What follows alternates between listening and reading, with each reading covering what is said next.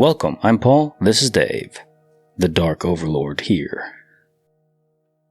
This is my monthly compilation, 140 Glitch in the Matrix and Paranormal Stories, the dim version, so if you're looking to sleep, you're in the right place. Let's get to it. Case file number 2588, written by Tacklebox. Not today, Barbie, not today. When I was about 7 or 8, I had this Barbie Head thing that was meant to do its hair or something. It sat on one of my dressers near my closet, and I had it facing away from me, and I low-key was creeped out by it. One night I hear heavy footsteps. I assume it's my mom checking on me being asleep. I then start to hear heavy breathing, definitely not my mom. I open my eyes. The flucking doll was in my face. Doll eyes just staring at me. I close them, then turn away pretending to be asleep. I heard heavy footsteps shortly later. I was scared crapless. I finally fell asleep, and when I woke, the Barbie head was facing towards me. The next day, I put it in the garage cause nope. And a couple weeks later, it ended up back on the same location it was before. I asked my parents if they put it back in my room, and they said no, and had no idea it was in the garage. I then locked it in an old dog cage, and it stayed there till we moved out, and I threw it away. You may be thinking you were little, you could have been dreaming. No way. I'm a light sleeper. I wake up at the slightest noise or light, all of it. I was definitely awake, and I cannot tell you how or why that happened. Yeah, when you go down this route, Chucky always terrified me as a kid, so nope indeed. Case file number 2589, written by Noble Sir, Trapped Between Ticks. When I was in middle school, cell phones weren't widespread yet, and I also didn't carry a watch, so I would often do things without knowing the time. I used to walk a mile or so to a bus stop, and I was usually the only kid that rode the bus at this time. Our school started at staggered times, and I was the only middle schooler who rode this bus at this particular time. I would leave my house at 6:50 and get to the bus stop by 7:20ish. I had gone with a watch before, so I knew the timing. And the bus would always arrive by 7:35, so I always had a bit of extra time. On this particular day, it was a dead of winter, and it was overcast out, so it was quite dark. I left the house at the same time I always did. My family was doing the same things at the same time they always were, and there were no indications of anything being weird. I swear, I got to the bus stop and time froze for a long time. Everything about my walk was normal, but while waiting on the usual busy street for my bus, no cars drove by, no pedestrians walked by, and my bus didn't come for what felt like hours. The sky did get a little brighter as the day went on, but something felt really weird. I swear I stood there for hours, before suddenly, things returned to normal, and there were cars driving by, and a few people walked by. My bus pulled up, and I walked on feeling very strange. I looked at the time. It said 7:33 a.m. Case file number 2590, written by Voicing Spy. Control-Alt-Delete. A few years ago, one of my online friends got a new PC. I know this happened, not just because I remember her posting excitedly about it on Facebook, but because I literally connected to it remotely to help her set things up. I saw her specs, helped her configure some stuff, and even remember thinking how nice of an upgrade it was compared to the old laptop she used to complain about. We don't really talk consistently anymore, but we still message each other occasionally to catch up. About 6 months ago was the last time we spoke, until just the other day, when I reached out and asked if she wanted to play some Minecraft with me. She joined me, and we played for a bit like we used to together. Nowadays, I'm really into VR chat, so I asked if she wanted to try it out with me and some of my other friends sometime. She said she couldn't. Her laptop is 10 years old and can't run it. I was confused, so I said, "Wait, didn't you get a new PC a while back?" And she just said, "No, I never did." I thought she was messing with me at first, but no, she genuinely acted like it never happened. I even went back to try to find the Facebook post she made about it, and it's gone. No pictures, no comments, no sign it was ever there. The only thing I could find is a post about her new desk, which she got at the same time as her new PC. But I remember her set it up. I remember what the post said. I remember checking her specs myself, and now nothing. I'm honestly extremely confused regarding the whole situation. So too would I be. You are probably in a different universe. Enjoy it. Case file number 2591, written by Bab Mr. Bab. 3 orange lights, 1 terrified porch dweller. I was out living with a friend in Battleground for a few months. One night I was home alone, standing on the back porch, when all of a sudden a triangle formation of 3 orange lights appears in the sky. I'm just sitting there looking at it like, what the hell is that? I go inside and grab a pair of binoculars, no telescope, and look at it. Still can't make out anything but orange balls. Then all of a sudden some of the balls split up, and now there's 6. At this point I'm kinda freaking out, still watching though. 3 of them reform back into the triangle. The other 3 lower themselves and form a line under the triangle. One starts slowly falling towards the ground all the way behind the tree line. One starts moving right and falls, and the other moves left and falls. After that, the triangle stays together but starts rising and rising. They get really high in the sky super fast, then just go away in order. The top point of the triangle disappeared, then the bottom left, then the bottom right. I think I have videos somewhere on my phone, but I couldn't find them. I went on some website that shows UFO sightings, and sure enough, there were 11 in that exact area I was in. Still don't know what it was. Was it aliens? No one knows what it is, or maybe some say it's some kind of military exercise or flares. I don't think so. I don't either. Case file number 2592, written by Infinite Grant. The Nighty of Stairs. One night, I'd gone to the toilet in the dark, with the only light being the dim light from my laptop being on in the bedroom across the hall. As I'm looking back, what looks like my daughter comes from the direction of her room in a light-colored nightie, head down so her dark hair covered her face. Just stood at the top of my stairs and stopped moving. Just stood there a while. She's sleepwalking, I thought, which my son has also done. I called her name to try and get her to go back to her room. Totally non-responsive, much like my son would be. And I thought the whole thing was kinda cute. To help me guide her back to bed better, I turned the light on. And with that, she wasn't there at all. There was nothing. I was very freaked out and told my wife, and put it down to my mind playing tricks on me. A few weeks later, my wife and I went out and the kids were babysat by friends. When we saw them the following morning, we asked our kids if they slept okay. My son then said, well, it was quite scary, as it was a woman who looked like our sister, and she was in a white nightie, and she just was standing there at the top of the stairs, and never moved or said anything.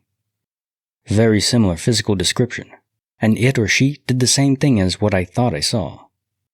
In the exact same part of the house. And as he's only 7, we hadn't told him anything about the sighting, so he didn't even know I had seen something very much like that. Case file number 2593, written by Click Click Bam. The night I became her husband. I was at a dueling piano bar with my girl for a night of laughing.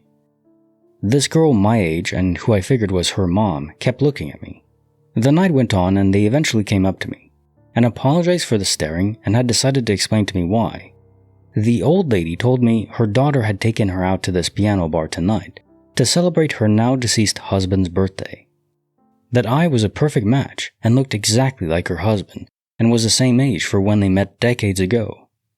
They asked me my name and age, and when I told them, they both started crying, as I had the same name as the husband and was the same age as when they met. They kept saying they wished they had a picture with them to show me the resemblance. The old lady and the daughter asked me to please take a picture with them so they could document this and to have a pic to show the rest of the family, as nobody would believe this happened. They were pretty emotional about this happening, and the old lady almost pulled some tears out of me when she asked me to hug her, because it was like she was going back in time and was given the chance to hug her husband once again. The daughter, to her, was like seeing her father in his prime, and they were both blown away. I couldn't say no to the pic and hug, etc. The whole thing was very strange and really got me thinking about life. I'm a tad emotional right now, thinking about this. Hey, I don't blame you at all. That is beautiful. You know, you have glitches where time can reverse, or you're caught in a time vortex or portal, all kinds of weird things. But sometimes, it's really the human impact that matters. Maybe not sometimes, all the time. That's what really matters. The universe itself can glitch out, but if no one's there to appreciate it, or be terrified by it sometimes, then it doesn't matter. We are what matters. Case file number 2594, written by Anonymous. The wrong way at the right time. I live in a house that has a driveway that is actually a sort of alley that goes from one major street to another, with another alley and driveway crossing it, perpendicularly. Imagine a board with 4 quadrants, like a 4-square playing surface. If I'm driving, leaving my house going north, towards a perpendicular alley, I can't see anything coming from the right on the perp alley because of a giant barn thing. Anyway, my house is on the south road. I always get in my car, drive north, cross the perpendicular alley without slowing. This is because no one ever drives on it, and then go out on the north major road. I never slow down, and I've never seen another car use it besides mine or my housemates. It just so happens that the one time I'm in my car and about to cross the perpendicular alley, a car pulls in from the north road and is heading towards me, going the wrong way, mind you. I've never seen this before. Naturally, I slow down because I'm like, hey, I'll just turn left on the perpendicular alley and go out onto the west street instead of going straight, like I usually do at full speed.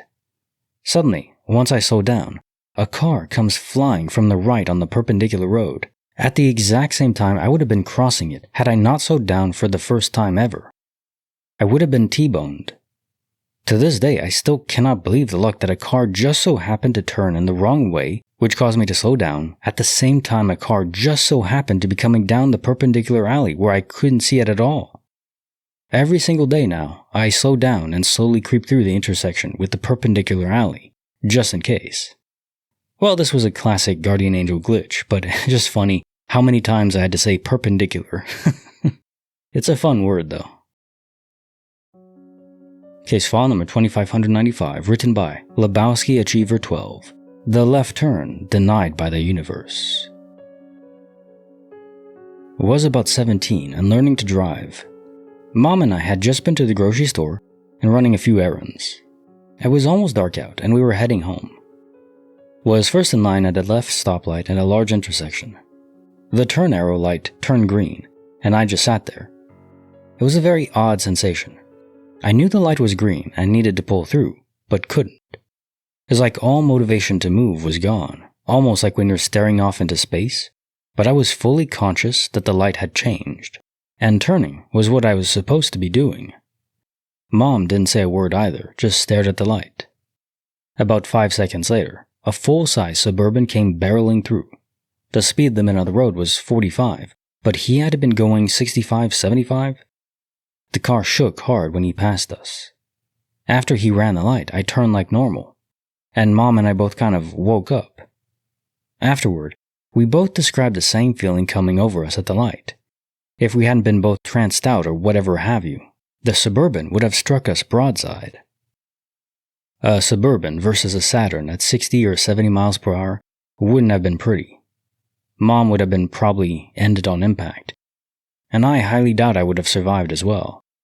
We still talk about it every now and then, just a weird experience, and about subconsciously seeing and hearing the truck.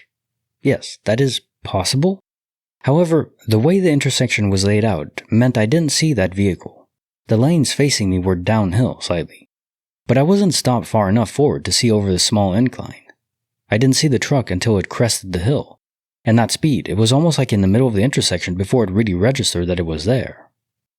Another car-based guardian angel, but this time inducing by a trance to save you. Can our guardian angels do that? Interface with our minds directly, without our permission, obviously for, positive benefit. It's not out of malice, but still, kinda creepy that they could do that. Or was it indeed your subconscious picking up on it and trancing you out? With your mom too. Case file number 2596, written by Middle Earth. The sock gremlins are evolving. Okay, so this year, 2 weird things have happened. A duplicate of a t-shirt turned up in the laundry. My son was helping with the laundry when he began freaking out over a t-shirt. I was asking him what was wrong when I realized that the t-shirt I was currently folding was identical to the one that he was wearing. We have only ever seen this t-shirt once on sale, which was when we first purchased it. Where did the second one come from? On to today, and I'm putting away the dishes up away in the kitchen cupboards. I come across one distinctive mug, then the second one of the pair, and then a third one. A third mug that matches the first one. I remember buying these mugs many years ago, and I bought one of each type, the colored one and the blue one. These were the only 2 options available, as it celebrated an event many years ago. They haven't been made nor on sale since. There's not enough space in the cupboard to fit all the mugs, as now I have too many mugs. Where did the third mug come from? It's like your place, your apartment, your house is a hotspot for DOP activity, but you're on the receiving end. I like to equate it to a black hole versus white hole. Some places, some people perhaps, are bound as a black hole where things are sucked in and vanish forever. Other people are white holes where things are evacuated into their presence or their place. I don't know if it's bound to people or areas, but yeah. One way or another, there's a combination of these usually. But some people are just one or the other. For me, I'm just a black hole, things vanish and never come back. I'd rather be a white hole, but you can't decide. Case file number 2597, written by Crafty Orca 135. The Lavatory Lurker. I'm in my room with the door shut, and I hear the toilet light go on and the door shut. I figure out that my aunt is in there. The toilet flushes and I hear my auntie goes downstairs, then comes back up again and goes to the toilet. The light goes on and the door shuts. At this point I'm thinking she must have the weakest bladder in existence. Then 10 minutes pass. I go out to see if she's still in there and the door is still shut.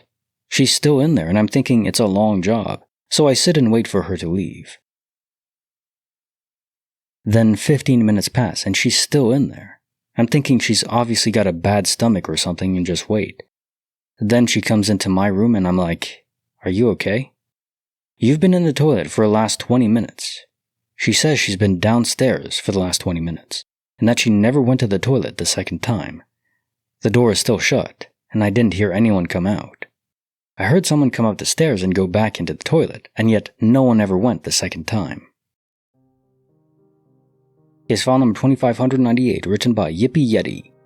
My smartphone outsmarted fate. I'm convinced that my phone disappeared to save my life or something. I was with a friend of mine and we were both in my car, about to drive off to our destination. I put my phone into my phone holder, the kind that's on the dash for GPS, and was chit-chatting as I got ready to roll out. Removed my e-brake and went to look for my phone, which was not in its holder anymore. My friend and I started looking for it between the seats and everything. Couldn't find it. I was about to go inside and look for it there, thinking that I was just tired or something. But I checked the holder again, and my phone was suddenly there, except it was upside down. I know my friend wasn't pulling a joke on me, because for one, he's a horrible liar, and for two, he was actively looking for it with me. On our way to our destination, we were very nearly in a nasty T-bone collision. If we were just a little bit earlier, we would have been hit. It felt like divine intervention. Of a sort. Case file number 2599, written by Mercury Waxing. The Man at Every Mile Marker. My dad is driving back from visiting his father in North Carolina. We live about 12 hours away, and he plans on driving straight through. When he pulls over at the first rest stop, a guy walks up and asks for a ride. Dad turns him down. 2 hours later, he sees the same guy hitchhiking on the side of the road. He drives past. Dad stops at a rest stop for coffee. The man is there and asks for a ride as far as you're going, but Dad still says no. sees the man hitchhiking again on the road. Dad's car starts to have trouble and he pulls off the highway. And at the end of the ramp, yep, that guy again. He offers to help with the car and together they get it running again. Dad offers him a ride and this time, the man doesn't talk and they drive for a few hours. Next thing, Dad wakes up in the hospital. The doctor says he passed out at the wheel, and witnesses saw his passenger take over the wheel, pull the car over. When they stopped to help though, the passenger wasn't there.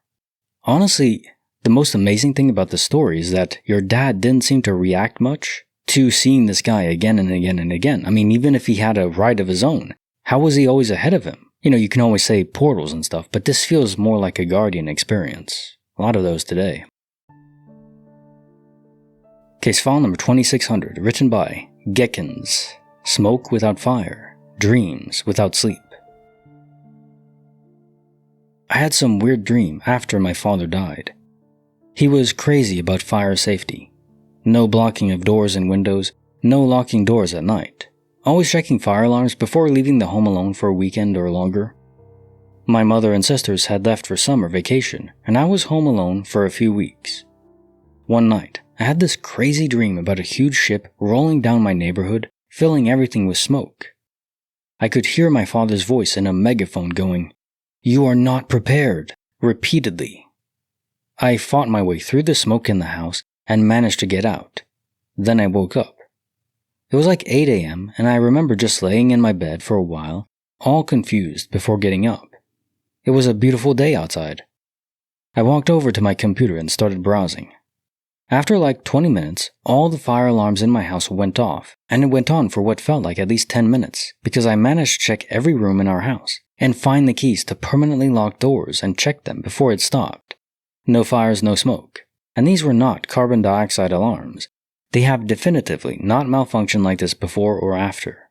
I did, however, realize that that time I had no clue where all the fire extinguishers in my house were, and also realized that one that used to be on the wall outside my bedroom was missing. I also checked the dates on all of them. If it was a message of some sort, I've got you covered, Pops. It probably was. Your dad is always looking out. Case file number 2601, written by Acceptable Win 7474. Daniel, my brother. I'm an electrician, and I worked with my brother and the new guy who we can call Daniel. Daniel was downstairs cleaning, and this was at the end of the day. We wanted to get the heck out of the job site. I was in bedroom 1, and my brother was in master bedroom. Then I heard footsteps going down. I assumed my brother was done on what he was doing. I was working on putting a light fixture up, till I heard my brother calling for me, master bedroom. I found it weird, because I just heard footsteps going down. And yes, it was just me, Daniel, and my brother on the job site. Then I went to master bedroom and saw my brother. Was my mind playing tricks on me? I heard footsteps going downstairs, and I know it couldn't have been Daniel's because he was downstairs. And even if it was him going upstairs, he would have said something.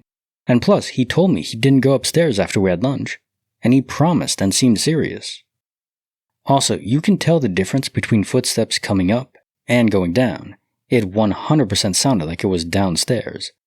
But when I walked into the room, my brother was there, and he told me to look on how he was installing an outlet. Something I've been known how to do, so I found it weird.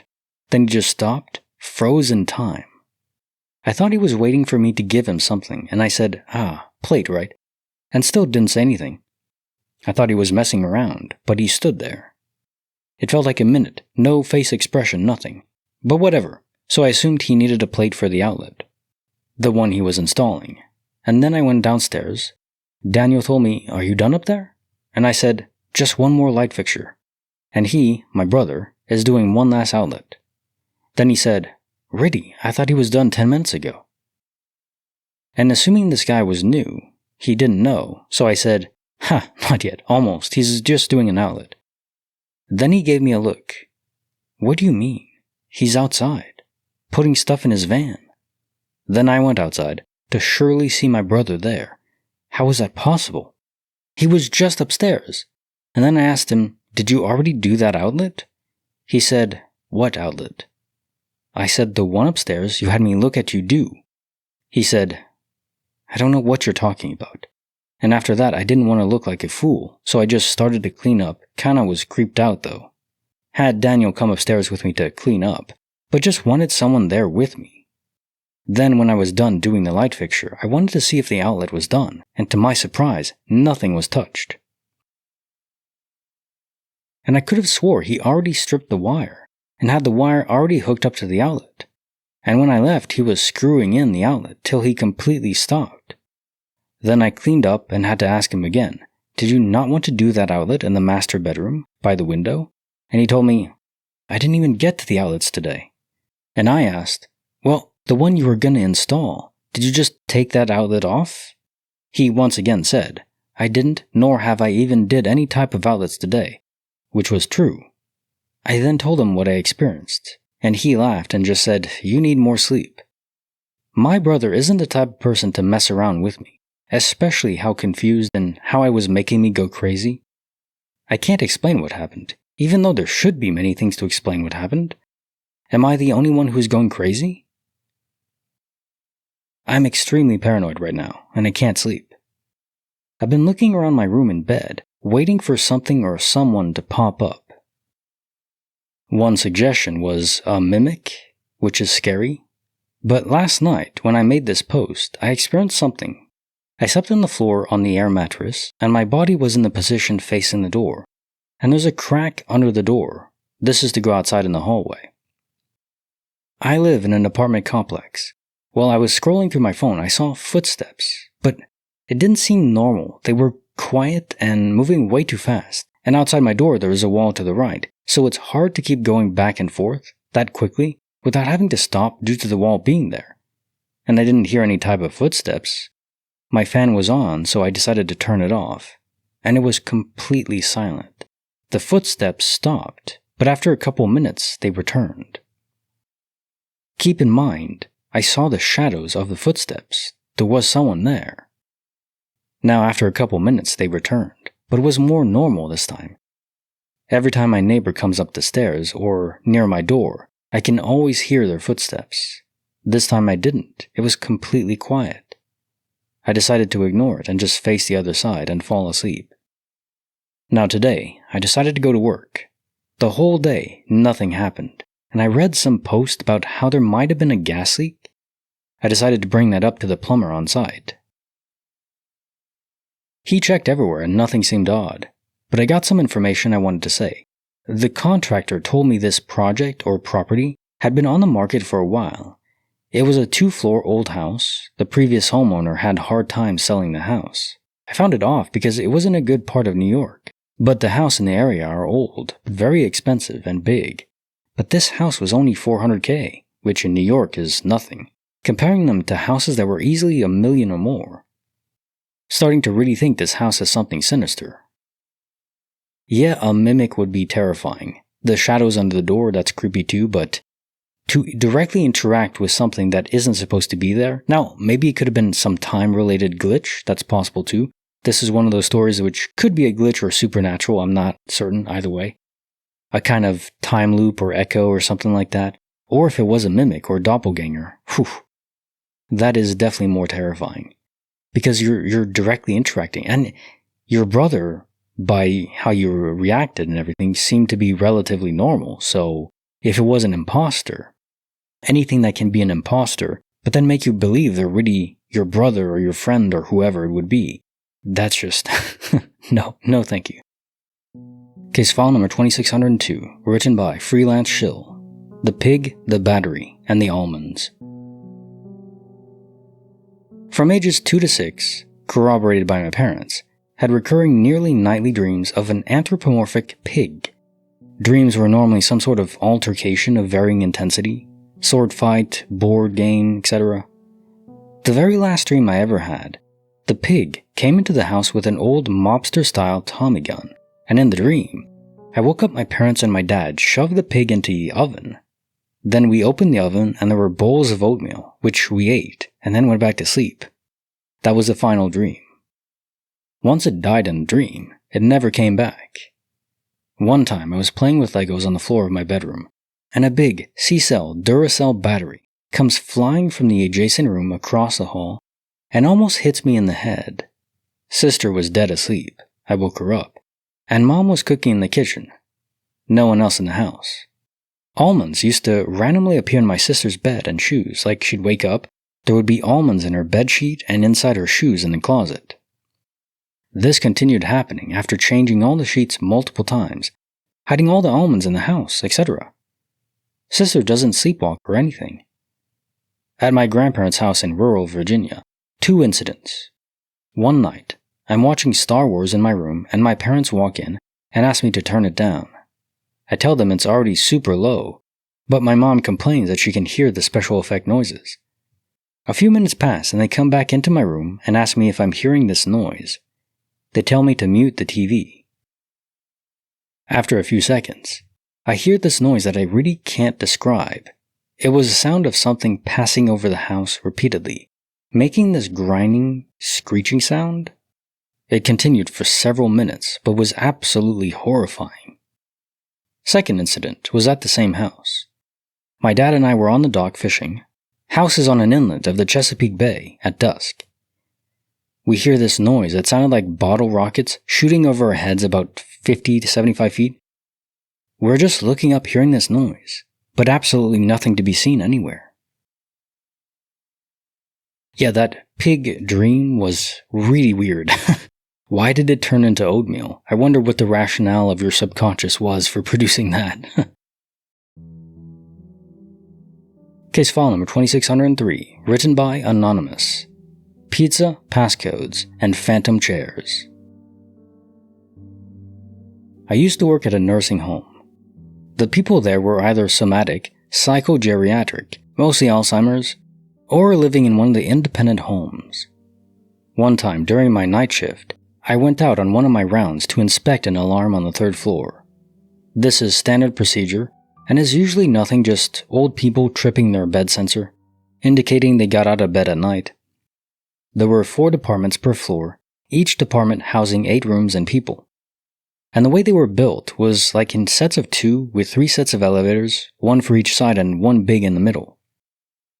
The elevator room was not accessible for the old people with Alzheimer's, and were separated by 2 heavy big doors which required a pass to open.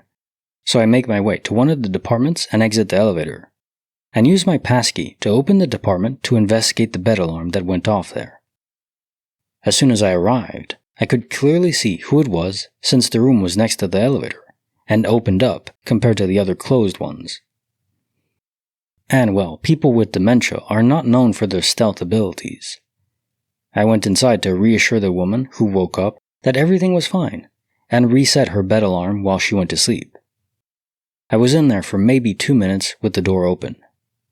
As soon as I left the room, I saw 2 heavy chairs who were at the end of the hallway, now blocking the door to the elevator that I just went through, which was on the opposite side of the hallway where I just saw the chairs before. How did these get there? Someone must have moved them there, right? So someone else must be awake. So I checked all the rooms. They were all closed up, people lying in bed. No bed alarms went off on my phone. Nothing. So at this point, I'm like, holy crap. No one else is awake and could have moved the chairs. How the fuck did they get there? The old people couldn't have moved them in the span of 2 minutes stealthily, let alone move them that fast if they could move them at all without tripping the bed sensors. And then sneakily went back to bed to trick me. They have dementia anyway and are incapable of doing so. So at this point, I was noping the fuck out of there and went back to my colleagues. I thought maybe my colleagues pulled a prank on me or something. I don't know how they would have got in and left again without me noticing the heavy doors opening, but at this point I thought this must have been the only viable explanation. I mean, they were the only other people who would have had access to do this. So I come in and tell them they are very funny trying to scare me like that. And they had a nice try, but I wasn't impressed. After all, I'm a man of science and the supernatural is preposterous. They both look at each other and go, no, we were sitting here eating pizza all this time. But we had other colleagues who also had a weird story like yours. At this point, my heart sinks into my chest. Still not really sure what just happened. I've never been able to deduce how the chairs got there. Other weird crap went on in that building, but I could always explain it away. Not this one. I don't believe in ghosts or the supernatural, but if I did have a weird unexplainable experience, it was this one. And it definitely made me go, what the fluck. Case file number 2604, written by Hassan Fusig, just a friend of your father's. So my grandfather was CIA, environmental coverage or something. Moved around Central and South America a lot. Eventually, he settles for a bit in Guatemala and has 3 kids, youngest being my mom. My uncle was the middle child. He was an early teen when living in Guat, but got into scuffles every now and again. Back in the day, you couldn't go out at night because you would get robbed or even worse. So he's out on the side road alone, one night, and gets jumped by a bunch of guys. They beat him up a bit and are leaving. Out of nowhere, this guy comes, speaks to them in Spanish, but a weird accent, and they leave. Simple. This guy says he's Czech and a friend of your father's and just looking out. So that happens. The family moves a couple years later, after Guatemala's big earthquake. They move to Hawaii, where my uncle is swimming in the ocean and gets caught in a riptide. He gets pulled out pretty far, all alone. Then he sees some guy come swimming out to save his butt. This guy saves him from drowning, and my uncle notices it's the same Czech guy from a couple years back. My uncle confronts him about the encounter, but it gets brushed off. Anyways, many years later, my grandfather gets an award at the White House, and this Czech guy comes up and greets my uncle. Small talk, just says hey, and asks how all is going. But no one ever saw him after that, or knew who he was. Just weird that he was always in the right place at the right time. Yeah, someone contracted this guy to protect your grandfather. The question, of course, is, was it just the government? Was he that important? Or was it a guardian angel? I honestly don't know. Or even more cool, maybe guardian angels use the CIA. They have spy agents working for them. Case file number 2605, written by Shaky Guy. A classroom mystery wrapped in a blink. I've always experienced tiny glitches every once in a while, but they were always just tiny, or things that aren't really worth thinking too hard about. Like swearing you've been in the exact same position, doing the exact same thing again, with the same surroundings and the same strangers in the same place. But it also feels like the first time you've been there. I think those are the only kinds of glitches that have happened to me. Even though it's happened a lot, there's this one experience that always stuck with me. It was a normal day, and my teacher called out to me to ask a question. We ended up talking longer than expected. But when we were finally done, she said a few words and turned away to leave. I watched her walk away for a bit, but then one blink, and suddenly she's back in front of me. She also said the same thing she did before, then turned away again and walked off like the first time. I swear she didn't run back to me because I would have noticed. It was like she just teleported right in front of me again. After she repeated herself, she walked away the same way as before. Case file number 2606, written by Angry Manatee. The elevator that lied. Years ago, I lived on the 44th floor of a huge condo building. The view was incredible, but the elevators were always a pain. One day I was with my boyfriend coming back from the store. We got into the elevator with another woman who got off on the 10th floor. I distinctly remember glancing at the floor number as she got off. Then the elevator definitely went up for the same period of time it usually does to reach my floor. I'd lived there for years at this point and was accustomed to its rhythms. I felt the sensations in my body of movement clear as day. It eventually came to a stop and opened the doors again, and we got off and got all the way to my door. To be clear, every floor layout is the same, so we went to the northeast corner as usual, only to realize when my key wouldn't work that we were still on the 10th floor, not the 44th. We were dumbstruck. If it had just been me, I would have written it off, but we were both 100% convinced the elevator moved upwards at a significant distance. After stopping at the 10th floor, it did not stand still, and it did not go up and back down again, it just went up. We talked about it for ages and went around in circles, but there's no answer. Elevators, if you know, you know. Gotta get a shirt made of that. Case file number 2607, written by, well then what? The Greek Barkening. In 2010, I chaperoned for my son's grade 9 class on a trip to Greece. One of the students was a girl named Tasha, and her mom was also a chaperone. The night before we flew home, we were staying in the city of Piraeus. It was a warm night and we had some free time, so a group of us took a short walk to the beach. Some of the kids started playing around on some monkey bars at the beach while the adults watched. When one of the many street dogs of Greece showed up and started barking at Tasha. Her reaction was a bit strange. She jumped down from the monkey bars and gave the dog a big hug. And the dog started jumping around like they do in those YouTube videos, where a dog is reunited with a vet who has been overseas for months or years.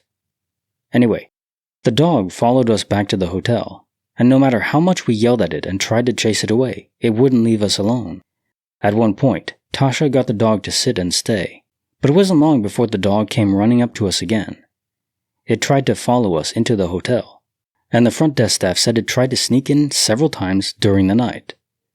The staff were familiar with the street dogs in the area, but hadn't seen this one before. The next morning, the dog was waiting outside and jumped all over Tasha when it saw her, and when we got on our tour bus to head to the airport, it tried to follow Tasha on, and then chased the bus for several blocks as we moved through city traffic, with Tasha leaning against her mom's shoulder and crying quietly. When I got the chance to speak with Tasha's mom later in the day, she was clearly shaken. She said the stray dog was identical to Tasha's dog at home, and they had to have the dog put down a few days before the trip.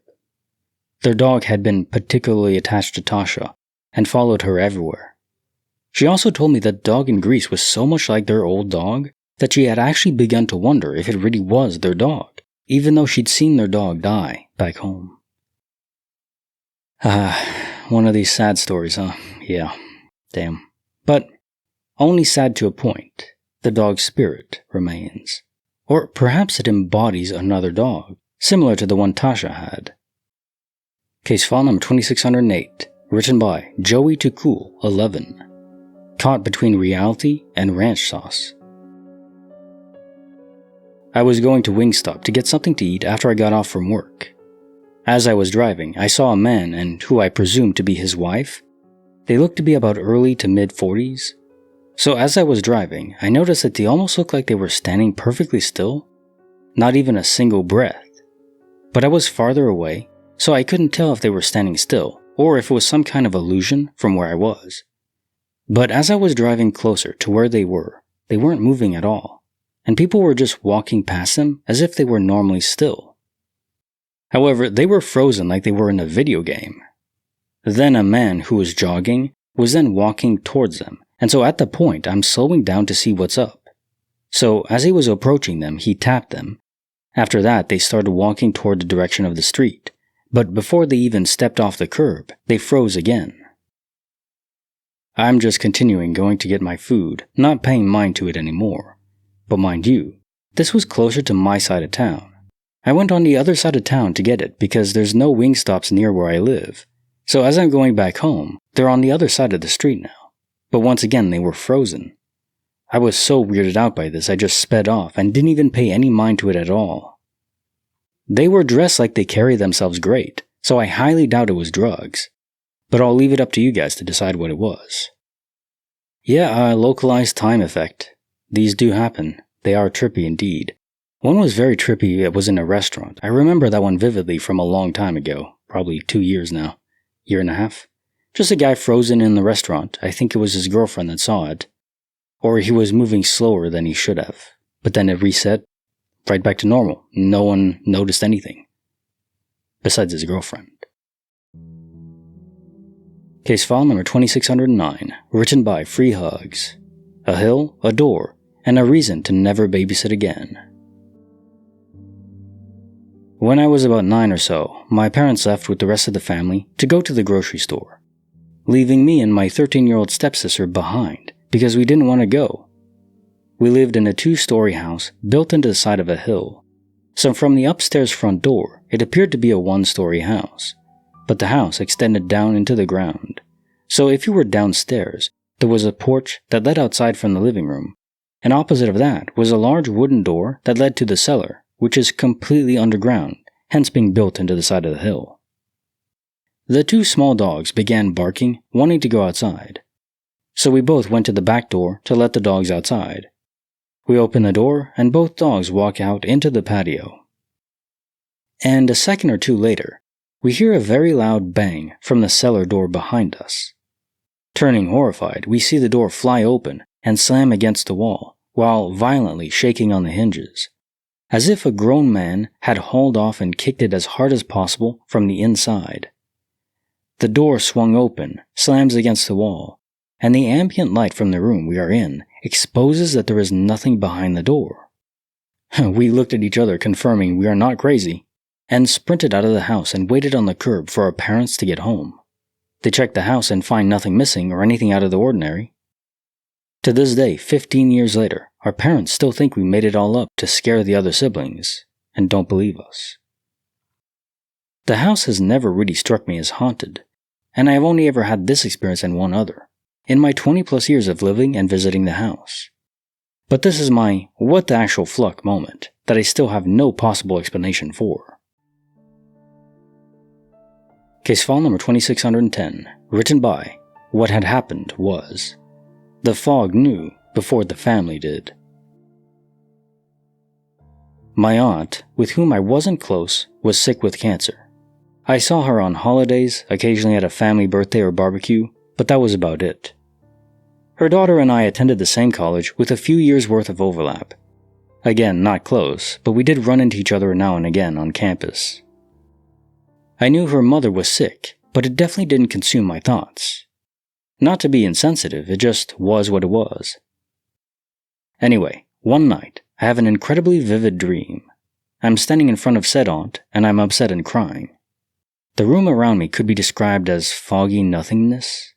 I knew I was somewhere, but the details of this place were as though someone smudged the background. It simply existed. So I'm crying, and said aunt looks at me, smiles, and hugs me. I'm not sure if it was spoken or understood, but my comprehension of what was happening was along the lines of, "Everything is okay now, you don't have to worry or be sad." I awake to my alarm going off, as I had an early work shift. I remember acknowledging that I'd had the dream, but didn't give it too much thought getting ready and going to work. A few hours later, and I'm on a quick break. My phone rings, it's my cousin calling. She wanted to let me know that her mom passed away at about 4 that same morning. My jaw dropped, and I still cannot explain any of it. I cannot bring myself to tell said cousin. It's been years. Case file number 2611, written by The Dude 1451. Not a snowball, not a star, just pure mystery.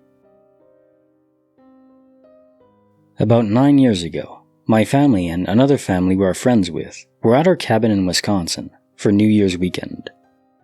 It was 9 p.m. and me, 9 years old, my sister, 6 years old, my family friend's daughter and her friend, both in high school, were all down at the lake edge, sitting in the snow, relaxing after all the sledding we did. While the parents were up in the cabin talking and drinking, we were all in a clearing. But to the left and right of us were woods. My sister was looking up at the stars while I was sitting near her looking into the woods, and the family friend's daughter and her friend were sitting away from us talking about something. It was then that I noticed Snowball come out of the woods towards me and my sister. I had never been more scared in my life. After all, who is in the woods at night throwing a snowball at some kids? However, after 2 seconds, I realized it's not a snowball. It's a softly glowing sphere, and it's not falling to the ground. It just keeps floating through the air, directly over me and my sister, and then back into the woods on the opposite side of the clearing we were in.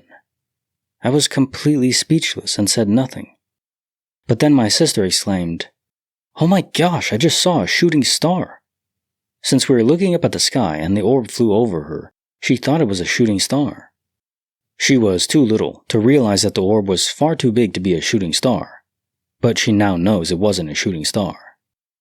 The family friend turned and said something like, "Oh man, you're so lucky. I haven't ever seen one before." Completely oblivious to what had just happened. I was still in shock about everything, so I just sat there quietly, not saying a word.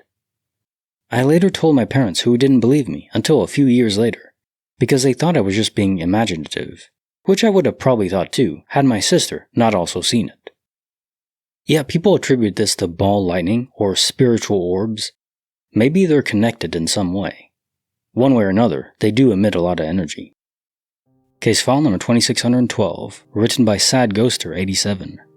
7 stars and 1 apology. Quite a few years ago, I would walk home from middle school, sometimes when it was getting dark.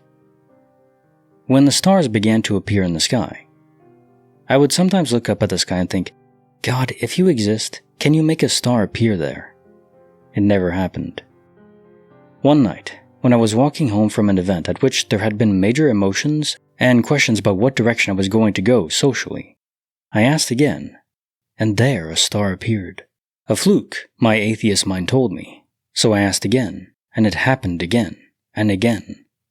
It was a total of about 7 or 8 times that I asked with my mind, and a star appeared at the exact spot I was looking. I was then washed with this feeling of gratitude, like I had been given a service that I did not deserve, given faith where I should have had it on my own. I mumbled out the word, "sorry," in the dark street. Nobody near me, nobody who could have heard me. I have believed in a God since that night. This is a sweet little story, and even though I'm still agnostic, personally I lean more towards simulation theory. Who knows? That's the only thing I can truly say. Who knows?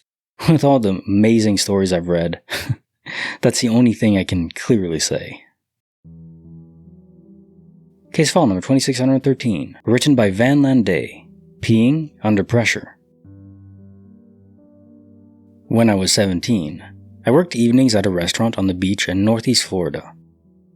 I lived about an hour's drive north and got home at about 2 a.m. one Saturday night. We lived on a small lake, no neighbors nearby, really rural. So I parked my car in the driveway, and I had to pee so bad I just went in the bushes. So I'm standing there, admiring the stars since there's no light pollution. It's a warm, windy night. I grabbed some stuff to take inside, and I'm walking up to the front door when I notice the front of the house lighting up. It's fluorescent light, bright. Our porch had a roof and these bamboo drapes on either side. I notice the wind has stopped. It's dead silent, except for a low hum, and it's gone from warm to hot. I spin around, no headlights, no cars, and whatever the light is directly above me. I even notice the shadows of the trees. They're being cast with light from directly above. I stand there dumbfounded for about a minute when the light rapidly, fades is the best way to put it. Like whatever it was just went straight up. A few seconds later, the wind comes roaring back and it's cool again. I bolted inside, freaked out, tried to rationalize it, and never came up with a good explanation. Later that summer we had a hurricane, and I-10 was shut down for military transport from Tyndall Air Force Base to Ellington Air Force Base. This was never reported. We saw it because we were at an exit that was closed trying to go east to Jacksonville. There was a convoy of Humvees and flatbed with something weird shaped covered on it. I don't know if the two incidents were related, but it's a weird coincidence. To this day, I think 2 things. 1, the Air Force has some cool toy we don't know about. 2, those aliens were totally watching me pee in those bushes and just swooped down to scope that out. I mean, how often do they see us pee? We're mostly in the bathrooms. It was mostly kind of fascinating to them. You might be onto something. They would want to study us completely, no? Case file number 2614, written by Ada Skinner. From Stage 4 to Stage Forever. I was 13 when he passed away in our family home. He had been diagnosed with Stage 4 colon cancer and died 6 months later while I was at school. The night he died, I had an incredibly vivid dream. The way my house is built, there's 3 bedrooms on the 2nd floor separated by a loft. In my dream, the light in the loft turned on and I could see the loft's yellow light filtering under the door. Curious, I stood up and entered the loft, only to be met by my father. He was in a black shirt with black pajama pants, and he opened his arms, gesturing for me to come closer. He gave me a hug, pressing my head to his chest, and said he was sorry that he had to go.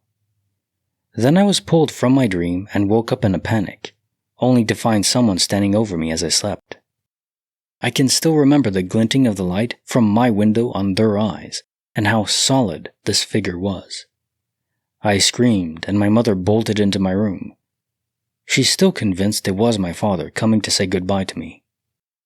Since then, I've heard odd things in the house. My father had a very characteristic sneeze 3 times in a row every time, followed by him blowing his nose. I've heard his sneeze, I've heard footsteps in their bedroom when I was the only one there.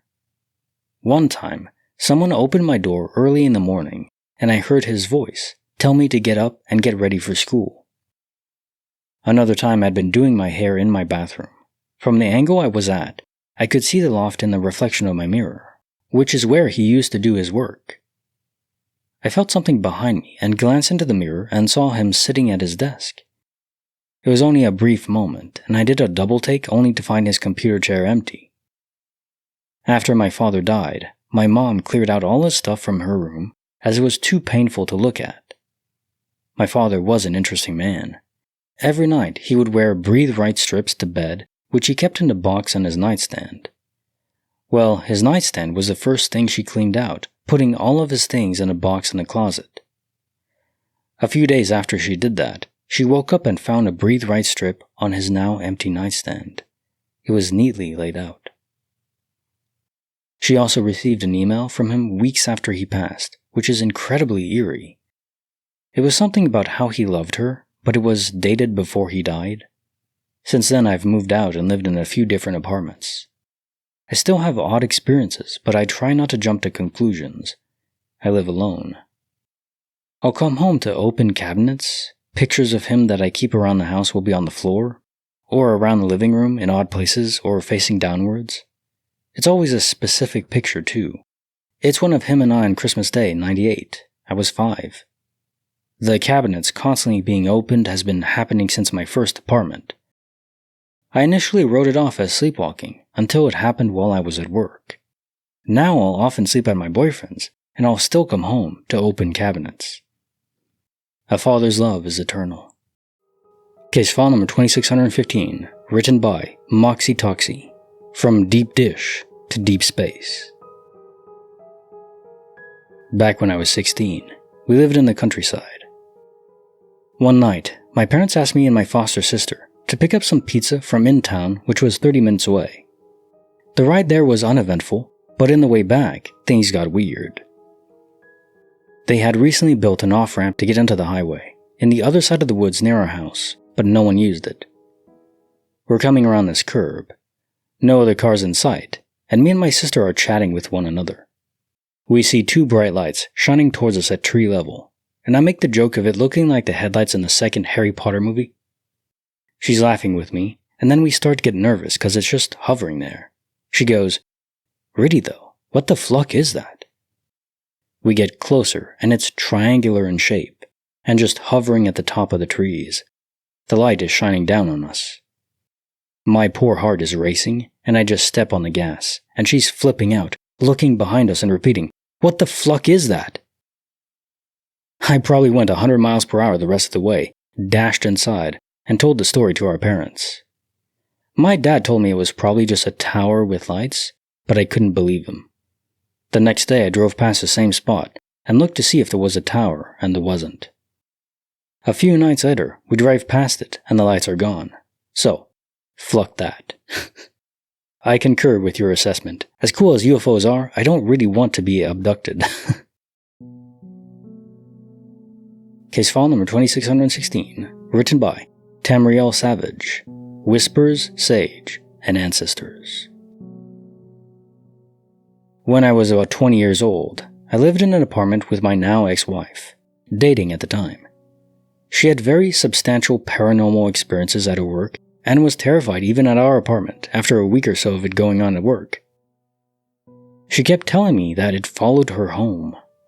Now I believe in ghosts and the paranormal, but for some reason I was skeptical of it following her home, and I kept reassuring her that she was just scared from whatever was happening at her work. One day I was home alone and was on my way to the back door to let the dog out when I heard a voice whisper my name. It was so quiet. I sat there in silence. Even my dog, who would normally have been excited to get out of the door, just stopped and stood there, listening with me. In the total silence, in a plain-as-day voice of a man at normal conversational volume, I heard my name called out. The dog and I ran outside. It gets a little weirder from here. I went inside after about 10 minutes and grabbed some sage that my girlfriend had bought and lit it, and waved smoke around the room like I had seen people do on TV. Didn't seem to do anything as far as I could tell, and I honestly felt a little silly. It's necessary to mention at this point that my mother's side of the family is very heavily Native American.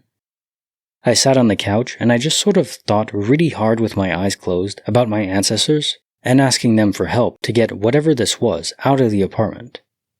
As I'm doing this, I kept hearing the linoleum in the kitchen creak and pop like crappy flooring does when you walk on it. I eventually could see visions of about 5 or 6 men sitting around a campfire, but they all looked exactly like me. One of them stood up and walked toward me, and I just got a sense that I was understood. I opened my eyes, and nothing out of the ordinary ever happened to us in that apartment again, and my girlfriend never experienced anything at work after that.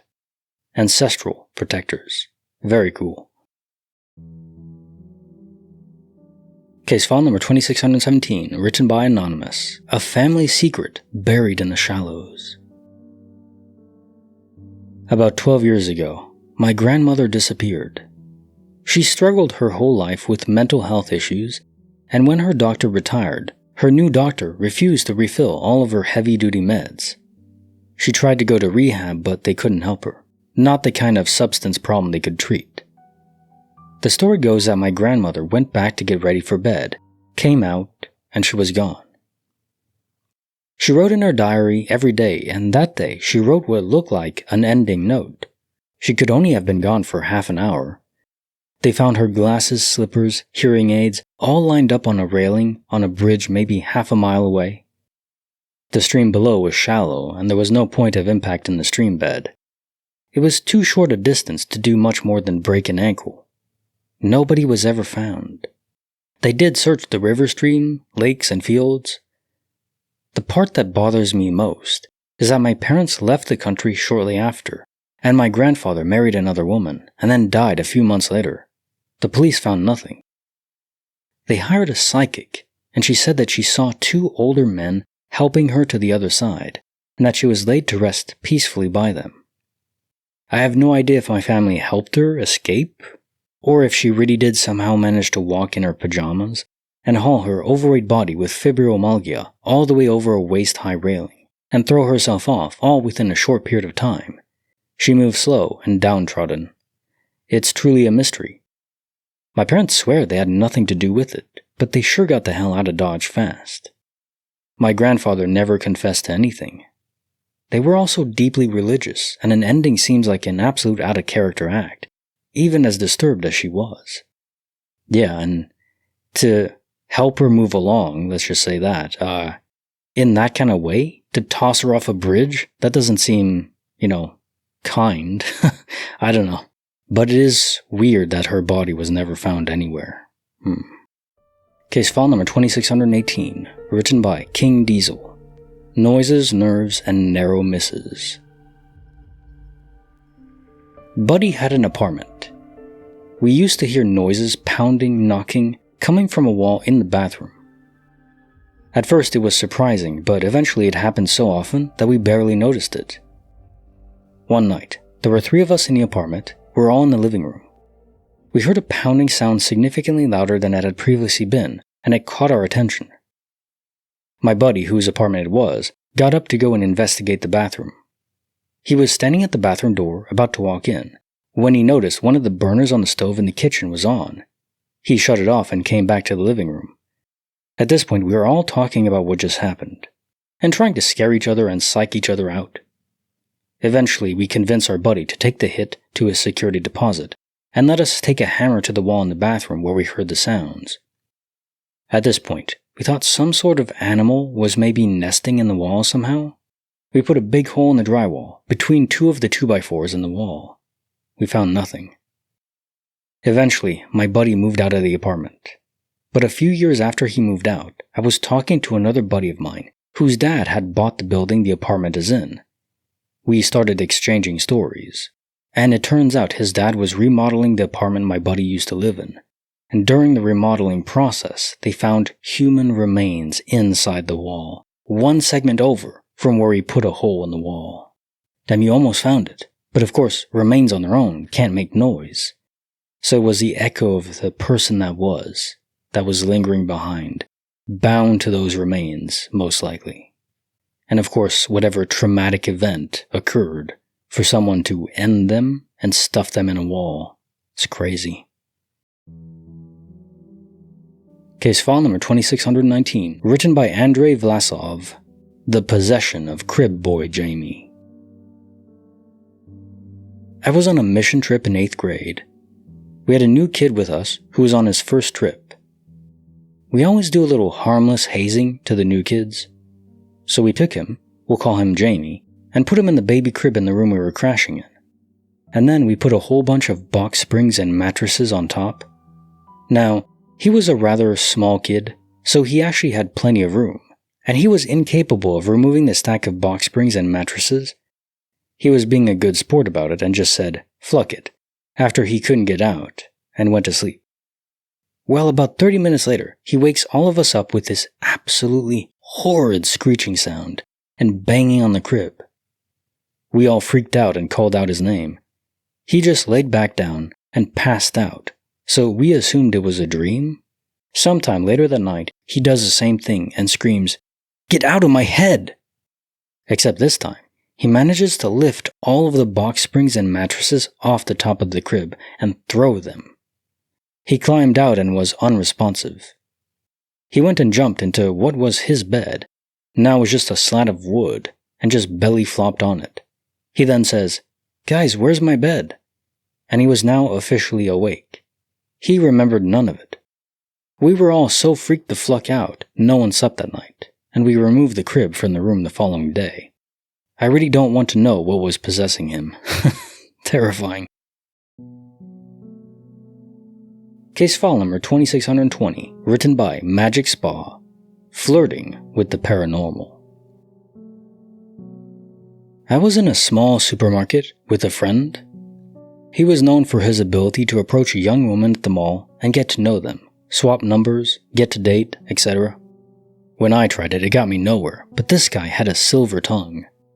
Anyway, we're in the store, the entry aisle, and I see a young woman walking towards us. I can picture her now.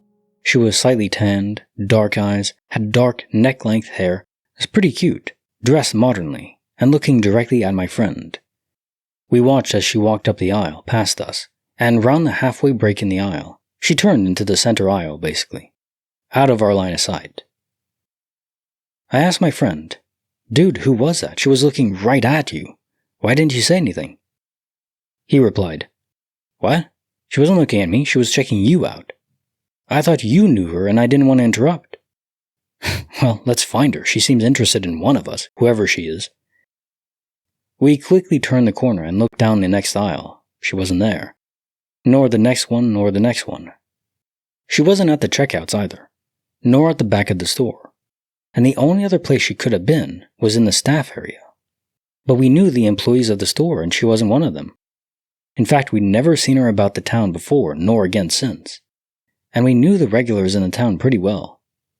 To top it all, when we were discussing what we saw, we disagreed on whom she was looking at. My pal said that if she had been gazing at him, he'd have said something to her, and I believe him. He was quite the opportunist. He swore she was looking at me, and thought he was doing me a favor by keeping his yap shut, in case it was some friend or relative of mine. Also, it turned out we disagreed on her description. I saw a tallish lady with dark neck-length hair, slightly tanned, looking at him, whereas he saw a blonde, light-haired lady, of average height, looking straight at me. I've told this story before, and it is common knowledge in town that the mall was built partly on top of an old graveyard. More than one person I've told to has spookily suggested it was a spirit toying with us for our sleazy attitudes towards young women.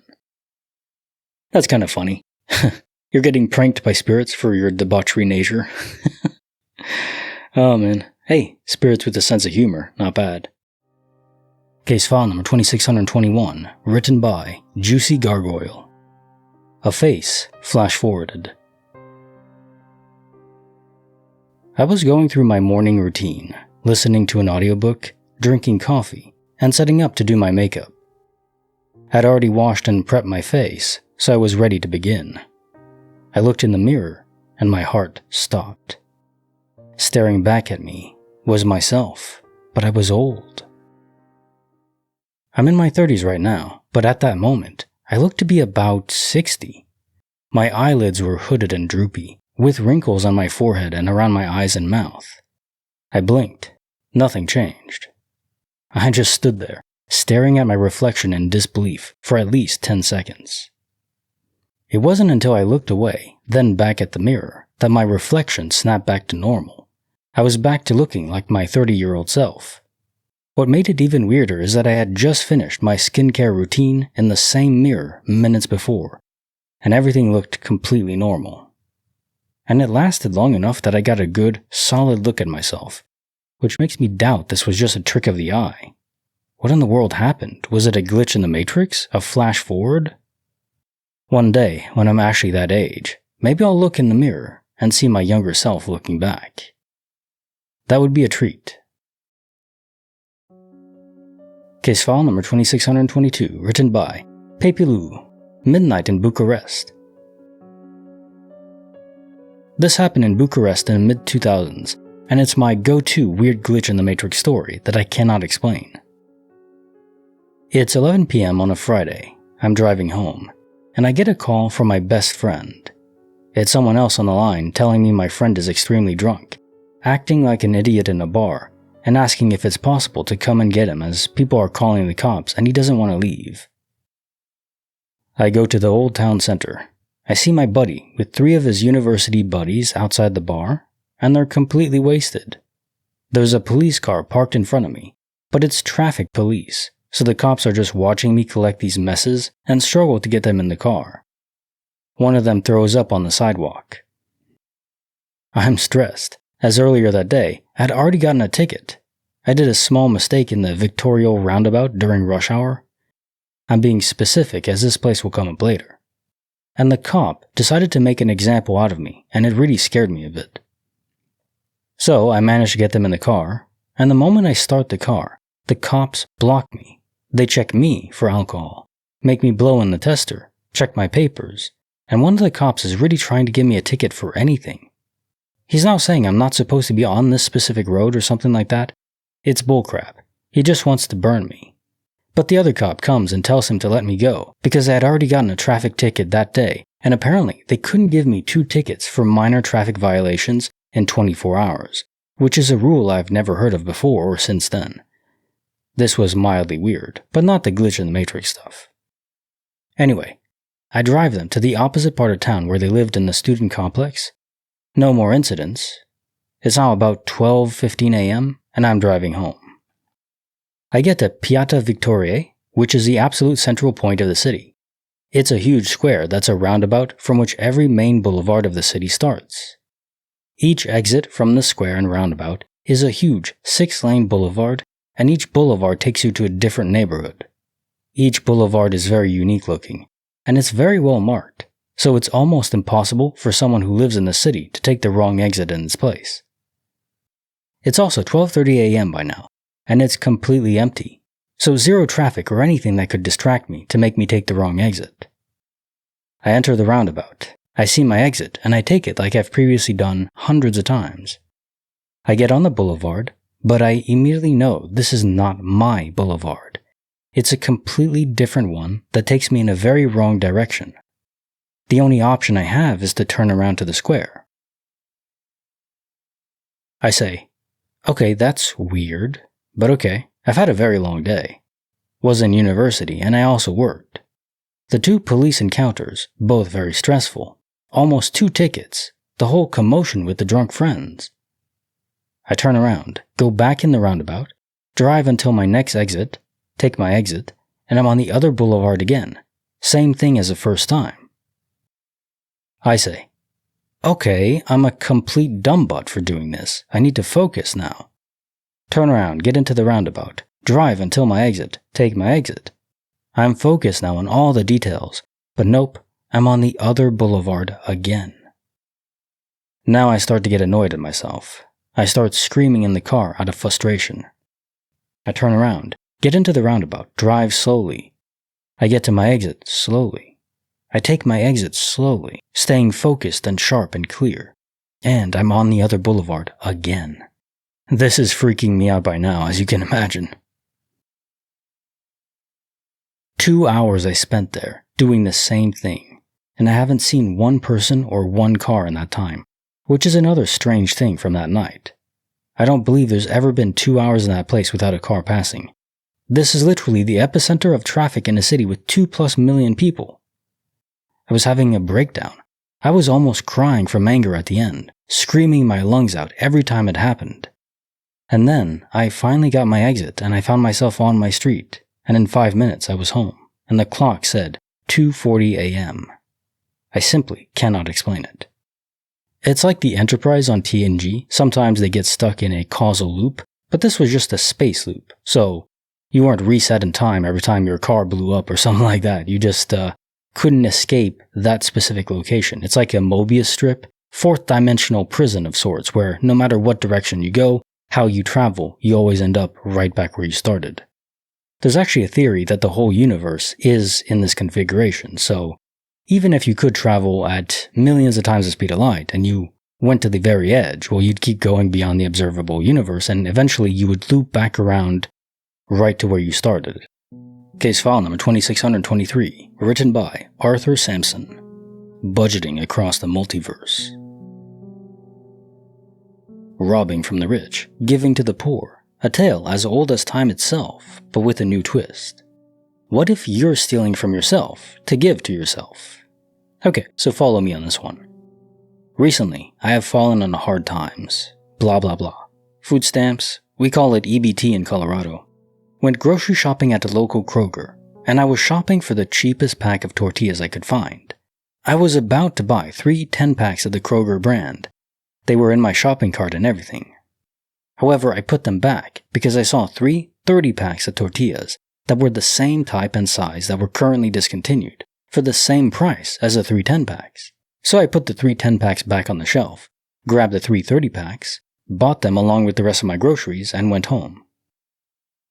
And I'm sure you can see where I'm going with this. I know I put the 3 10-packs back onto the shelf and only bought the 3 30-packs because I currently do not have the budget for both. And guess what I found in the freezer in addition to the 3 30-packs, about an hour after I got home and put away all the groceries. I know for a fact I had everything situated in the freezer properly, but my uncle informed me the freezer door kept popping open, so I investigated. Again, I know for a fact I had everything organized in the freezer properly, because if it wasn't, my OCD would keep screaming at me until it was. So take a guess as to what I found in addition to the 3 30-packs of tortillas. That's right. You guessed it. The same 3 10-packs of tortillas I did not buy. The same ones I clearly remember putting back on the shelf. Somewhere else in the multiverse, another version of myself that is better off at the moment is cursing under his breath because he just lost 3 packs of tortillas somewhere else and had no idea where they went, and now has to go back to the store to buy more. It's like the Robin Hood of the multiverse, spelled with 2 B's, and not 1. But I digress. Cheers. Well, it's not theft, obviously, because you didn't will it. I mean, unless you try like you were thinking, come on, give me those tortillas from myself in another universe. I wonder if you can do that. Best we don't engage with that mindset where we start stealing from each other willfully from different universes. Would you rob from yourself in a different universe? I mean, you would never know for sure, but would you do it? Take a little bit?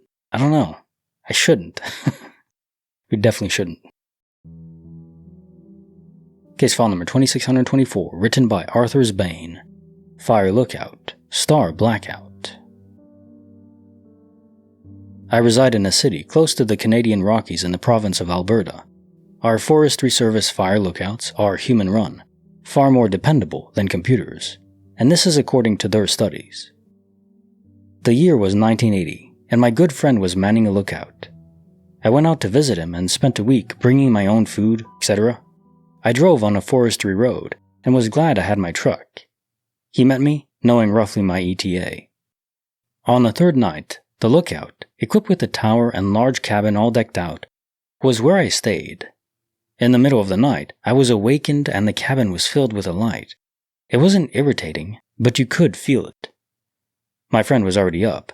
I asked what was going on, and he told me that his friends were back and that we should step outside. Looking up, I had to take a moment to do a reality adjustment. I asked, "What am I looking at?" He said, "It's the underbelly of a ship." After a long pause, I said, "You mean a ship from..." He jumped in and said, "A bloody UFO." It was a calm and clear summer night. The ship blocked out the starfield, and the forest was silent. It made no sound. Then it began to move slowly down the valley. No sound of engines. He went on to radio the next tower, letting that person know their friend was on the way. It was a few hundred feet above the ground, and as it moved further, I could perceive a triangular shape. I still think about this, and when we get together, it always comes up. All we can do is wonder, really. Well, my takeaway is that he called them his friends, presumably because they've been there before, multiple times. Creepy. They have a fascination with your friend. Case file number 2625, written by Carla. Horseradish and the Matrix. My husband and I decided to have roast beef sandwiches for dinner. We had the deli and rolls delivered, but forgot horseradish sauce. I asked him to include potato chips and French onion dip in the second delivery, and he obliged. After waiting a half hour for the second delivery, we were ready to eat dinner around 10 p.m. at night. This is normal for us as we are older kids out of the house and are night owls. I'm standing in the kitchen and he's sitting in a kitchen chair. I take the horseradish potato chips and dip from the delivery bag. I open the container. My husband said something to me. I looked at him, then back down at the dip.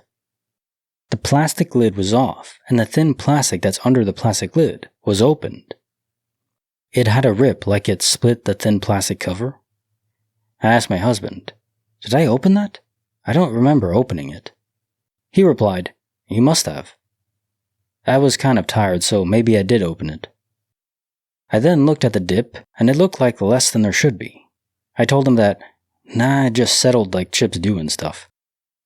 I was a little leery, but I scooped some to dip my chips in and put the container back in the refrigerator. The next morning, before I went to sleep, we sleep during the day. My job is night shift, so I keep the same habits even on days off. I ate some leftovers.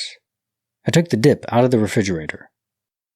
When I took the plastic lid off the dip and the thin plastic was completely sealed, I ran to get my husband. We looked in the refrigerator in case maybe we had been sent two.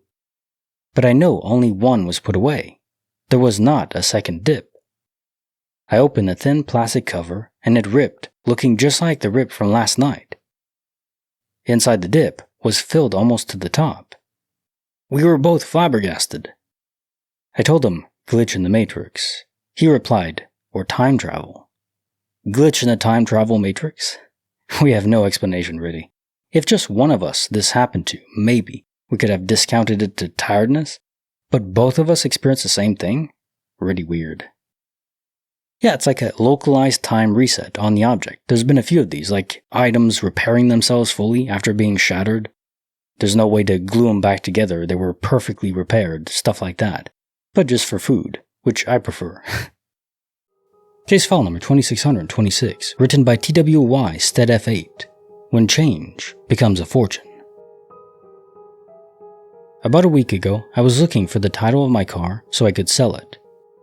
I have a wooden cigar box on my dresser where I sometimes stash cash, collectible coins, and other assorted doodads. When I was searching everywhere in the house for this car title, I looked in that cigar box multiple times and nothing of note was in there. Certainly not a car title, and certainly not any spending cash. I never did find it and had to spend $300 on a credit card to replace all my vehicle titles, which had gone missing. I would be cash broke until I sold this car. I had been short on pocket cash for a while, so a few days after this, I retrieved a gallon Ziploc bag of loose change that had been in my dresser for a very long time. I asked my boyfriend to take it back to his bank to trade it in for paper bills. The coins were originally in a growler, a 2-quart glass beer bottle, but probably 2 years ago, I transferred the coins into a bag for the Coinstar machine in case I got in a pinch. And there the bag sat, untouched, not even looked at for 2 years. Now keep in mind, the biggest coin you can drop into a growler is a quarter. My boyfriend got back from the bank and was totally shaken. He said he was devastated. His bank has a free, self-serve coin machine. He said that while he was pouring the coins in, he started noticing that there were solid, silver 50-cent pieces getting sucked into the machine. He stopped and rescued 7 of them, but there is no way to know how many went down into the machine. A theoretical roll of 50-cent pieces holds 20. The pieces are collectible and range from $8 to $40 each, depending on the year and the mint. But of course, the machine would only count them as 50 cents each. He asked the teller if they could retrieve the coins, but they said the machine was contracted by a third party, so they have no access. What is really weird about this is that I have no idea why or how those silver pieces would have been in the bag. My boyfriend is a coin expert and had given me many antique and collectible coins in the past, but there's no explanation as to why I would have put any of them in a bag meant for the Coinstar machine. Another few days later, I sold the car and went to put the cash in my cigar box.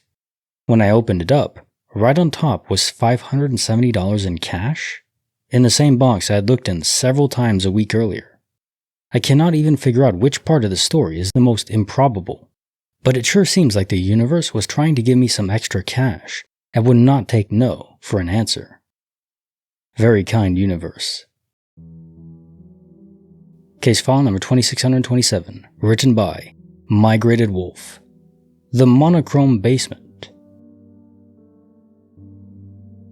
When I was younger, about 9, I had an unfinished part of the basement.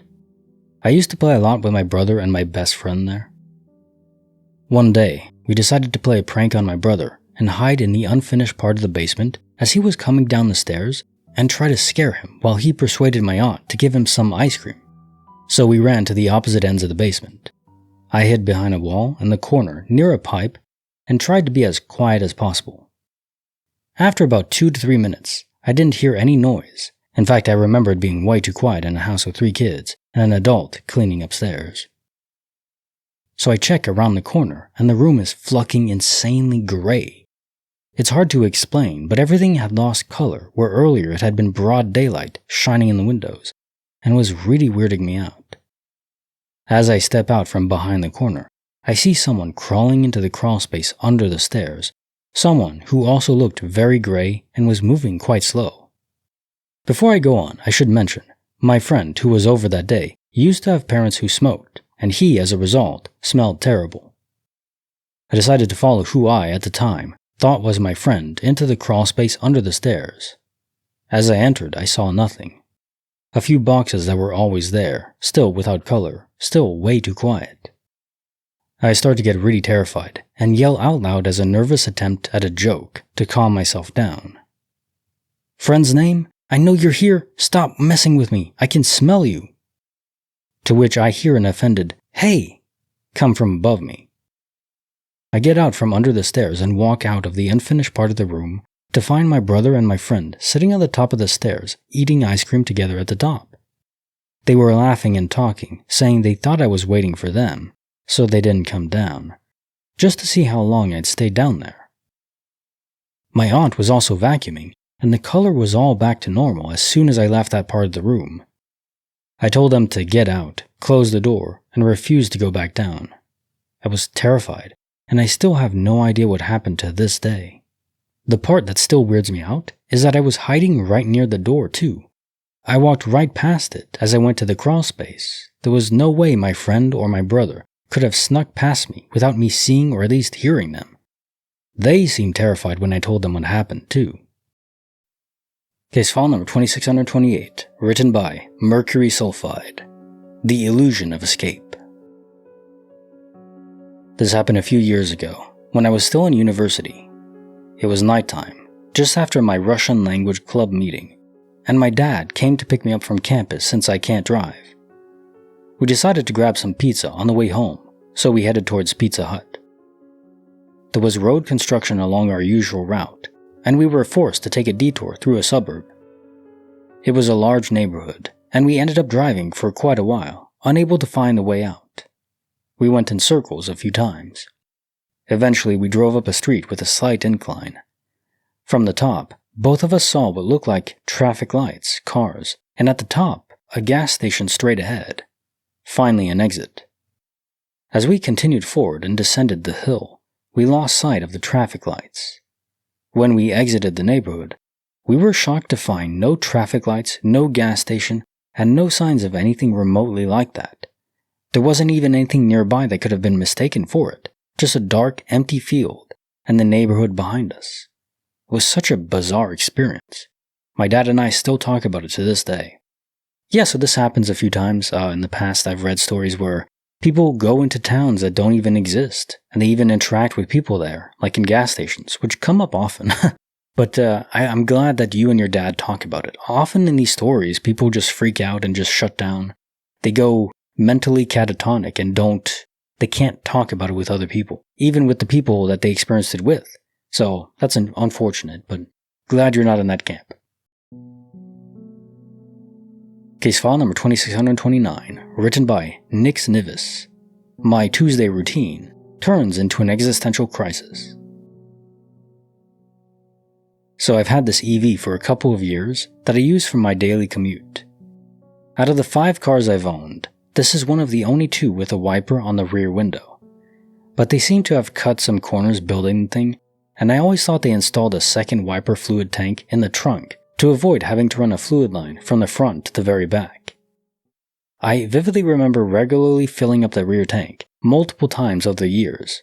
It was always a bit tedious, removing the carpeting and pouring into the generously sized but tricky to reach opening of a tank in the lower right-hand corner of the trunk. I also clearly remember how the front wipers running dry didn't automatically mean the rear wiper would be empty too, and vice versa. So one day, both tanks are empty. As I was unloading groceries from the trunk anyway, I decided to take care of it right then. I emptied the whole trunk, pulled out the carpeting, and got ready to refill the rear tank first. Only, there was no tank. Not hidden, not relocated, it just didn't exist.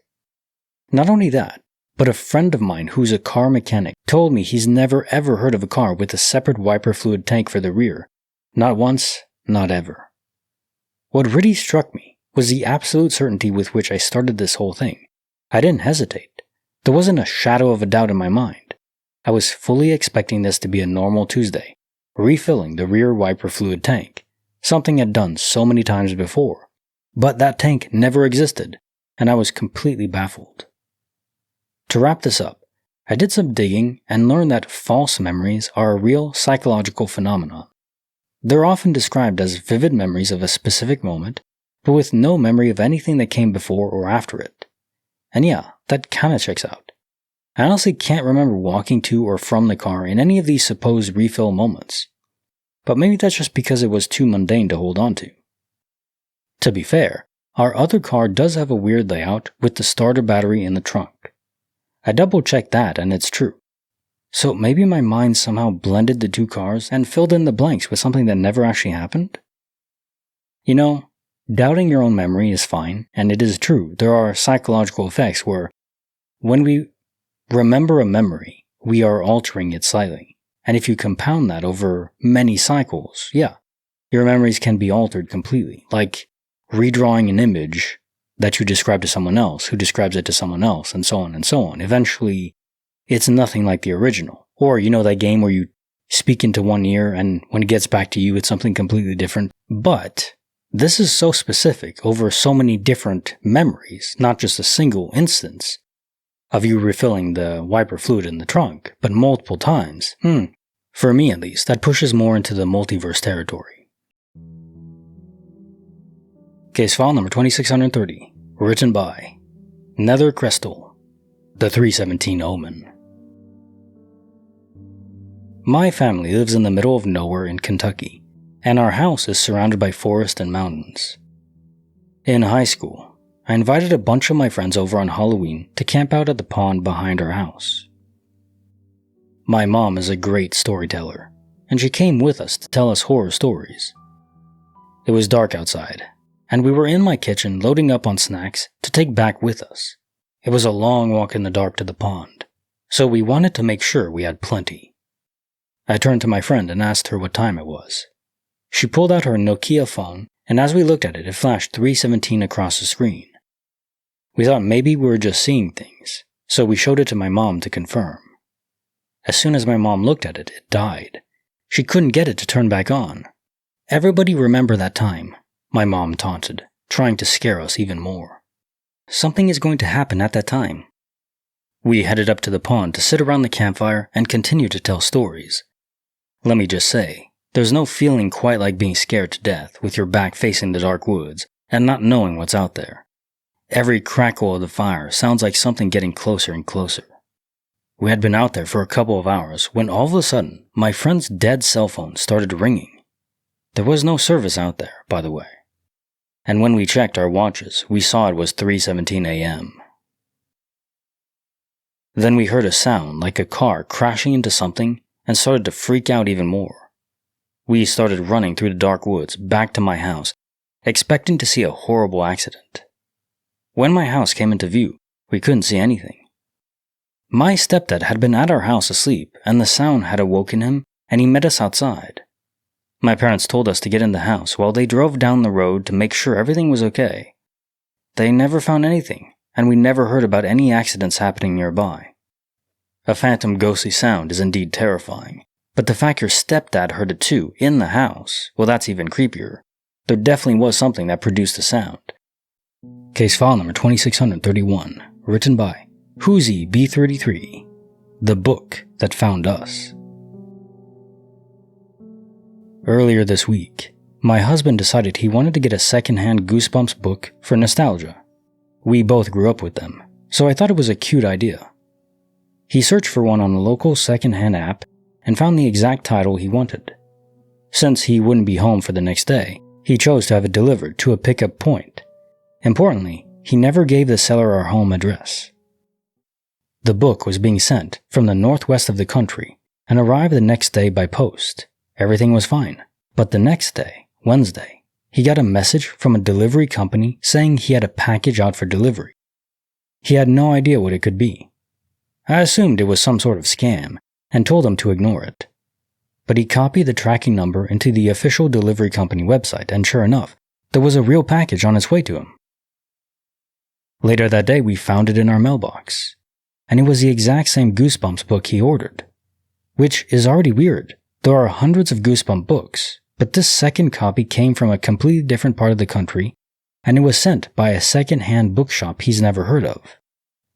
He's never visited their website, never created an account, never been charged, and never got any kind of email confirmation. There was nothing to indicate he had interacted with them in any way.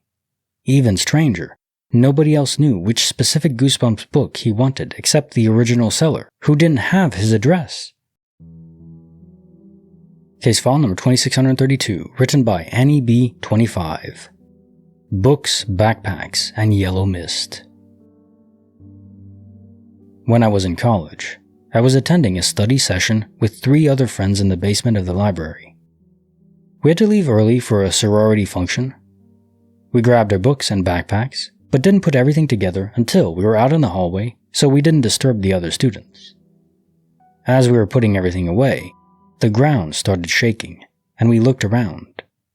I saw this yellow, gaseous figure running and gliding down the bookshelves, knocking a few books down, and knocking down those loose papers from bulletin boards like it was being blown from wind. As it started approaching us, we ran back into the classroom. Everyone looked up at us annoyed for disrupting the session. We asked if anyone had felt the ground shake and they said no. We hesitantly walked back into the hallway and everything was back in place. There were no books on the ground and the papers were back on the bulletin board. We discussed what we all saw, and my friends say they all saw a yellow gaseous figure knocking stuff down, but I can only be sure of what I saw. I know at least one friend saw something because she said, "What was that thing?" And then that's when I said something about the yellow gaseous figure, and everyone agreed that's what they saw. This kind of reminds me of the scene in Ghostbusters, in the library. Why do ghosts like books? Case file number 2633, written by I, Pretty Fish. Men in suits, kids in shock. Westfall UFO sighting. One day I was talking to my dad's ex's grandmother, and she started talking about the school we used to play in on weekends. In the 60s, an unidentified craft was seen flying over a primary school, watched by both students and teachers alike. Several students chased after the aircraft, which landed in a field-like place nearby. One student was never seen again. One was declared insane, and another seemingly disappeared after speaking to the military. Air Force and Army personnel were on the scene of the landing within minutes. Men in suits came to the school and ordered students and teachers to be silent about what they'd seen. They even made teachers sign gag orders. Parents were told to tell their children they had seen nothing if anyone asked, and to this day it's played off as weather balloons. There's even a documentary about it. After hearing this, I went and spoke to some locals. They backed up everything and added that people had been threatened into silence. Apparently, weird sightings are extremely common around the area, including large groups of stars suddenly flocking together and heading in the same direction simultaneously. I love a good classic UFO story. If UFOs are here, and they can be detected by us, then you can be sure the government knows about it. They wouldn't want that getting out. Just say it's weather balloons, or gas pockets, whatever. Case file number 2634, written by Backling23, UFOs and the State Patrol. Several years ago, I was in my backyard with my dad, uncle, and grandpa. It was a summer night, and we had a bonfire going, probably 10 p.m. If you look out from my backyard, there's some woods to the left, and a house whose backyard touches mine to the middle right. Anyway, this glowing orange thing comes out from behind the woods.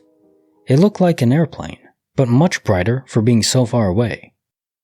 It was moving steadily in a straight line, then stopped above the other house and shot upward out of sight. As soon as it disappeared, another came out, then two more, one more, three in a triangle, and two more. Okay, we were petrified. We live right by a smaller airport, so we called to ask if they had any ideas. They didn't. My aunt works for a military contractor, Aerospace Engineering Division. We asked if she had any ideas. Nope.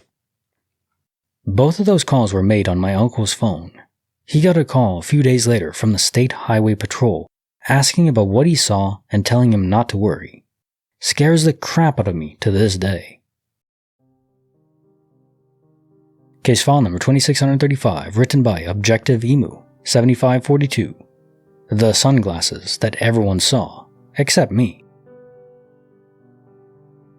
I own two pairs of sunglasses, one black and one brown. I found both on the ground, the black pair in a subway station and the brown pair on a hiking trail. About a month ago, I went to the beach with my partner and two friends. I brought the black sunglasses and wore them all day. Afterward, we went to a bar. When we were leaving for the day, I couldn't find the sunglasses and mentioned it. In the end, I shrugged it off. After all, I had found them on the ground in the first place. But my friend said, "Oh no, you lost your Burberry sunglasses? I'd die." My other friend chimed in, "Yeah, seriously, how much did those cost anyway?" I explained that I'd found them and hadn't even realized they were Burberry. My partner laughed and said the brand name was printed clearly on them. I figured I'd just never noticed before, and suddenly, I felt kind of bad about losing them. One friend joked that I didn't seem like a Burberry sunglasses kind of person, and said she'd been surprised to see me wearing them. all three of them remembered me wearing sunglasses with the Burberry logo that day. I forgot about the whole thing until today. While going through my backpack, I found the black sunglasses in a weird pocket I don't usually use. I was relieved and immediately checked for the Burberry logo. There was no branding at all. I took them to my partner and asked if these were the ones he meant. He said no. Those weren't the sunglasses I'd worn to the beach. I showed him the brown ones too, but he shook his head again. According to him, it had been a different pair of black sunglasses with Burberry clearly written on them. Here's the strangest part. I moved to this country 2 years ago. I didn't bring any sunglasses with me, and I haven't bought any here either. The black and brown pairs I found are the only ones I've ever owned or worn. So I have absolutely no idea where this alleged pair of designer sunglasses came from, or where they went. Case file number 2636, written by Prior Huckleberry 47. One mom's weird resume. Happened to my mom. Her experience started in North Carolina and continued when we moved to Nevada. I asked her about the first memory she recalled. She said her first memory was in North Carolina. She was driving and saw two giant figures, about 12 feet or so, in a residential neighborhood. When they made it across, they instantly became two giant deers, too big to be real deers. She feels that they knew she saw them. When my mom goes through airport security, she always sets off the scans.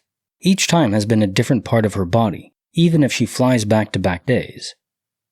Last night, she dreamt or remembered an alien figure that was terrifying looking, face to face with her. That's all she remembers. But she says this thing looked familiar subconsciously to her. Adding this extra story from my mom in case they tie in. When my mom was about 15 or 16 and lived in Nevada, she experienced an extraterrestrial experience. She was in her house one day when her mom wasn't home with her two siblings. She saw weird lights out of the kitchen window and joked to her siblings that it was aliens. She made sure to state that the lights were definitely not ordinary. The light moved close, and it was about 2 houses down. My mom, with terrible survival instincts, decided to go check it out with her very protective collie. She saw what she can only describe as a flying saucer. She says her dog initially started growling and barking at this UFO they saw. But then she says the dog started whimpering and ran off, leaving her, which was abnormal. She ran after that. Her dog went missing less than a week after.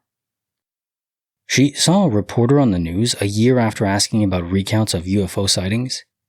She sent in her story. The reporter replied and said multiple other people sent in similar reports around the same time frame in the same area. I always do love a good UFO story, and honestly, it seems that they interface with our minds more than we'd like to think about. I think that's the most terrifying thing. Anything messing with my mind, be it a drug or a government experiment, MK Ultra and so on, or aliens. Nope. Leave my mind alone. Do what you want with my body, just not my mind. Case file number 2637, written by Catatatat 2606. Telepathy runs in the family. My mom and I, and often Grandma, have always had a very odd telekinesis type thing going on. You know, where I'd be picking up the phone to call Grammy, and she'd say, "Hey doll," before I even dialed the number because she had been calling me. This stuff happened all the time with the three of us. One night, I'm running late past curfew in high school, coming back from a boyfriend's house. My mom called me like 6 times, and I was trying to ignore it because I thought she'd called to scold me. Finally, I hit a red light and answer her call, and she says, "What route are you taking home?" I was confused because it was like 1 a.m. and I told her the route and she said, "I just had a dream. Pull over right now." I pull over and she describes this dream that there was a crazy car accident along the route I usually drive, and it woke her from her slumber, and she said she knew it was probably silly, but to just drive slow and be careful. I said okay. Not 3 minutes later, I cruised around a bend, and sure enough, the entire 8 lanes of traffic were shut down, and 3 ambulances and 4 fire engines were controlling a massive auto accident and fire with like 7 cars? I don't know what the 3 of us had between us, but whatever ESP exists in the world has always fascinated me to no end. Well, yeah, understandable given your experiences. Wow. Case file number 2638, written by Anonymous. One strange sentence changed everything. When I was 12 years old, my cat died at the ripe old age of 19 and a half. Her name was Nala, and she was the first pet I'd ever owned. I was heartbroken, and it still makes me tear up to think about her several years later. We knew that when the time was ready, we would get another cat, but we had some requirements first. We wanted 2 cats, adopted and rescued from a shelter, not shop or bred. Maybe siblings? They had to come together, that was all. We searched so many different adoption sites, but we couldn't find any 2 cats that we wanted to adopt. There were a few possibilities here and there, but none really stuck out. By this time, it was about February, and my birthday is St. Patrick's Day. Finally, we found a brother and a sister needing a home. The problem was, they were from Arkansas, and they would need to be shipped by bus to somewhere close by to my hometown. When we found this out, my parents said no, or so I thought. I was devastated. The day was March 7th. My sister and a few of her college friends would be coming home for spring break the next day. I remember it clearly. I was sitting on the couch with my mom, watching TV, when all of a sudden, out of nowhere, I said it. Tomorrow, I'm going to have a cat sitting on my lap. My mom said nothing, but looked slightly startled, which I didn't notice at the time, but looking back, she was definitely freaked out. March 8th. I was sitting at my desk doing my homework when my dad, who had just returned home with my sister and her friends, said, "Come say hi to aforementioned sister and co." When I came in, there were the 2 cats I had dreamed of sitting in my living room. I was ecstatic and couldn't be happier, and of course I did indeed later have a cat sitting on me, until she got up 17 seconds later to sniff her new litter box. To this day I have absolutely no idea why I said that I'd have a cat sitting on me. I later reminded my mom about it and she replied, "You knew about the surprise all along, didn't you?" I swear I had no clue about the cats arriving whatsoever. Case file number 2639, written by Zen56 AOL 95. Gray before it was cool. I think I saw an alien once during the 88 or 89th school year, 3rd grade for me, actually in my school. I had never seen any depictions of grays at that point. I was at school for an after-school art class in the cafeteria at Julius Marks Elementary School and left the cafeteria to go to the bathroom. I turned a corner to go to the bathroom and felt like someone was watching me, so I turned and looked. Standing in the doorway of the class next door to mine, silhouetted against the light, was someone not human-shaped. They were no more than 4 feet tall, very skinny with a disproportionately large, egg-shaped head, and they had long, thin arms and legs for their size. Like a child, but not proportioned like any human. I was a brave kid, especially when I was on my own and didn't have to look out for someone else. I didn't scare easily. But the whole thing just felt so wrong, so freaking alien, I was terrified. I dashed into the bathroom. I must have used the facilities because I was never one to wet myself, and I didn't need to go anymore. I don't remember anything about when I was in that bathroom. I don't know how I got back to the cafeteria. Crap. I can't remember all, although I remember being very afraid and peeking out. Nothing was there. I ran back to the cafeteria and told everyone what I had just experienced. That's when I learned about aliens and what they were supposed to look like. One of the other kids drew a picture. I'm kind of freaked out that I can remember everything clearly, except what happened in between running for the bathroom and running through the cafeteria door, other than a quick glance to see if it was there. I didn't get the impression that I was gone very long, like not even as long as I must have been gone, at least a full 10 minutes. On the few occasions I have shared this story over the years, I have only gotten 2 reactions: total disbelief and the assurance that I was just imagining something I'd seen on TV or read about, or total belief and the assurance that I was abducted that day and they erased my memory of all of it. All I can say is that I know for sure that I had never been exposed to any images of greys until that day after my experience. Until that moment, I thought of aliens as being fairly cartoonish in their appearance and green. Remember that it was only about 8 at the time, and it was the 1980s, right before the image of the greys became commonplace in US culture. Also, although I can remember a lot now, I'm fairly certain I could remember more until the past 10 years or so, because I had a good sense of how much time had passed, for one. That's enough for me to be fairly certain that I'm not missing time, and never was in regards to this incident. Also, I've never had another encounter, have never had further signs of possible abduction, and I've never seen a UFO. Case file number 2640, written by Dan Redman. The day Howard disappeared for good. I'm pretty sure that I grew up in a haunted house.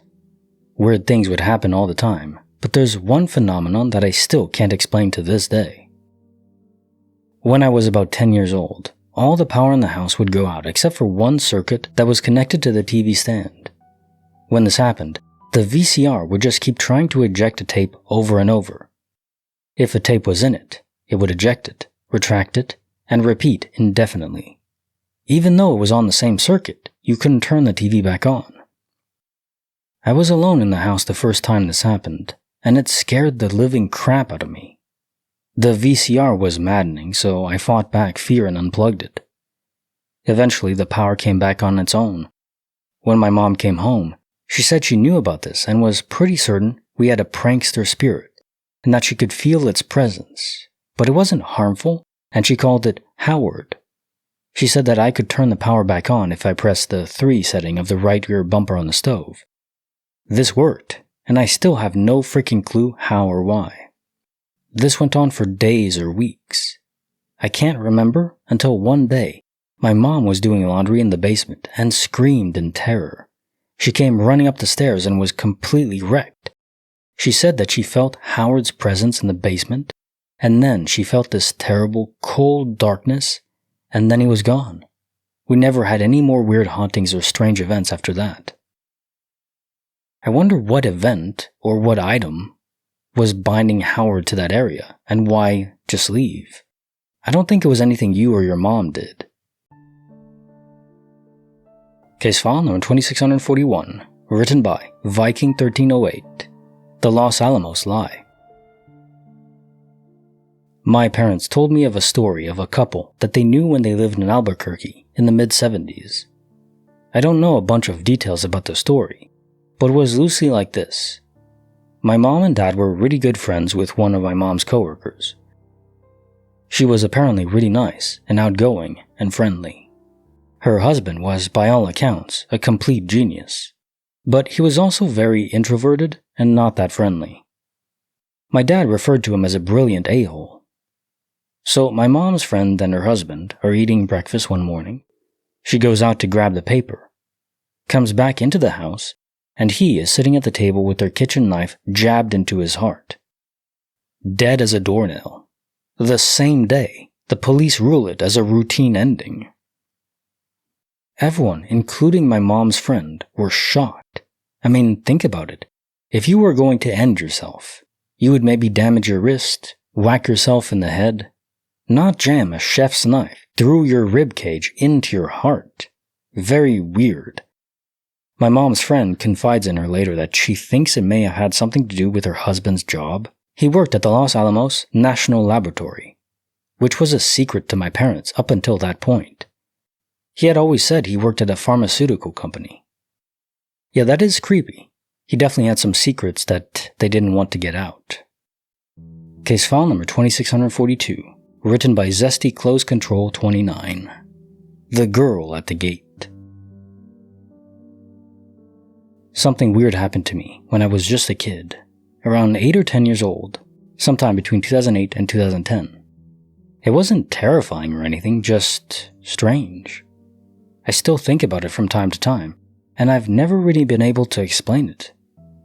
I've searched for years for similar stories, and while I found echoes of it, nothing matches exactly. Not even ChatGPT can give me an answer.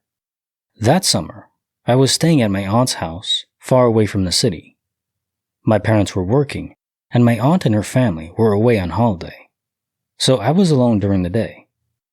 The house is in a quiet area. Back then, there weren't many houses around, and the property had a big fenced yard. The front gate couldn't be opened just as that. It only opened from outside with a key, so we usually just kept the front door of the house open for fresh air. It felt safe. I was inside watching cartoons when I suddenly heard someone right next to the entrance door, like footsteps or movement. That startled me, so I got up to check. When I looked outside, I saw a little girl standing just outside the open door at the top of the stairs. She had very light blonde hair and looked around my age or younger. Normal clothes, nothing unusual about her appearance. I don't remember her face clearly, but I do remember how bright the sun was on hers. She didn't feel scary, seemed just calm and kind of quiet. I asked her who she was and what she was doing there. She told me she was from around the neighborhood. No name or actual details. At the time, I didn't question it, but later I realized that didn't make much sense. I invited her to come inside and watch cartoons or something, but she politely refused. We talked for a few minutes. I wish I remember the exact words. At some point, she said she had to go. I told her goodbye, and she walked away around the side of the house, heading toward the gate. It took me a minute to realize, wait, how is she going to leave if the gate is locked? Again, my parents locked it in a way nobody could get in or out of the house. I ran after her, around to the back of the house where the gate is, but she was already gone. The gate hadn't been opened, it was still locked. There was no way she could have left through it without someone unlocking it or something. One detail that really stuck with me, when we were standing outside talking, a big gust of wind suddenly picked up, and the wind chime above the door started moving and making a sound. It just added to the weird vibe of the moment. Still, I wasn't scared while I was talking to her. That only came later with years, when I started thinking more about it. When my parents and aunt got back later, I told them what happened. No one believed me. They said there were no kids in the area, no visitors, nothing like that. I know what I saw, though, and I know I talked to her. It wasn't a dream or imagination. I was a pretty sharp and grounded kid, and I remember how confused I felt when she was just gone. I still wonder about it. Why did she show up? Why didn't she come in even though I invited her? Was it because it wasn't my house and the invitation didn't count? Or was there some other reason? I'm not necessarily saying it was paranormal, but it's one of those things that never really added up. Case file number 2443, written by Cheese Ratty. The universe has a new target. Tonight, I went into my closet, and a shirt I bought at Target probably 7 or 8 years ago had the same shirt, but brand new, though wrinkled up, hanging right next to it. Same color, brand, size. I bought more clothes at Target earlier this year, and it was the first time in a lot of years doing that. I don't usually shop there for clothes. I brought both shirts into the living room and showed my wife. I just held them up and she said, "Why do you have 2 of those shirts? Did you get that at Target with your pants?" Because that was the last time I shopped for clothes, several months ago. "No, I thought maybe you picked it up." She said, "No, I haven't bought you any clothes since forever." She never buys me clothes. I'm too picky. So she doesn't and wouldn't pick up a shirt I already have that was fine as it is. I don't even wear it that often. I didn't buy 2 of the same thing ever unless it's jeans or khakis. I like this shirt, but would not buy a second one ever. I like variety. I would just get a different color, so I didn't accidentally buy it again. I have a great memory and know my stuff very well, especially after years of wearing something. With all of that out of the way, I asked her where it could have come from. She said earlier today she was in my closet putting some things away, and it was on the ground under my dark shirts that were hanging.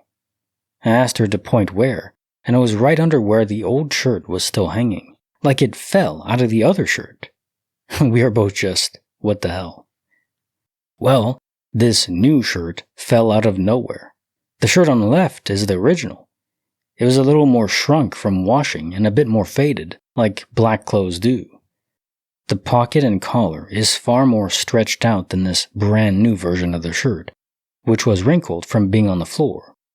And neither of us put it on the floor, but it is like this has never been worn before, or maybe once or twice. Classic DOP, or retrieval item phenomenon.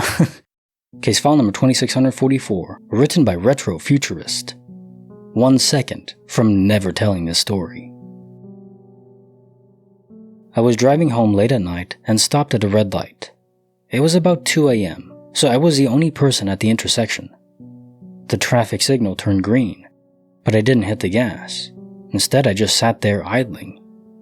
I felt an overpowering urge not to move from my spot.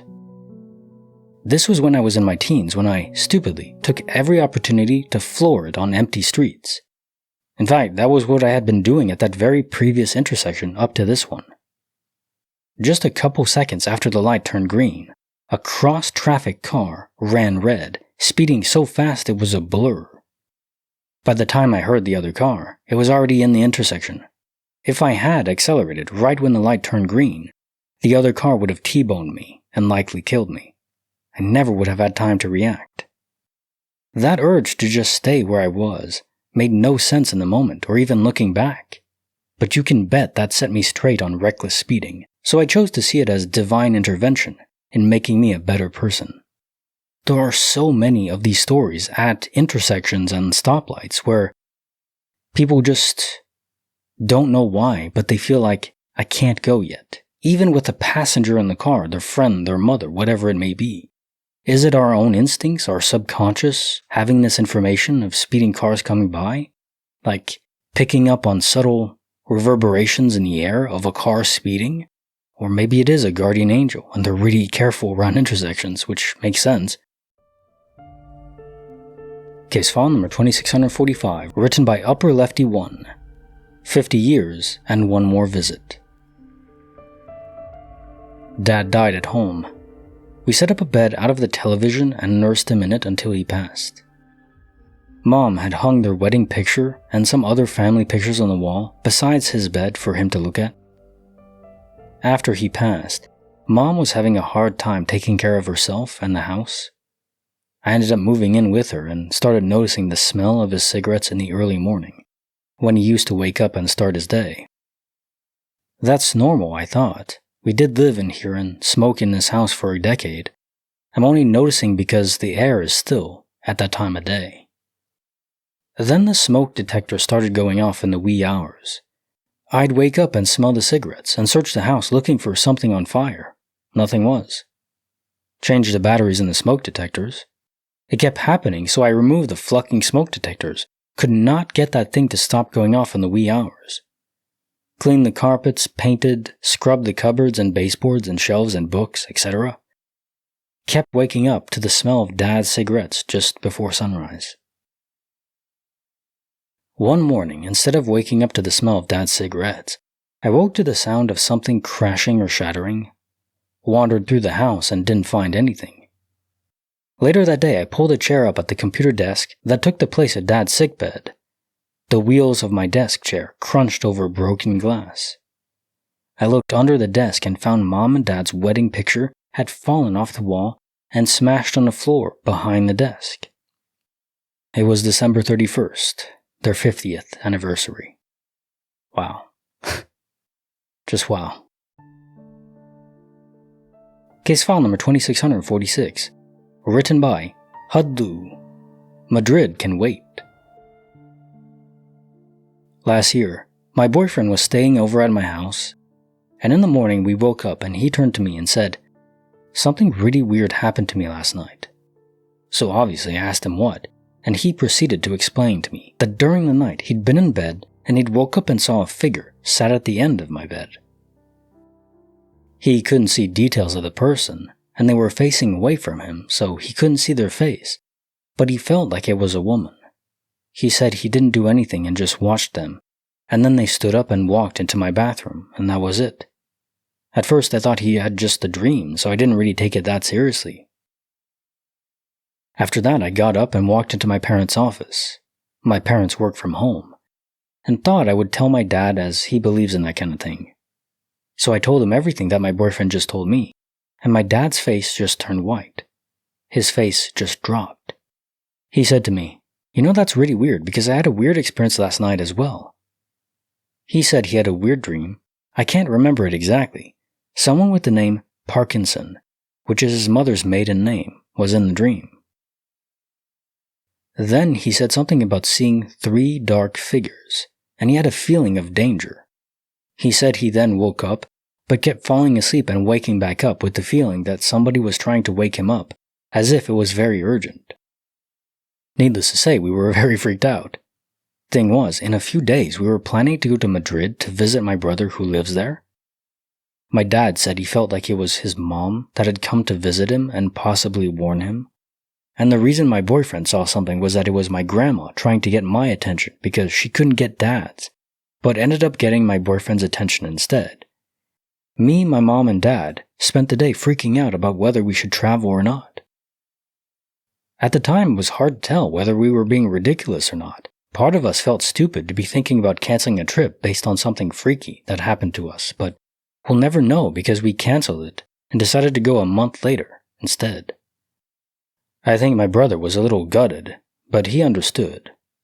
My mom is really sensitive, so she was really upset about the whole thing.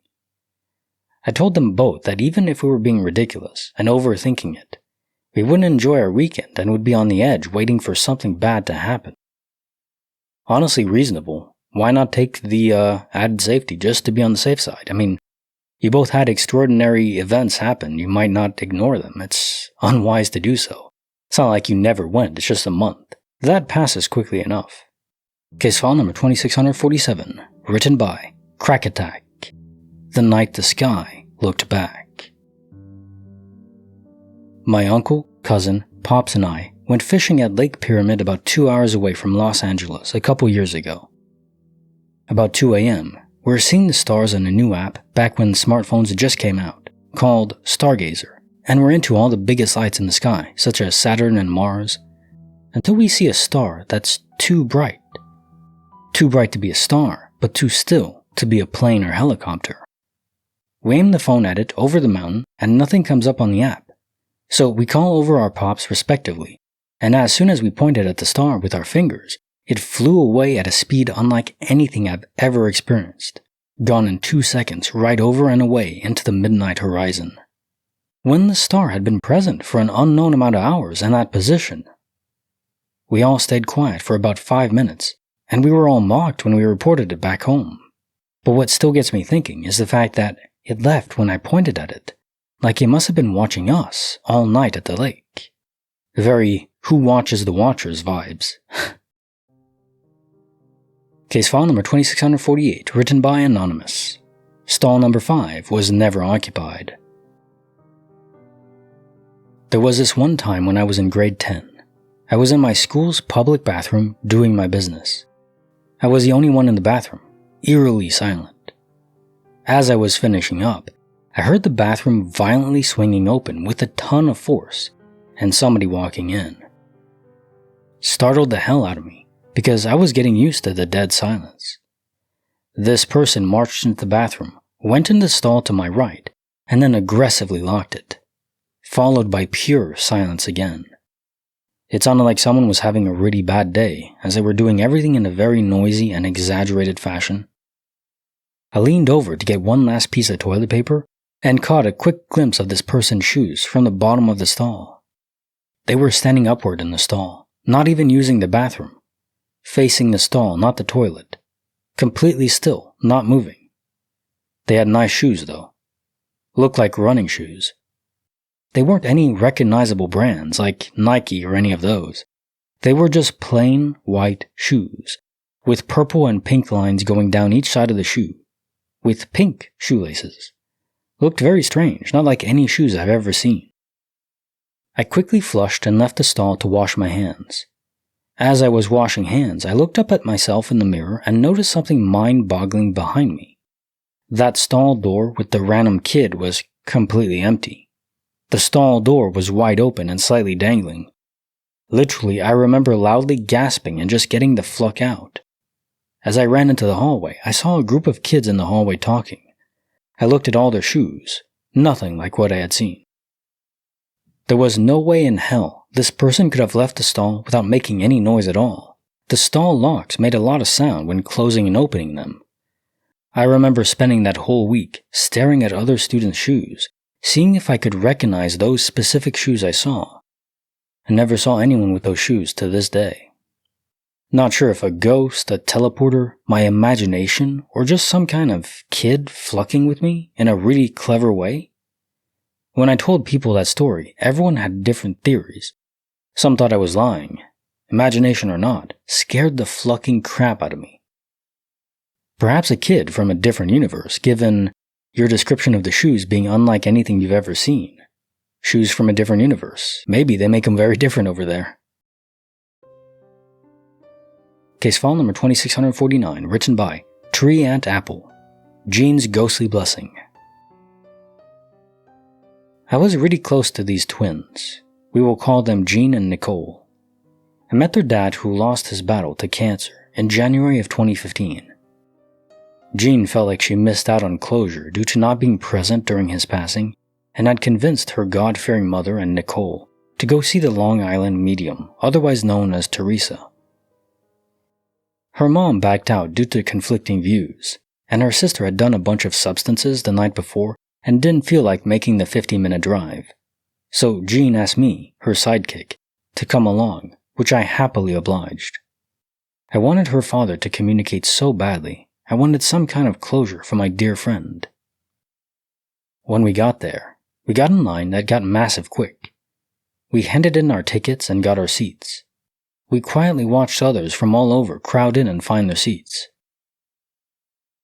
The stories that were shared were heartbreaking, but it made me overwhelmingly happy that hurt and broken people were given peace by reconnecting with the loved ones that had passed. It was so beautiful and an experience.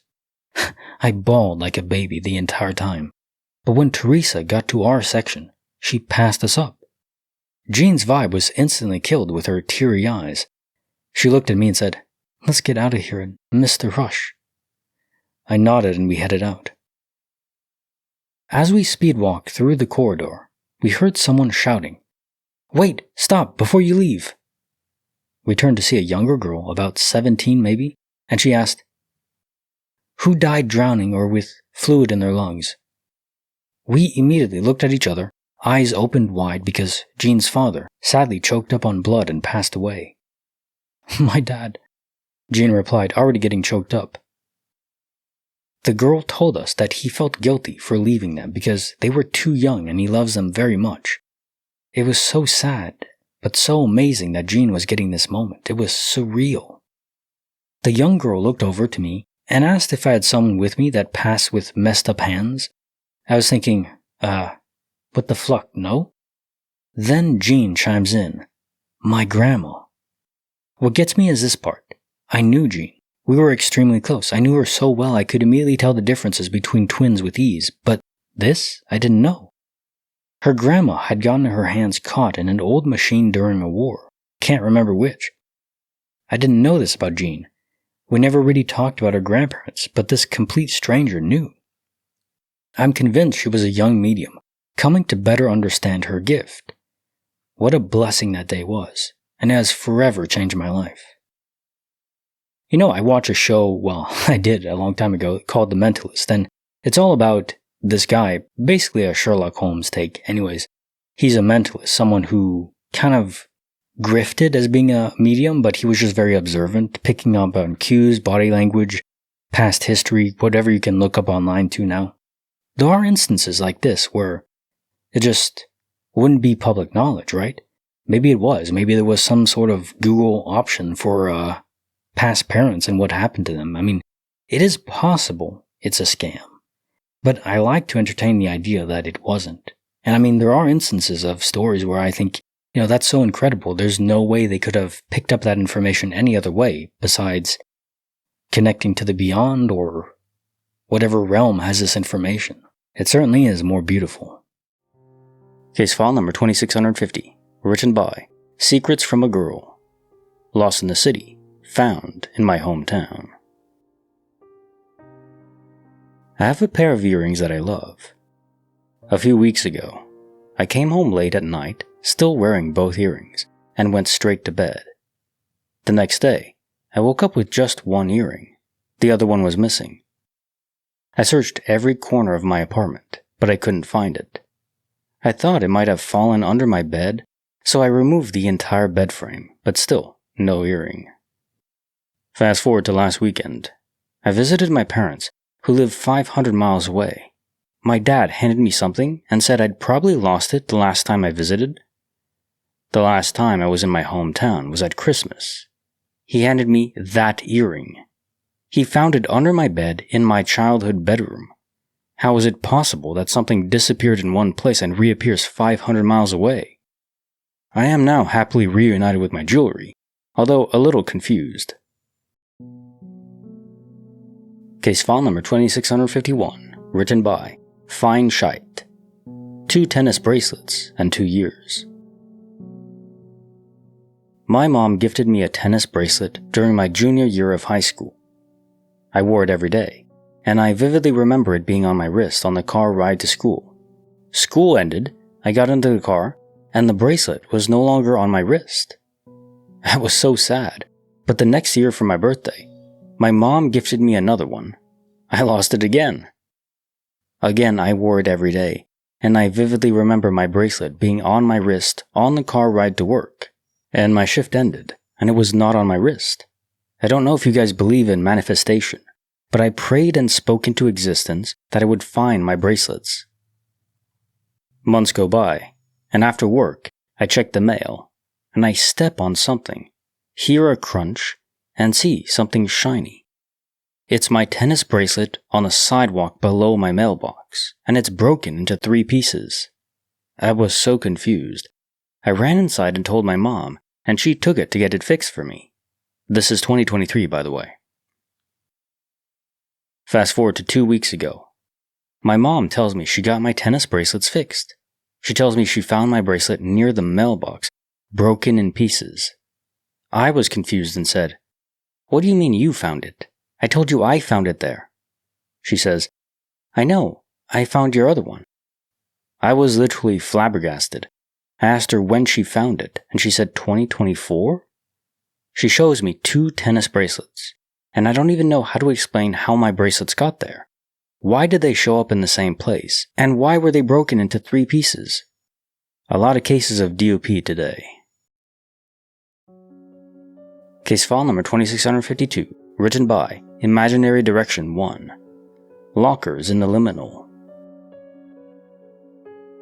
I'm 22 now, but this incident has stayed with me so clearly that I remember it better than most things in my life.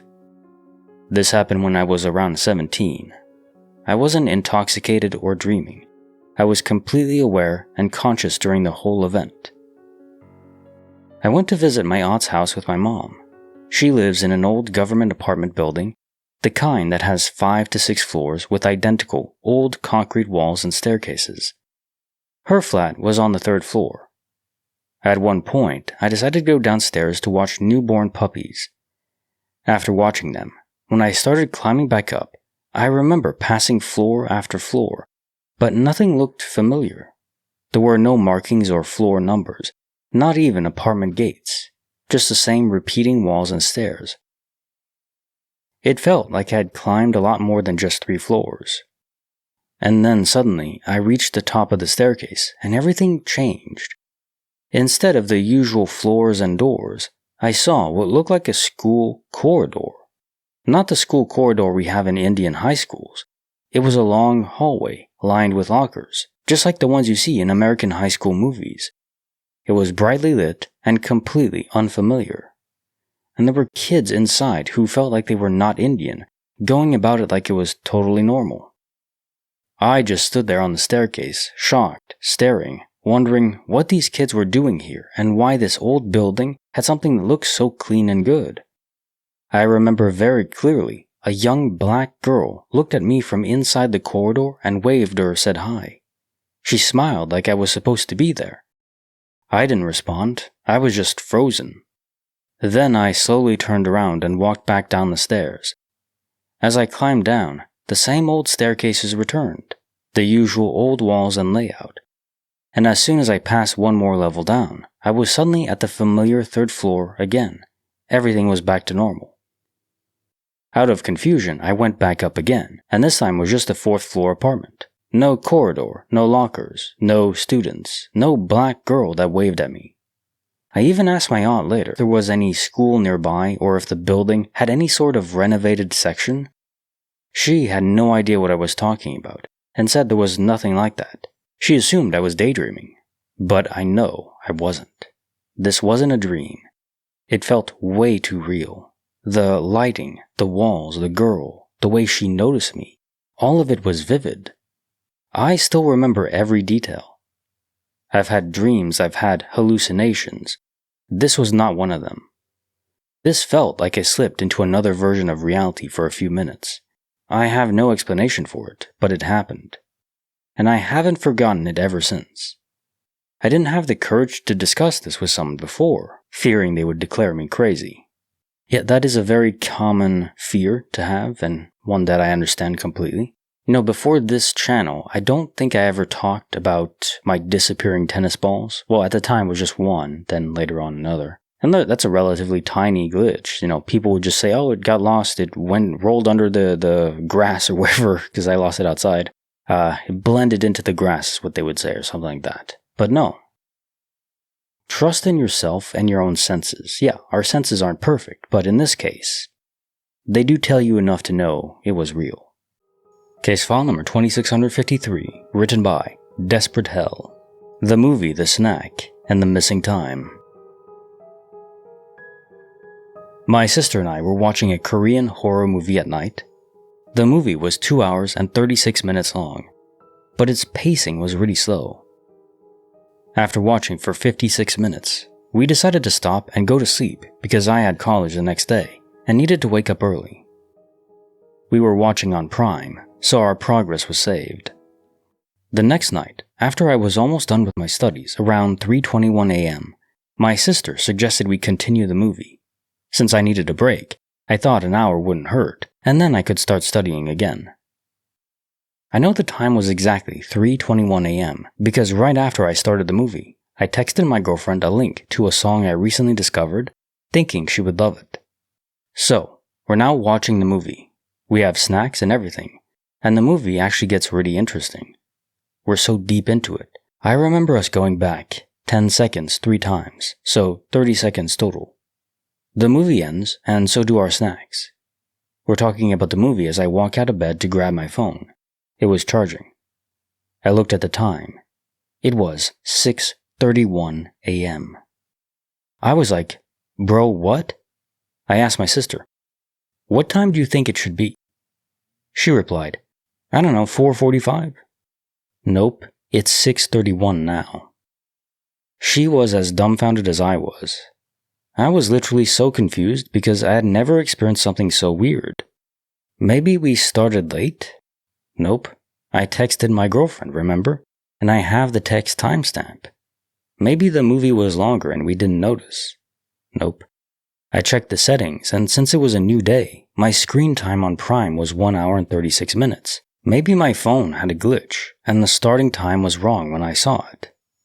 No, my girlfriend sent me a screenshot of the text, and went to her at 3:21 a.m. So, there's no possible explanation for how it was 6:31 a.m. The only reason I agreed to watch the movie was because I'd be able to study more afterward. But I couldn't. Not because it was already morning, but because it's not freaking possible. Both my sister and I experienced it. She doesn't want to talk about it. I don't know why, but I'm losing my mind. Yeah, a lot of people shut down after glitches. It's pretty common. They just can't deal with it, so they rather push it aside, pretend it never happened. Case file number 2654, written by STMM09. Gone Bag, Back Again. Around 2018, I had a very strange, unexplainable experience. A little backstory. I lived alone in my mother's 4-bedroom home. She was a contractor and would be gone for several months at a time for work. I used to own a small duffel bag that could fit around 3 to 4 days of clothes for traveling. The last time I used the bag was in December 2017 to visit my sister. When returning, I always would stick the bag in my closet after taking everything out. January 2018 rolls around, and I have another trip. Like usual, I go to my closet, where I keep my duffel bag. The problem is, this time the bag is not there. My closet is not very big, and I have it set up this way. My starched jeans, about 10 pairs, hang to the right. My big suitcase is held up straight against the wall by the jeans. On top of my suitcase, I would always put my duffel bag. I tore my closet apart, but could not find my bag. This really perplexed me. After returning from my trip, for days I looked around the house. At this time, I couldn't imagine where it could have gone. It was literally nowhere to be found. I would tell everyone who would listen, and even went as far as accusing my sister of stealing it, which made no sense because I definitely brought it back after visiting her. I was trying my hardest to rationalize where it could have been. For months I brought it up to family, coworkers, and clients. I was still freaked out. One day, my mother came back from work and wanted to redo her floors and paint the walls. This felt like the perfect opportunity to find my bag. I was tasked with removing everything from the rooms to the living room. Once the floors were redone and the walls painted, I would then put everything back. There is no way I wouldn't be able to find my bag after dismantling every room, right? Absolutely not the case. My bag was still nowhere to be found. I had given up and just remained freaked out by it. Fast forward to sometime around August 2018. I was asleep and home alone like usual. I can't remember the time, but maybe around 2 a.m. I heard a crash in my closet, like something fell down. I turned over and looked. I do not have a closet door, and saw that my suitcase had fallen over. At the time, I didn't realize how crazy this is because my suitcase weighs like 7 pounds, maybe, and it's cloth. It was being held in place by my jeans and pressed against the wall. I just rolled back over and told myself I'll deal with it when I wake up. The morning comes, and I feel refreshed and decide to hit the gym before doing anything. I never even looked at my closet or acknowledged it. When I returned from the gym, I told myself I'd straighten my room up. The first place I decided to clean was my closet because of the suitcase that had fallen. Then the craziest thing happens. When I went into my room to start cleaning, I went to pick up my suitcase, and on top of it was my duffel bag that had been missing for months. I cannot explain how this happened or what even happened. I called everyone who I'd talked to about it. Everyone thought I was crazy, of course, because how did it happen? It was really unexplainable. Case file number 2655, written by Alternative Party 5126. A joke punch, but a real impact. My brother bought a VR headset. I was in the living room turning it on. I had the headset on my head, so I couldn't see my surroundings. My brother jokingly yells, "I'm right behind you," and since I know he's joking, I lightly throw a punch behind me to prove he's not there. Except I hit him? I distinctly felt my hand hit him, and I blurt out, "Oh my god, I'm so sorry." I take off the headset immediately, and he's on the other side of the room. He says something like, "What the hell? I'm nowhere near you, no one's near you." And we're both dumbfounded. I could feel exactly where in the swing it felt like it hit something, but nothing was there. He swears he isn't playing a joke on me, and seems just as freaked out. Now we keep making jokes about punching ghosts. I was in the PlayStation home menu, so it wasn't haptic feedback from a game. We don't have a pet that could have gotten that high, and no noise was made. No one else was in the house except my other brother, who was in the bathroom. It felt so real. Case file number 2656, written by Zombie Slayer 13X. The Ring of Barahir. The mysterious event occurred this past winter, but I started wearing the ring in question again recently, which reminded me of how I almost lost it. A decade ago, a family member I'm now estranged from gave me a beautiful heirloom ring. It has a setting similar to Aragorn's Ring of Barahir, and as a Lord of the Rings fan, she gifted it to me.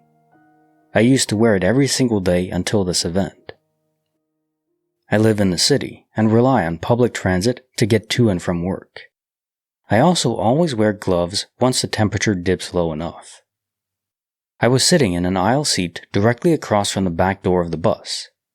As more people got on and the bus got warmer, I took my gloves off. On cue, like a bad joke, my ring went flying. I heard it ping-pong on the floor and spotted it just in time to watch it roll out of the open door of the bus. It was standing room only, dark as hell outside, and downtown. There was no way I was fighting my way up and out in time or searching the streets in the dark at rush hour, so I made the conscious choice to let it go. The next day, ringless, I went into work. I shared the office with 3 other people. Allison, from another department, came in to drop off a package. I heard her shuffle around somewhere behind me before she said, "Oh, did anybody lose a ring?" I didn't even turn around because I knew where mine was, on the streets downtown somewhere. My 3 other coworkers denied owning the ring, so curiosity piqued, I turned around. I wish someone had photographed the look on my face when I saw her holding the ring I'd lost the night before. Unable to describe how improbable the entire situation was, I simply picked my ring back up and put it on. I told Allison, thanks, and went about my day. I hadn't worn my ring since. It lived in my ring dish out of an inexplicable fear. Nothing like this has ever happened to me, and I doubt it will again. Whatever divine intervention occurred, I'll be forever thankful to have my ring back. You know, we have DOP, very common, but that's more random, or maybe location dependent, but this is specific. Someone went to retrieve your ring for you. Obviously not just a random human, right? Case file number 2657, written by Nix Weaver. But Melanie wasn't home yet. This took place in the 80s in what was, at the time, a fairly rural portion of North Alabama. Now it's been turned into a subdivision. My grandma, my grandpa, and their children, my mom, aunt, and uncle, lived on the same road as a large number of other family members. They didn't have a phone at the time, and my grandpa would drive the truck to work fairly early every morning, so they would often walk down this long road to a family member's house if they needed something. I don't remember why, but on this particular day, they were going to my great-aunt's house. When they were children, my mom and her siblings hated going to my great-aunt's house. She was a kind woman, but the house and my great-aunt's stories of the going-ons in the house terrified them. Stories of the back door opening and closing on its own, or of hearing people or cars in her driveway when no one was there. So my grandmother, my mom, and my aunt had been walking for the better part of the morning. My great-aunt lived all the way at the opposite end of the road, and finally, about noon, they got there. They went up to the door, knocked, and saw the top of a little girl's head peek out from behind the blinds, and heard the door lock. My grandma thought it was my great-aunt's daughter, Melanie. Being the spunky woman she was, my grandmother yells at Melanie to stop playing around and open the damn door. The girl ran away, and she said she could hear her run through the house. My grandma gets to the back door right about the same time the girl does, just in time to see her through the window and hear that door lock. My grandma, unsure of what to do, since Melanie won't open the door and seems to be the only one home, starts to walk back home with her children in tow. All of a sudden, right as they start back home, they see my great-aunt and her daughter coming from the opposite direction. They go back to my great-aunt's house, unlock the door, and find the place deserted. No sign of the little girl.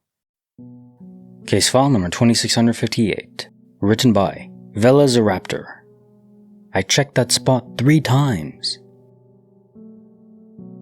I come home and grab all my things, like my lunchbox, my phone, a grocery bag, and head inside. I have a work phone and a personal phone I carry with me. After putting everything away, someone else and I wanted to shoot some hoops before it was dark, so we went for about 45 minutes. I remember checking my pockets, and I had not brought either phone with me. I guess I forgot to grab one just in case. We get back to the crib, and I start looking for my personal phone. It has a magnet on the case, and I usually keep it stuck to a safe where I charge it, but it's not there. I walked right up to the area, but nothing. Neither phone was there. So I checked the car, as it has a swivel magnet I mount my phone to in the car. Nope, not there. I checked the seats and floor, nothing. I go back in and ask the other person, who would never mess with me like that, to call my phone. Mind you, we're within earshot of the safe. Nothing, as both stand in silence listening for my distinctive ringtone, and again, nothing. I'm starting to panic because I really hadn't used either phone since I came home last night. So I say, "Come with me to my car and call my phone, please." So we walk to the car and open the door. They call my personal phone, and it starts ringing. And it was in the magnetic mount where I first checked. Weird, right? So we head back in, and I'm relieved to have just one phone back. Perturbed is the only valid word. I try to call my work phone, and I hear it. It's ringing in my room. I step in the doorway and look toward the sound, and it's freaking on the safe where I keep it. What the heck, universe? Yeah, someone's definitely pranking you. A ghost, the universe developers, whatever it may be. Case file number 2659, written by Cheeky Smiles. From tingles to a triquetra. About 3 or 4 years ago, I went to a shop that sold crystals, rose quartz, citrines, dog's tooth, spiritual things, etc. I went there once and bought a few crystals, nothing more than just because they were pretty, and I'm interested in maybe the power of them. The second time I went in, I grabbed a crystal and found this aqua-colored piece of blue apatite. As soon as I touched it, I felt tingly, kind of like a faint, cool breeze blew over my hand.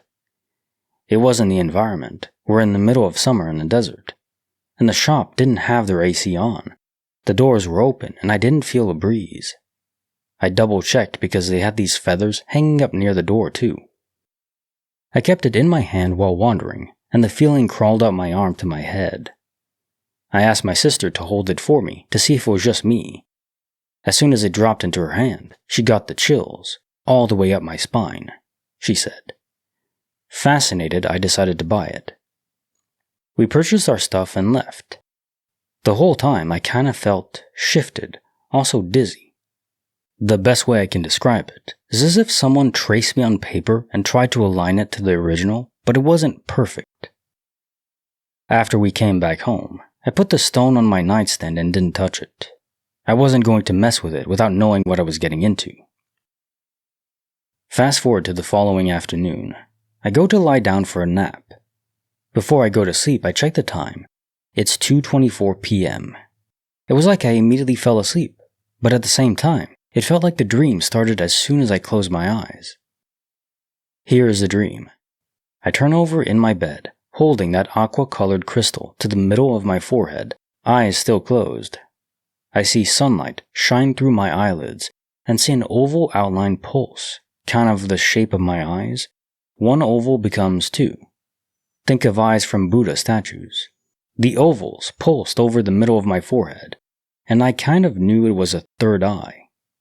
Then the eyes and oval merged back into a Celtic symbol, a triquetra or trinity knot. Then that started to pulse. Then black. I couldn't see anything. I was aware of my surroundings. I could hear just fine, but I couldn't see. Since I can wake myself up from dreams I don't like, I tensed all my muscles in my body to jerk myself awake when I hear, "Relax." The voice came from over and behind me, and it was distinctly male. I have heard a voice once before that said, "Don't be stupid," once while driving, but I'm unsure if it was the same voice. Either way, I relaxed and tried to calm down. I tried calling out, but everything was slow as molasses. I couldn't move my arms or turn over. I finally was able to, a bit at a time. Then I managed to sit up. I blinked away the grit that I felt in my eyes and made it to my mom's room. I told her what happened, and she replied with, "Don't do that if you don't know what you're doing. You could bring something bad back with you. Don't touch them until you learn or take some classes." I didn't disagree with anything she said, and I walked back into my room, and I woke up. This time for real. The clock on my phone said 3:24 p.m. I called my mom because she was at work. I told her about the dream, and she basically was exactly like she was in my Inception dream. I also asked if she heard me calling for her. We sometimes can tell someone is trying to get a hold of us by some weird way. I told her about the time I fell asleep, and she mentioned that she heard someone calling out, but thought it was my sister. My mom asked her. She was dropped off at work by my sister, and my sister said no. I still don't know what happened. I mentioned it to a friend who uses crystals.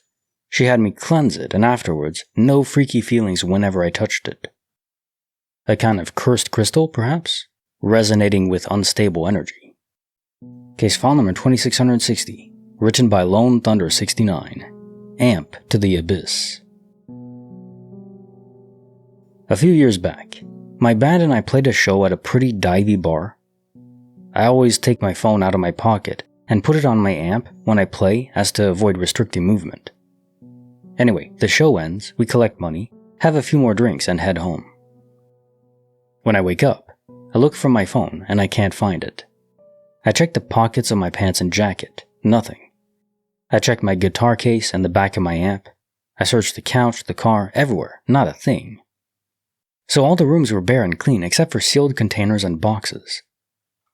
I call the bar owner to see if I can come look for it, and he tells me that he'll be at the bar in a few hours. So while I'm waiting, I systematically tear apart my entire house. Again, nothing. I reason that if it were there, I would have been able to see it because of my place's barren condition. After a while, I go back to the bar and look for at least 45 minutes, and not a single thing. At this point, I assume that it fell off the amp and someone stole it from the stage.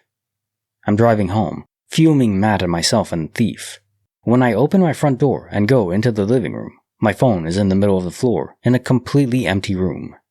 This was a small duplex, and I live alone.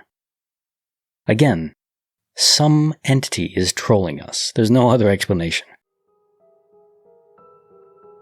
Case file number 2661, written by Fail Tuna. 925 or not 925? That is the question.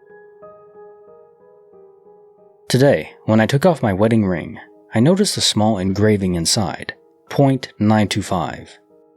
This clearly indicates that the ring is made of sterling silver. The problem is my wedding ring is supposed to be iron, or at least it was until today. I've been married for nearly 2 years now. When I was searching for a wedding ring, I distinctly remember looking at and comparing iron rings. Initially, I wanted a titanium ring, but was out of my budget. Not wanting a traditional precious metal, I chose iron instead. I take my ring off every day to shower, and I often fidget with it, sliding it on and off throughout the day. In all that time, I've never once noticed the .925 mark. I've seen the scratches and dings, the uneven wear on the pattern, but never the .925 engraving. Curious, I checked the Etsy page where I purchased the ring. I even dug up my email receipt from the purchase, and it confirms the same. A .925 sterling silver ring. I know this is the same ring I've always had. My wife doesn't think it's changed at all, but I'm certain my ring was iron, not silver. Universe switcheroo, but this could be evidence of quantum immortality. Case file number 2662, written by Jax Tastical. If you say that in a different way, it's incorrect. From heartbreak to daybreak. About 3 or 4 years ago, I was staying the weekend at my mom's house. I was out at a birthday party for a friend in a nearby city that Saturday afternoon. Later that night, I called up a guy I really liked at the time and asked if he wanted to hang out. He said yes, so I left the birthday party and drove to his house, which was in the same city as the party. We got some beers and sat out on his patio and had a few drinks. Yes, I had some alcohol, but I still clearly remember the events that unfolded before the odd part happened. About an hour into us hanging out, I began talking to him about my feelings for him, which I had known he wasn't interested in a relationship with, but of course I let his response upset me nonetheless. I jumped up, grabbed my purse off his chair in the living room, and got into my car to drive back to my mom's. He didn't follow me out, just let me go, and it couldn't have been any later than 1 or 2 a.m. tops. My mom only lived about 20 minutes away, so I found it very odd that I left his house around 1 or 2 a.m., drove straight to my mom's, and pulled up in her driveway. and it was daylight outside. I have no recollection of any time between the moment I drove away from his house to the moment I pulled up at my mom's, but it scares the crap out of me every time I think about it. Yeah, I mean, there are cases where alcohol does reduce memory or even, black out drunk, as they say. But this doesn't sound like that because you drove home. You were aware of the events leading to the car and then getting back home. Can you drive while intoxicated, which obviously you should never do, but are you able to pass out? Or is it just, you don't really pass out, your memory is just blocked? I don't know, maybe I don't drink at all, actually, so I don't have any information about that. But I guess it sounds like that could be possible. But the other more fun possibility is alien abduction, which, well, more fun? I guess it depends on who you're talking to. Case file number 2663, written by Anonymous. Thousands of cars and an empty desert. I lived in New Mexico most of my life, and as any local can tell you, there are vast areas of uninhabited land. Depending on what part of the state you're in, you can run into large groups of people living off the grid. I'm looking at you, Taos, New Mexico. It doesn't bother me, I think it's a fascinating way to live, but there's no denying that it's unusual. One night, I'm driving home from college to visit my parents, and I'm cutting across State Road 6 to get to the highway. Halfway along, there is this massive gorge and a giant pointy hill. Now I'm no stranger to seeing weird crap in the middle of the night in the desert, but this beat all. I was giving a friend a ride back to our hometown, and as we drove around the corner coming up to the gorge, we saw it. It was a light. A huge light, like a massive stadium light shining on the tall pointy hill. And it was bright. It was about 9 p.m., the sun was down, and you could see the entire valley and hill, clear as day. Then the other freaky thing, there were cars, thousands of them parked like a concert or something, but there were no people. We looked. I slowed down as we were driving through, and we didn't see a single person in or out of the cars, just this huge light, all the cars and the hill. The whole event probably had about a 3-mile radius, and more cars were parked on the other side of the road, out of the light. We didn't see a single person the entire drive through. Finally, when we were driving home less than 48 hours later, the area was deserted. There was nothing. We didn't get out to see if there were tire marks, but the whole area was just as lifeless as it always was. To this day, I don't know what was going on. My best guess is it was one of those communities and they were doing some religious stuff. Heck, maybe they and all their cars were raptured into the hill, who knows. It was pretty darn freaky though, and when I think about it I still kinda think, what the fluck? Understandable reaction, yes. What if it was a different universe, one where aliens made contact with the public, and the government couldn't keep it quiet? And people were like gathering like they did in Independence Day on the top of the building, hopefully with a less disastrous end. Case file number 2664, written by XTY-XTBX. The Gulf and the Thing in the Sky. We grew up about 3 or 4 miles from the Gulf of Mexico. My friend's house had easy access to his roof from his window. During the summer nights, we used to just chill on the rooftop and talk with whoever was over his house at night. Well, this particular night, it was probably about 3:30 a.m. and we noticed an odd-looking plane. We knew some planes tend to look like squares at night with their light placement, so we just said, that looks weird, and didn't pay too much attention to it. It was probably about 10,000 to 15,000 feet in the air. It was lower than normal, but still fairly high. Well, it passed over us and continued towards the Gulf of Mexico. 30 to 40 seconds later, I commented about the plane again, and then we saw it just take off. Not anywhere near the speed of a commercial airliner. I mean, this was like spaceship speed. It was out of our sight in about 10 seconds. I've never seen anything move so fast in my life. I'm not one to believe in aliens or something like that, but this event definitely made me more curious. With the uncommon shape and speed, it was just weird. Happened like 6 or 7 years ago. Well, one doesn't have to believe in aliens to believe in UFOs. Those are real. We just don't know what their source is. Maybe it's just the government.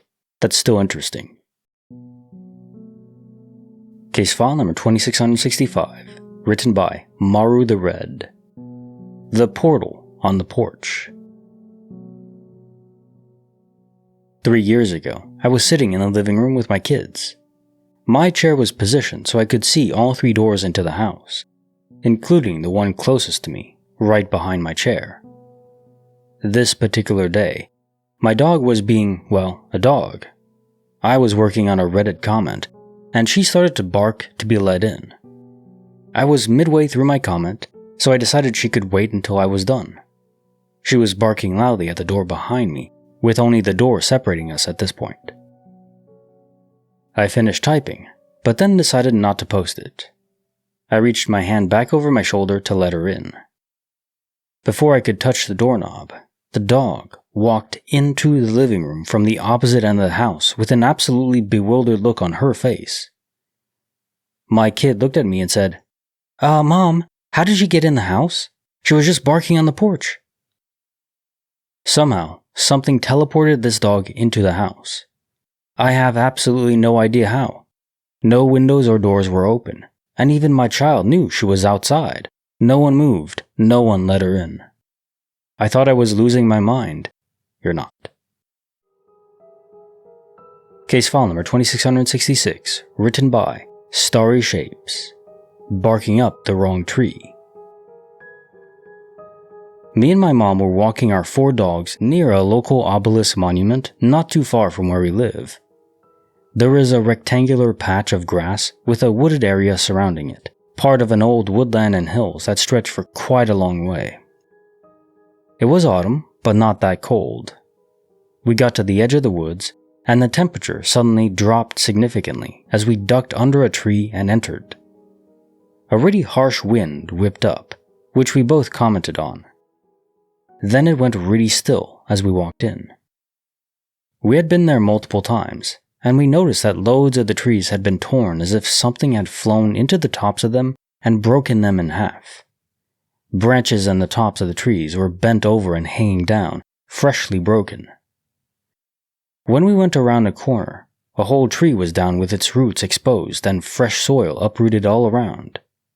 The dogs were super interested in it and digging at the loose soil. We were really shocked at what a mess it was, how cold, quiet, and eerie it was, and how strange it all felt.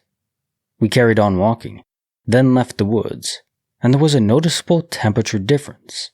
Again, we commented on it. The following day, we came back, and everything was different.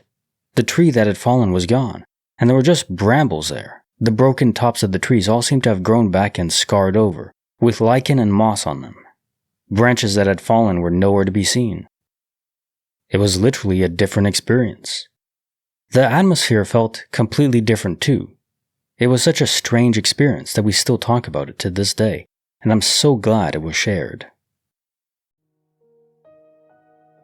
Case file number 2667, written by AJ Madrid 123. A therapy session with a side of mystery. 2 weeks ago, I had a scheduled appointment with my psychiatrist at 8 in the morning.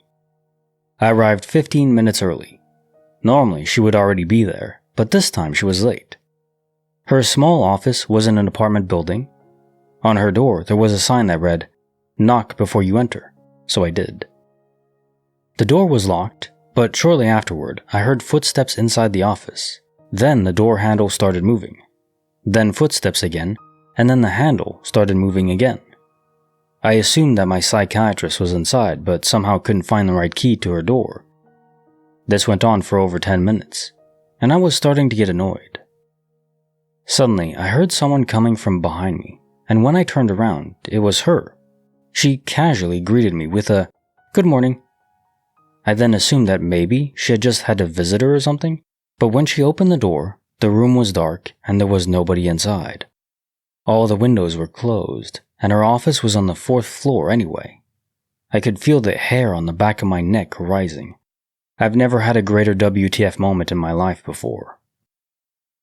Just so you know, I'm a very skeptical person.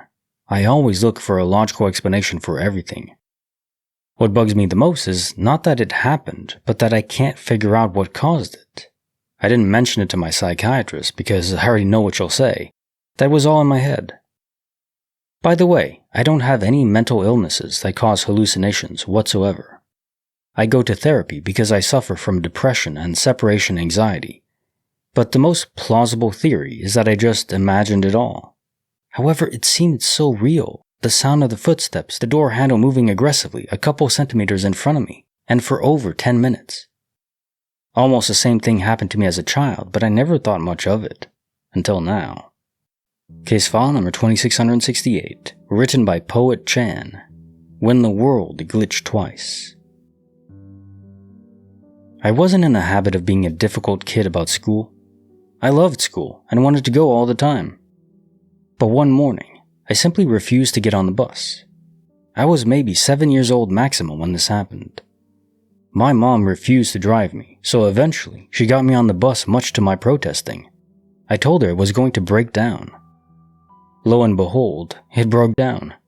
The only reason she knew that was because in my hysteria, I left my lunchbox, so she had to drive to school to deliver it, where she heard that my bus had been delayed because it broke down. I was a very vindicated 7-year-old that day. I still don't know how I did that.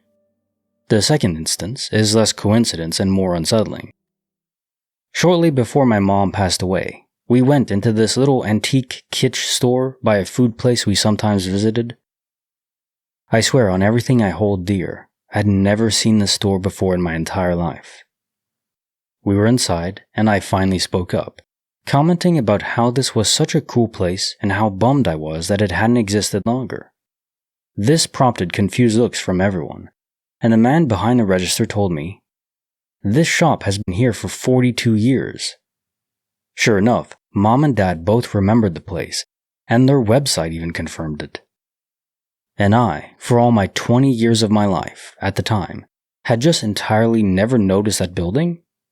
I could tell you all the buildings around it in detail, but not that one. The really weird thing is that that building sticks out like a sore thumb because it has a radically different design and architecture on the front. I'm still really disturbed when I think about that. Well, this is obviously quantum immortality on the second part. The first part, though, doesn't necessarily translate, unless only certain special people have access to quantum immortality, people who have this additional gift of foresight. So maybe quantum immortality is not applied to everyone. I hope it is. That would be kinda unfair if it isn't. Case file number 2669, written by Stickers Are Life. A place we weren't meant to find. When I was young, my parents and I would go on adventures. We would get out a map of our state, Arizona, find a random place, and go there. Most of the time we just ended up in the middle of nowhere, but one time was really bizarre. I think I was around 10 at the time, and completely obsessed with castles and being a princess. We opened up the map, and to my delighted eyes, I saw a place called Castle Hot Springs. We plotted our course on the map, no GPS back then, but like so many of our adventures, we became hopelessly lost. My dad's sense of direction is subpar at best. Here we are in the middle of the desert on a dirt road, not a flat desert but rolling hills of cacti and Palo Verde trees. Now, getting lost in a desert is not exactly the best thing to do, but luckily, we had plenty of water. It wasn't the first time my dad had gotten us lost on a trip. We pulled up on the crest of a rather high hill, and below was a canyon with a stream flowing through it. The way the car was positioned, we couldn't see completely into the canyon. Running streams in the Arizona desert are a novelty, to say the least, so my dad declared we must have arrived at the hot springs. I now know that Castle Hot Springs is an old resort that was abandoned a long time ago, and this place couldn't have possibly been Castle Hot Springs. But my parents and I had no clue. This was way before Google. We got out of the car and started walking down into the canyon. I remember practically prancing down, so excited to see the castle. As we reached the bottom of the canyon, things got weird. Inside the canyon was what looked to be a small town with a spring in the middle. There were newish houses. I think we counted 6 on each side of the stream, complete with concrete driveways and fairly new cars. The place was dead silent, except for the man-made waterfall at the mouth of the stream. I remember being absolutely terrified. Against my begging, my parents decided to get a closer look, ask for directions, that kind of horror movie crap. As we walked into the town, I noticed a really thick layer of green slime covering everything the stream touched, like Double Dare slime but coagulated. The silence was deafening. No birds, no dogs, no nothing. My dad went up to one of the houses and knocked on the door, waited, and knocked again, but there was no response, as you'd expect. He went to a few more houses and still, no one was to be found. There were cars in driveways, and the curtains were open. He then started looking in the windows, but all he saw was a few pieces of furniture, no people. About that time, we noticed the cave. Not a hugely deep thing, but tall and with enough of an overhang to call it a cave. There was black soot all over the sides of the cave, and we found these weird red candles lying around. Now, I was only 10 at the time, but I knew creepy stuff when I saw it. I wanted the hell out of that place. The sun had started to set, and all I could think of was vampires. We had stumbled upon a town of freaking vampires. As the town got darker, the temperature dropped so suddenly I started to shiver and cry. But really, the worst was yet to come. Cue the bats. It wasn't even completely dusk, and out of some unseen cavern in the cave came hundreds of huge, well, to 10-year-old me anyway, black, screeching bats. Even my parents had had enough, and we all took off running back to the car.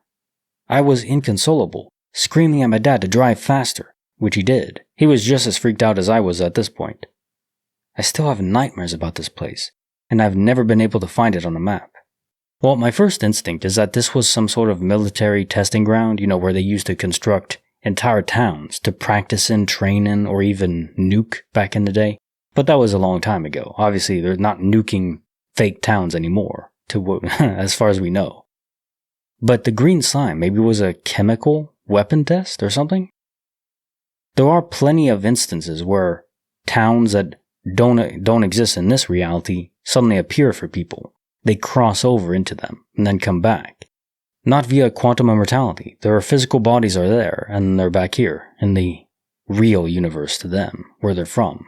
Perhaps over in that universe, they are still conducting military tests like this. That would be my guess. A crossover to military experiments. Case file number 2670, written by Anonymous. The Seinfeld Paradox. In the late 90s, my grandparents had a pretty large house with 2 living rooms on the top floor.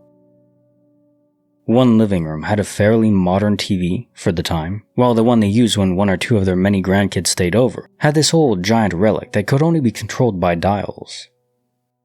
One day, I decided to watch a VHS tape of Seinfeld episodes they'd recorded on their newer TV. The video started playing, but before sitting down, I wanted to get a drink from the kitchen that divided the living rooms. As I entered the kitchen, I saw the old TV was on, and it was playing the exact same episode of Seinfeld. Confused, I went back to the new TV, hit fast forward on the VCR, and ran back into the kitchen to see the episode running in fast forward on the old TV as well. There's no way the TVs were connected. The old one didn't even have an aerial input, just an antenna. And there's no way it could pick up a direct feed from the VCR, right? Everyone was amazed, but I was the only one who really questioned it. I wish I could have solved the mystery, but alas, they moved before I gained the kind of understanding of technology that might have allowed me to figure it out. Case file number 2671, written by Aw Mangoes. Aunt Betty's 911 vision. I remember being 7 years old and going with my parents to take my great-great-aunt out for dinner. She was in a nursing home, and we always went to spend time with her. She was 100 at the time and loved Long John Silver's. On our way to the mall to get some Long John Silver's, she started crying and freaking out. She pointed out the window up into the sky and said, "What's that big tower? It's on fire. Someone call 911. She started screaming that something looked like it hit the tower, and that's what started the fire. She even described people jumping out of the tower to get away from the fire. Dad, who was driving, kept asking, "What towers?" She kept pointing out the window, crying, asking why we weren't stopping to help those poor people dying in the tower. We explained that it was just an open field and a small gas station. There was no fire, but she was very adamant about there being a tower on fire. I was so terrified. Mom finally stopped her by saying that she had called the firemen and everything was going to be okay. Aunt Betty then looked around and said, "What are you talking about?" To this day, I'm not sure what was happening. She never had anything like that ever again. While a centenarian first is just in of itself an accomplishment, so really props to her for that, living so long. I intend to beat her, but we'll get to that when we get to it. So yeah, was this a vision of things to come? A very dire vision, indeed. I can't say for sure if it was just the thralls of a dying mind, or if her mind was able to connect to the beyond, which is just, I guess that's a good enough word for the realm of information that exists beyond what is normally available to us. Obviously, she didn't see anything in real life, in her surroundings. It was just a field, as you said, in a gas station. So, was she able to peer into that future of things to come in a different area too, not just the future of where she was? That would be incredible if it was the case, and it kinda does seem like it, especially in the vivid detail she describes of what was happening to the people jumping out. Whew, that is probably the worst fact about 9/11. Case file number 2672, written by Drifting Raven. A house with a secret past and a matchbox future. When I was around 6 years old, my parents bought a house in the middle of nowhere. It was super cheap, and we were all excited because our family was very poor, so we didn't ask many questions. It was, I think, a 4-bed, 2-bath house with a basement, a barn, and a pond. It was crazy. My dad was into astrophysics, and my mom was in the military, so we weren't a scared or paranoid family, but none of us could be alone in the house. We were constantly creeped out there, so we would go around in pairs. It just gave us the creeps. We spent a few weeks fixing it up, and my mom kept having this dream where she was sitting in the living room, on the couch, and a man came down the hall screaming and whacked her in the stomach with a shotgun. That freaked us out even more. So the first night we stayed in the house, we all slept in the living room floor instead of in our rooms. During the night, my dad woke up because he has sleep apnea. He smelled smoke and realized my bedroom was on fire. He got me and my brother out, and they tried to put out the fire, but they couldn't. That first night, the whole house burned to the ground. The firemen couldn't determine what started it. Then we found out that the previous owners had been dishonest about some things. Apparently, the man who built the house had committed an ending by whacking himself in the stomach over in the living room. A bunch of other crazy stuff had happened to this family. We weren't even really sad that the house burned down because we were so uncomfortable in it.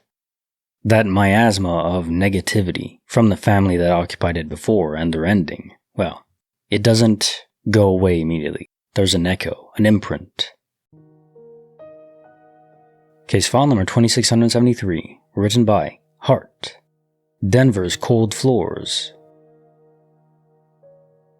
Back in Denver, when I was a kid around 1998 to 2006, we moved into our first house. The room next to my parents' master bedroom was always really cold, unusually so. I didn't think much about it then, and just used more blankets.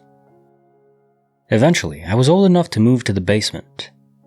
Every now and then, I would hear noises.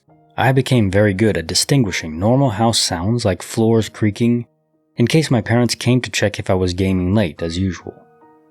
Sometimes, these noises came from my old bedroom. One time, I heard them so clearly that I went upstairs to see what was going on, but there was nothing there, and my parents were asleep. One summer, my mom and I went to Mexico for my US green card application. My dad told us he sometimes felt uneasy while we were gone. He described sounds and said that once, all the dishes started to rattle very loudly, and the cupboards slammed shut. I didn't even know how to respond. Another time, my family from Kansas came to visit, and we were leaving for a day trip. My younger cousin, who was about 9 years old then, and I were going upstairs. I hurried past him as he stopped for water, and I ran outside to wait for him. He came out looking a bit pale, but didn't say why. 2 years ago, he finally told me what happened. He said that on his way out, a kid called to him from my old room. He saw a child and ran to see what was happening, but didn't see the kid again. I still don't know if it was something connected to the house or to my dad. My guess is it's to the house. Case file number 2674, written by Reddit Lurker, blinded in the Kari forest. This happened about 20 years ago. We were going on a family holiday to a place called Donnelly River, an old mill town in southwestern Australia. I was driving with my sister and a friend, while my parents were in another car just ahead of us. We had been driving for about 4 hours, and were about half an hour away from our destination. It was about 6:30 at night, and we were driving through a Kari forest. It was pitch black, except for our headlights, and we were chatting away, laughing and telling stories. All of a sudden, the car was filled with an electric blue light. This light was coming from every direction at once, like we were literally surrounded by this intense bright blue light, not coming from outside the car but somehow from within the car. In the space of a second, it was all over, and we were left saying, "What the fluck? What the fluck?" We were all freaked out and talked about what it could have been for the remainder of the drive. When we got to the cabin, we unloaded the cars and I told my parents what happened. They both started exclaiming how it had happened to them too. I have no idea what caused it. There was literally nothing out there. It was on a tiny dirt road in the middle of absolutely nowhere. There were no light poles, no buildings, nothing out there. Even today, there are still no phone towers or anything out there. Aliens, yay, with blue light. Case file number 2675, written by G'day, The Shadow on the USS Hornet. I was in 8th grade with my Boy Scout troop on the USS Hornet. This place was a hotbed for ghosts, and I was a thrill seeker.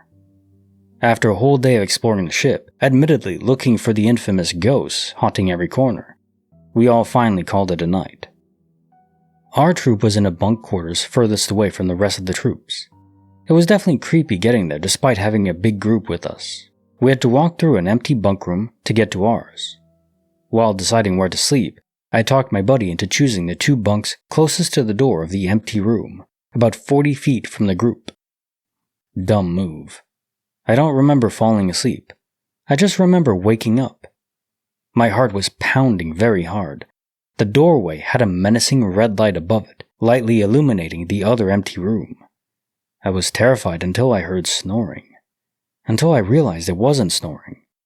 I peeked over the end of my sleeping bag, looking to see if someone was up whispering and sometimes talking.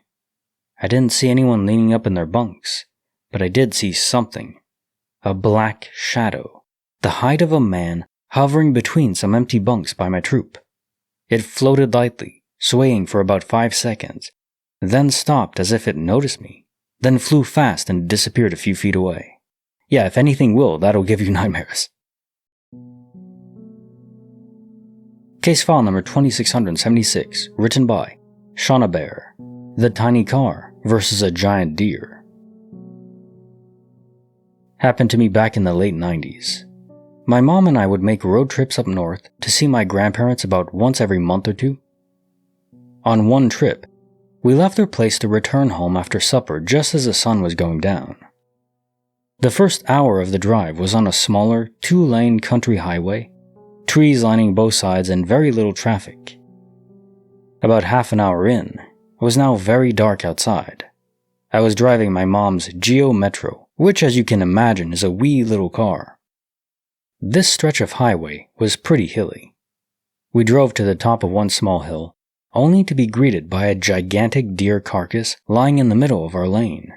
It was too close for me to swerve. My mom and I both gasped because we knew that we had no choice but to drive straight, which would more than likely flip our car. The midsection of the deer had to have been no less than 1.5 feet in circumference. We of course didn't have time to say anything to each other, just hold on. I remember holding onto the steering wheel for dear life, and I closed my eyes, just waiting to die. Then a few seconds went by. Nothing happened. What the fluck?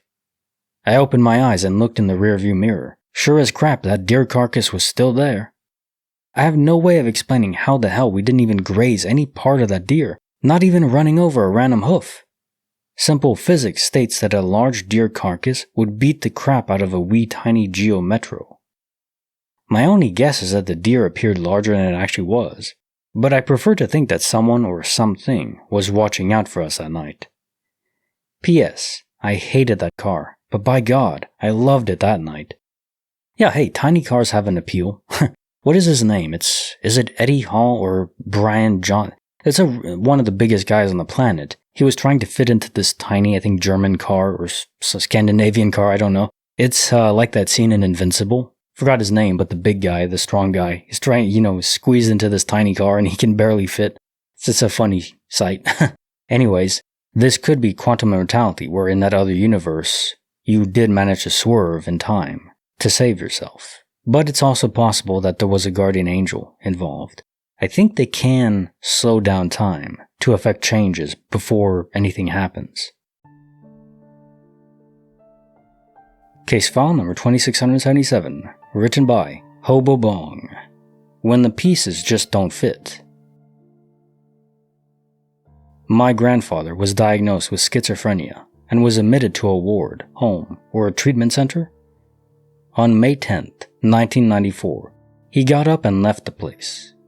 There were no signs of release from doctors, no sign of abduction, nothing. He simply got up and went away. He did not go home, he disappeared. Soon after the facility realized he was gone, they called my family to tell us he ran away. My family hired an investigator and filed a missing persons report. The police were searching for him. Nothing ever showed up. Nobody ever saw him again. I was only 3 months old when he went missing, but I've seen photos of him, and I recently started looking up his case online. This is what I found on several websites. The photo shown does not look like my grandfather, unless of course it's a younger photo, and it shows a different name. I was led to believe that his name was Eduardo, but this case shows Carlos. It could be one of three things. Either my family lied to me, and this isn't my grandfather, or the person who filed the report and the people at the hospital messed it up, which is why they could never find him. Though I don't know how my family would overlook small details like that. Or maybe I'm just overthinking it, and there were two men of the same age with the same condition and the same last name in El Paso, Texas, who went missing around the same time. It's all very strange to me, and I don't feel comfortable asking my family because the last time I did, my mom snapped back at me with, "Why do you care? You never ask about him anyway." See, that's a weird defensive reflex. Why would she say that? I mean, why would you care about anomalies that don't make sense, pieces that don't fit? I mean, we are innately, I think, wired to solve mysteries or want to explain things. So, very natural to question. Case file number 2678, written by Noctua Noctis, Firewood, Forks, and Fools. So this one time, I was with my immediate family on a trip to a cabin in a state park we'd never visited before. We got off late, so when we finally arrived via the twisty mountain roads, it was well after dark. It was springtime in Pennsylvania, so the temperature was dropping, and we decided that firewood would be a good idea. It wasn't terribly late, so my dad and I decided to drive to a little town nearby where there were supposed to be a couple of different stores that hadn't closed yet and might have firewood. And when I say little town, I mean literally just a few stores and a singular streetlight. There's no cell service, so we had to figure out which way to go before we left. We set out, and at the first fork we reached, we realized that we weren't sure which way was correct. The town wasn't more than a couple of miles away, so we figured trial and error was a better plan than driving all the way back to our cabin to recheck. When we left, we drove for almost 15 minutes, much farther than we would have needed to drive to hit the town. At that point, we decided we must have chosen the wrong path, and we turned around to go back. We went right. The same thing happened. We thought it was odd that we hadn't noticed driving through the town, but we figured we would pay attention on our way back. There was no town. There were no other roads we could have turned off onto, and the town was right on the main road. We should have passed it. My mom thought we were just being crazy, so the next day we all piled into the car and headed out. We went right, and literally 2 miles later, we hit the town. Mom proudly asserted that we were both fools and decided the matter was settled. The weirdest part? The main road runs into the town and then hits a T intersection. Had we driven through the town the night before, we would have had to turn one way or the other. We definitely didn't turn off either road we were on the night before. Town that shouldn't exist, and now a town that just didn't exist until your mom came. These stories are so cool. Case file number 2679, written by Pomsey, from Liverpool with a Whisper.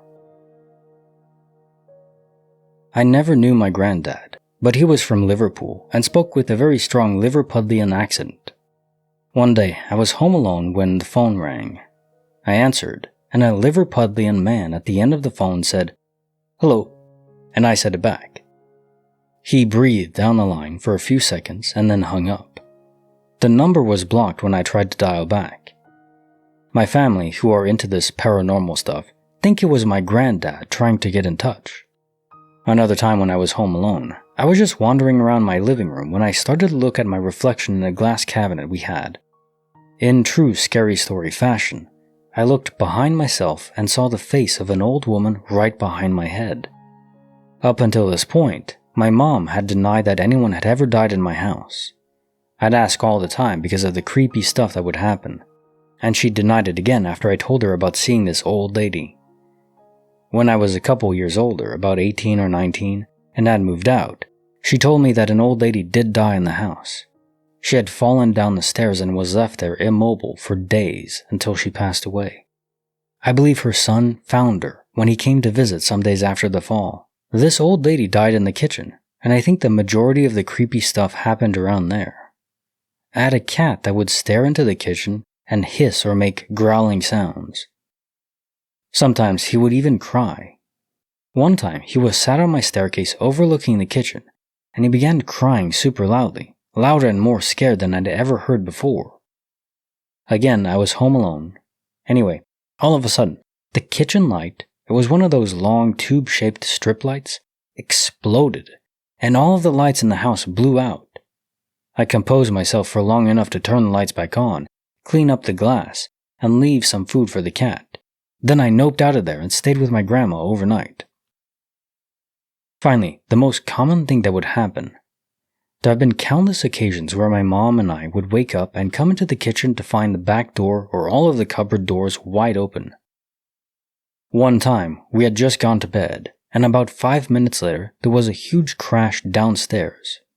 We went down to find all the kitchen cupboard doors wide open, and we both knew that they were closed, as we had only just come upstairs to bed. That one freaked me out quite a bit. Also, when my mom was dying in the hospital, I stayed with my grandma. Next to the bed was a single plug socket that I had my phone charger plugged into. I had unplugged an old vinyl player to put my phone charger into the socket. We got a call about 3 a.m. that my mom was unlikely to survive for much longer, so I unplugged my phone, packed my charger into a bag with some other stuff, and we rushed to the hospital. Neither myself nor my grandma came back for at least 24 hours, but when I arrived back to the bedroom and tried to plug my phone in, I found the vinyl player had been plugged back in. This one freaked me out a bit because absolutely no one had stepped foot into that bedroom since I had left, and even if someone had, they would have no reason to plug in an old vinyl player. Case file number 2680, written by William at VSA, The Phantom Quarter Pounder. This story involves me and 2 friends. I'll call them Luke and Ned. We were all on a night out. Ned drinks, but Luke doesn't. I only drink very rarely, and tonight I had 2 drinks over 6 hours, so I am sober and was so when this happened. This night out was not a drunken pub crawl. We simply went out to view the city. When we were heading back to our hotel, Ned says he wants a burger. He'll see us tomorrow, and walks into a fast food place. Luke and I decide we'll wait for him because we do not want to make Ned walk alone. We walk to a convenience store across the street, then go back to standing outside the fast food place waiting for Ned. Very important, we see him there, waiting for his food. We make a joke that he'll not even notice us when he comes out. He grabs his food and walks towards the door. That was the last I saw of him. The fast food place was on the corner of the street, and each direction when you exit is a long, open street. We were on the left corner. After a few seconds of waiting for him to pass us, we walked to the corner to look down the right side of the building. Nothing. We turn around and look back down the left side, thinking he'd passed us without us seeing. Nothing. He was gone. We thought he went to the restroom, but when we looked, there was no open restroom inside the shop. So we just decided to walk back to the hotel. It's important to note that from the time we saw him walk towards the door and us deciding to walk back to the hotel was maybe 20-30 seconds, not long at all. It was easily a half-mile walk from there to the hotel. It was a single open street. We could see anyone walking this street. Ned is a very noticeable person, so we couldn't have missed him at all. So there we are, Luke and I are discussing how weird this is. We wonder if Ned is going somewhere else before the hotel. We then decide to call Ned. Luke speaks to Ned very casually saying, "What's up? Where are you?" Ned says he's near the hotel, but we aren't even halfway back at that point.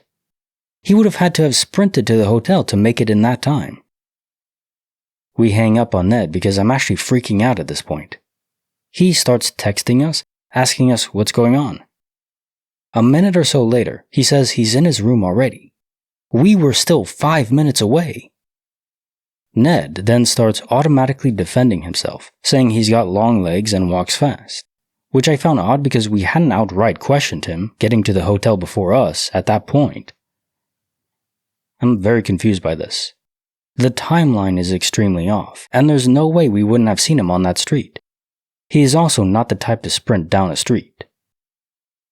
Well, you mentioned it was odd that he was defensive, and I agree. Perhaps he's one of those types that, if a glitch happens to them, they don't want to talk about it, or even believe it themselves, so maybe he encountered a space-time portal inside of the restaurant. He just appeared near or inside the hotel, and he just couldn't process that. Case file number 2681, written by Diraccio. Clickbait for the simulation. 5 minutes ago, I was thinking about quantum entanglement and tried to figure it out by myself, how this phenomenon could be true, and how strange it is, just like the observer effect. At that moment, I came into my room and sat in front of my PC. The mouse wasn't there. After I noticed that, I checked underneath, in case it had fallen down and gotten stuck in the wires. That happens sometimes. Then after 7 seconds or so, I saw it reappearing. It might not sound that strange as it was, but it was actually impossible for my brain to ignore the mouse for a while. By the way, one fact makes this story twice as strange. I remember reading a comment yesterday, before I went to sleep, that item disappearance glitches are the most common and it's always fun to read about. True. After I read that comment, I wish the universe would send me one of those glitches so that I would stop procrastinating and would continue working on my projects, knowing for sure this is a simulation. So I can truly say yesterday I was 99% sure it was, but now I'm at 100%. Yeah, I'm probably still in that 99% range, but yeah, all true. To this story, all I can say is facts. Case file number 2682, written by Frequent Still 2333. Lime green, dark blue, and something new. While hiking Mount Morrison in Denver, I reached the saddle and turned right to continue up the trail. At the next opening and first set of trees, I came across an older couple descending the trail and looking tired. I noticed them more acutely because she stepped off the trail, assuming to use the restroom. She was in a lime green shirt, and he was in a dark blue shirt with a grossly oversized backpack for the type of trail it was. I nodded to the man, made eye contact, and kept on my way. On my descent from the summit, at the same exact spot of trees, I encountered the couple again. About an hour and 10 minutes had passed since the first seeing. This time they were heading up the trail. Same age, same color shirts, same oversized backpack. They acknowledged my presence, but not in a way where they seemed to recognize we had passed each other before. I was baffled, and I'm pretty sure my face expressed that. I considered that they might have taken an extremely long break at the trees, but why would they be going up the trail again when they had already come down it? Also, my afternoon and evening were completely different and unexpected, with many text messages and rover job offers that I would never have predicted to come in before starting that hike. Yeah, perhaps quantum immortality does lean that way. Case file number 2683, written by Tony Ann. Siri, are you in another dimension? I was at a lake with my phone in my lap, mapped the way home. Took a wrong turn. My phone was connected to my car via Wi-Fi, but I wanted to see the map. The phone was completely gone, and I had not left my car. I hadn't even opened the door. I was frantic because I didn't even know how to get back home. I have a second phone, which wasn't even charged, but I charged it and called my primary phone. I could hear it ringing, but it was muffled, so I thought it was under my seat with something on it. I made it to a gas station, pulled over, and looked. No phone. But I knew it had to be in my car because it was still connected to my car, until it wasn't. I thought, great, I have dropped it when I pulled over to look for it. As soon as I thought that, I swear it reconnected. I pulled over a total of 3 times, looked under the floor mats and everything. No phone, but I could hear a muffled ring when I called it. I finally decided it somehow got into the center console, and I just needed to get home. As soon as I pulled up and parked at my home, there was my phone at my feet. There is no way I did not see it. I even pulled up the floor mat, and to top it all off, my phone ringer was on mute, but it definitely had a muffled ring, and I called it probably 20 times. The only possible explanation is it teleported or something. Case file number 2684, written by Raving Rookie. Post-credit poultry. I just finished watching an animated movie called Migration. This is the second time I've seen it. The first time was around when it first came to streaming services. I can't recall which one exactly, as it was at someone else's house, but I don't think it was Netflix, where I just watched it now. Maybe Amazon Prime? Anyways, at the start of the movie, the dad, an anthropomorphic duck, is telling his kids a made-up story about how they decided to leave the pond they live in, and then a bunch of predators come and eat them. There's an emphasis on herons being especially dangerous, and later in the movie, but still close to the beginning, they do end up meeting a heron during a storm, and she brings them to her home for shelter.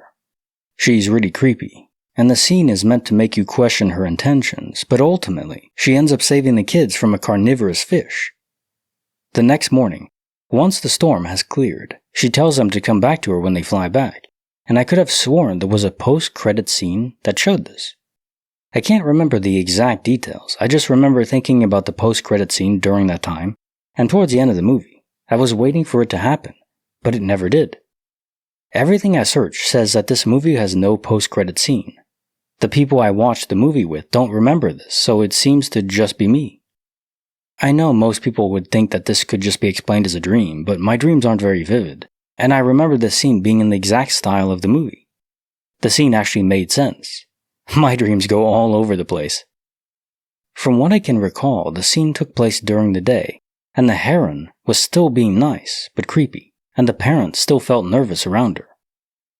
Well, I've never seen this movie, so I can't comment on that, but I know I've experienced a similar glitch where, well, it's kind of the opposite, where an episode of Stargate, and also one of TNG, that I had never seen, and keep in mind, I've rewatched these shows countless times, just those 2 episodes that they don't exist to me. I never saw them until I saw them once, but after rewatching the show countless times, that doesn't make sense.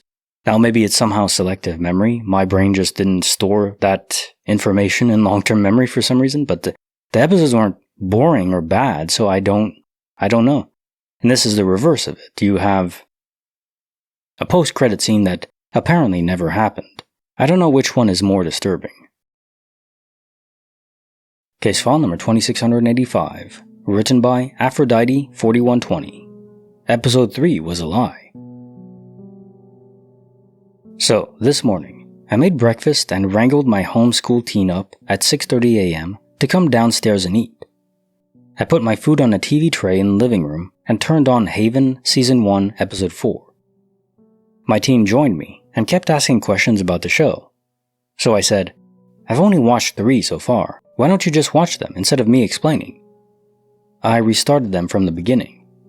Since I've already seen them, I finished a book that I was reading and was almost done with.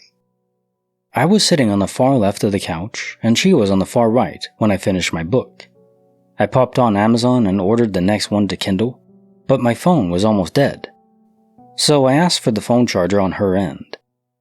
I sat and read until the 3 episodes were up, approximately an hour and a half, then turned it off and sent the kid off to start schoolwork, and I got up to clean the house. After sweeping and all that jazz, I sat down on the couch in the same spot to read some more. But the cord for the charger didn't reach the far seat that I was in before. I went upstairs to follow up on the schoolwork and asked why she switched the charger cords in the living room, and when, since I didn't see her.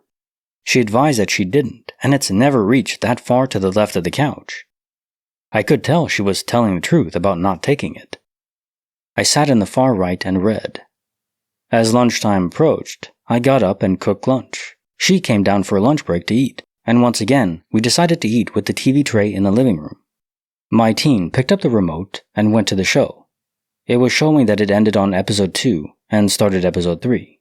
I said, "It's not this one, you just watch this one." And she argued that she's never seen it.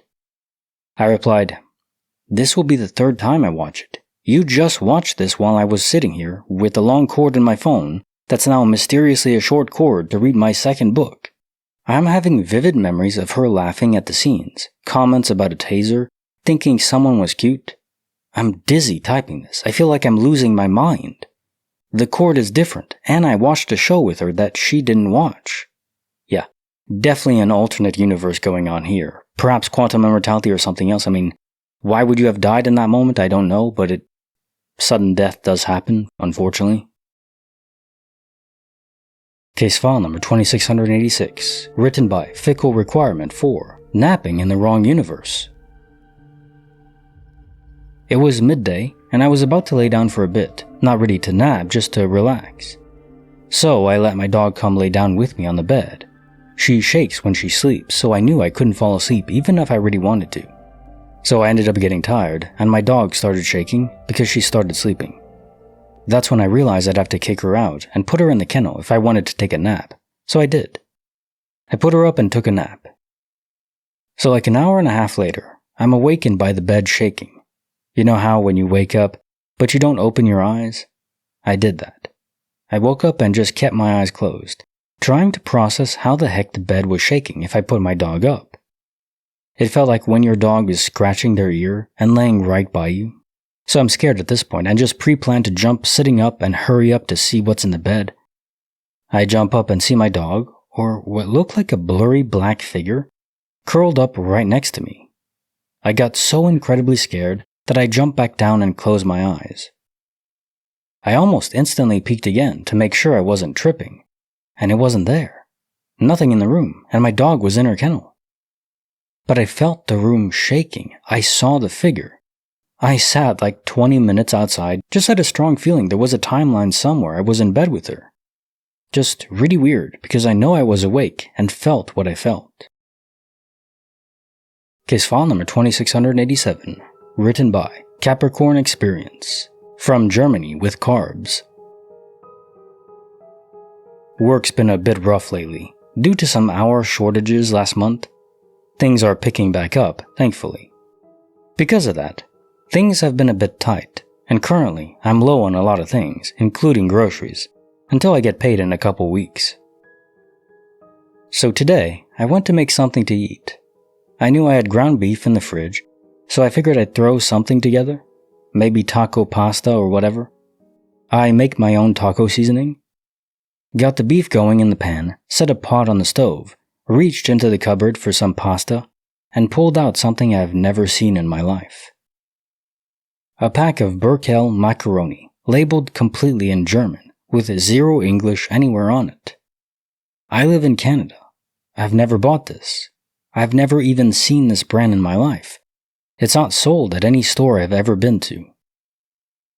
So there I am, just standing there, holding this foreign, obscure egg noodle like it's some kind of cursed object dropped from another dimension. I live alone. Nobody's been in my house for about a month, and the last time someone was here, it was for one reason, and it definitely wasn't to sneak German pantry goods into my cupboard. I order all my groceries online through a delivery service because I hate grocery shopping. So I went into the app to check. No record of it, not in any past order. I even searched the entire store's inventory. Burkel doesn't even exist on the platform. I've never been to Germany. And to make it weirder, a few months ago, I rearranged my kitchen. I moved all the pasta into a new cupboard. This pack wasn't there then. Hell, I was in that cupboard yesterday, wasn't there. I just searched it online, and you can't even buy it in Canada. Only a few websites come up, and they're all German websites I've never heard of. This shouldn't be here. No logical explanation fits here, so I've fallen back to magic. I've had some experiences with the universe and a bit of manifestation weirdness. Maybe I manifested it without realizing. Maybe an alternate dimension version of me visited Germany and thought, you know what I need? A noodly souvenir. And that timeline crossed over this one. Or maybe two timelines crossed. One where German is a default language here because, I don't know, Germany won? I don't know, man. Or maybe there's a German god of pasta who looked down and said, he must eat today. Whatever the case, I'm shaken. Don't have an explanation. I just cooked the glitch, and it tasted alright, but since I couldn't read the label, I'm a bit concerned about whether there were terms of use for this magic pasta. Yeah, they get you on those terms of services, don't they? You wind up growing a magic beanstalk in your stomach. Well, a magic pasta pod? I don't know. Just grows out of your stomach like bursting from aliens. Hopefully it's not that bad. Case file number 2688, written by guest star. I drove smarter, not faster. One time, I was driving towards a service station for a cup of coffee. The usual route is first straight ahead, then left through traffic lights, then right from the next lights. Drive through another set of lights, then left from the next ones, right through a roundabout. Left through the next roundabout, straight, a left, and finally a right, and you'll be at the station parking lot finally. When driving towards the first set of lights, there was this annoying Audi tailgating me, trying to make me go faster. Nope. I drive for a living, and I'm not going to be fined because someone else is in a hurry.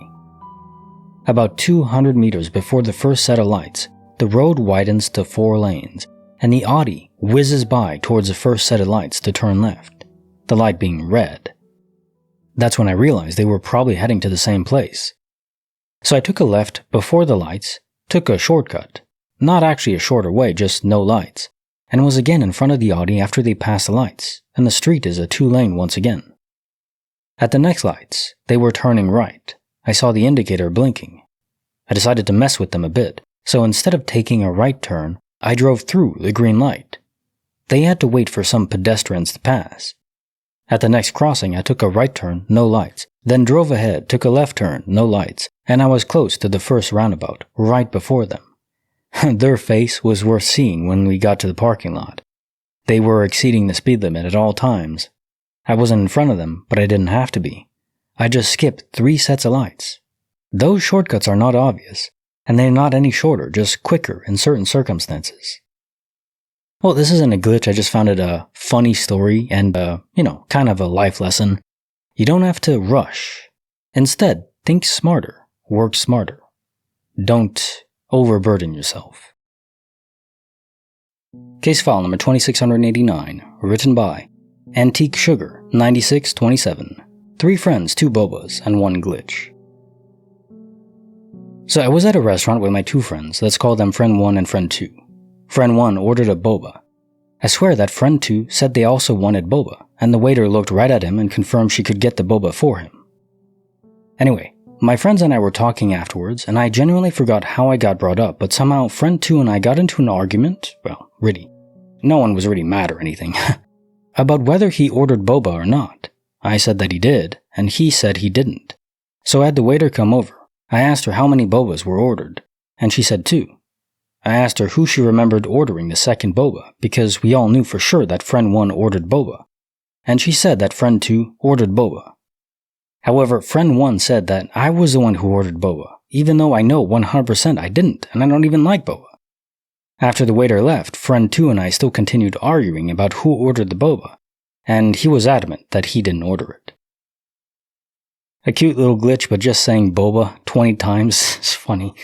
You know, when you say a word so many times it doesn't have any meaning, it doesn't seem real. Case file number 2690, written by Changing Channels. Foul play after dark. I am currently caring for a home farm. The chickens are free range, and there are 2 coops. In the morning they go free, and at night they climb in, and I lock the doors to protect them from predators. Yesterday I let them out of both coops in the morning, and when I went to close the doors last night, only 1 coop was full. The other only had 3 hens which had spent the day roosting. The rooster and all the other hens were nowhere to be found, not under the coop, not in the shelter inside, not all around the property or inside it in any direction. I freaked out a little, worried if the thunderstorm yesterday had disoriented them too badly. But sometimes a rooster will stray for a night, so I thought maybe those hens just stuck by him and they'd show up today. I gave up searching, as it got seriously dark near 9 p.m. Well, they did come back. I went out at 7:15 a.m. They were all in the coop, all accounted for, waiting for me to come and get them food and explore the property as per usual. Either a neighbor somehow saw them and guided them back for me in the dark without alerting the dogs, or I'm losing my mind. Case file number 2691, written by Jedi1215. The Unbreakable Mystery. It was a broken piece of thick glass, like Pyrex, but it wasn't sharp and couldn't cut anyone. I found nothing in my house that would explain where it came from. I wish I had taken a picture, but when I showed my husband when he got home, he shrugged and tossed it. Something weird happened right before this. You know how when you go to pick something up and it's lighter than you think? Well, I was bringing a pan to my sink to wash it. I lifted the pan, and it hit the top of the fan above the stove. I said, "Whoops," and turned to take it towards the sink, and that piece of glass was on the floor. I immediately looked to see if there was any broken glass in that kitchen fan, and there was 0 glass there. I looked all around where it would have come from, and nothing. It was kind of like a mouse. I feel like I would have seen the pieces on the floor had it been there this whole time, because I was cleaning my kitchen and was almost done. Case file number 2692, written by Ghost in Pattern. I logged a glitch in time itself. Something I've experienced twice, once in 2009 and again in 2021. In both cases, it was bright daylight, in the middle of the day, and then suddenly a flicker. Not like a power surge inside, but as if the environment itself dropped a frame. In 2021, it happened again. I was working on a solar inverter in my garage. Sunlight through the window just cut for maybe 1/10 of a second, like someone flipped a bouillon. No noise, no cloud, just a full ambient drop. My instruments didn't register any voltage dip. I keep a local timesync script running on a secondary machine as part of a home monitoring setup. The interesting part is, during that window, the NTP offset jumped by 1.4 seconds and then self-corrected. Logs show it, but the main OS didn't register anything. I've worked in embedded systems and hardware QA for 20 years. I've seen rare conditions, loopbacks, and rare edge cases, but this felt like something upstream stuttered, like the master clock faltered, not my gear. I've never been able to explain it. Maybe it was nothing. Maybe there's more to photonic coherence in our atmosphere than we understand, or maybe time isn't as smooth as we like to pretend it is. Well, space-time, all part of the same fundamental layer of the simulation. And yeah, having this glitch happen where you can actually register, you have evidence via this time anomaly on your gear exactly when this happened, that is so fascinating to me. And I think these glitches are I think they grip me the most, although they kinda terrify me, where the simulation isn't perfect. In our everyday lives, it kinda feels that way. If this is a computer simulation, it really doesn't have many glitches, or it has great error-correcting systems. But, man, when you get to this point where the entire system freezes and hangs, like a computer crashing in the real world, I just hate that. I don't want the idea of the simulation to be unstable, like the fundamental layer. Whew, that's terrifying. What happens if it crashes and we're all still connected to it? Do we just go away? Our consciousness fades into oblivion? I hope not. Case file number 2693, written by OKVegetable7799. Daylight dims, birds swirl, and time feels off. Today, I'm sitting in my living room, and all of our blinds are open. It's a sunny day around 3 p.m. All of a sudden, for a split second, it was like the power went off and back on.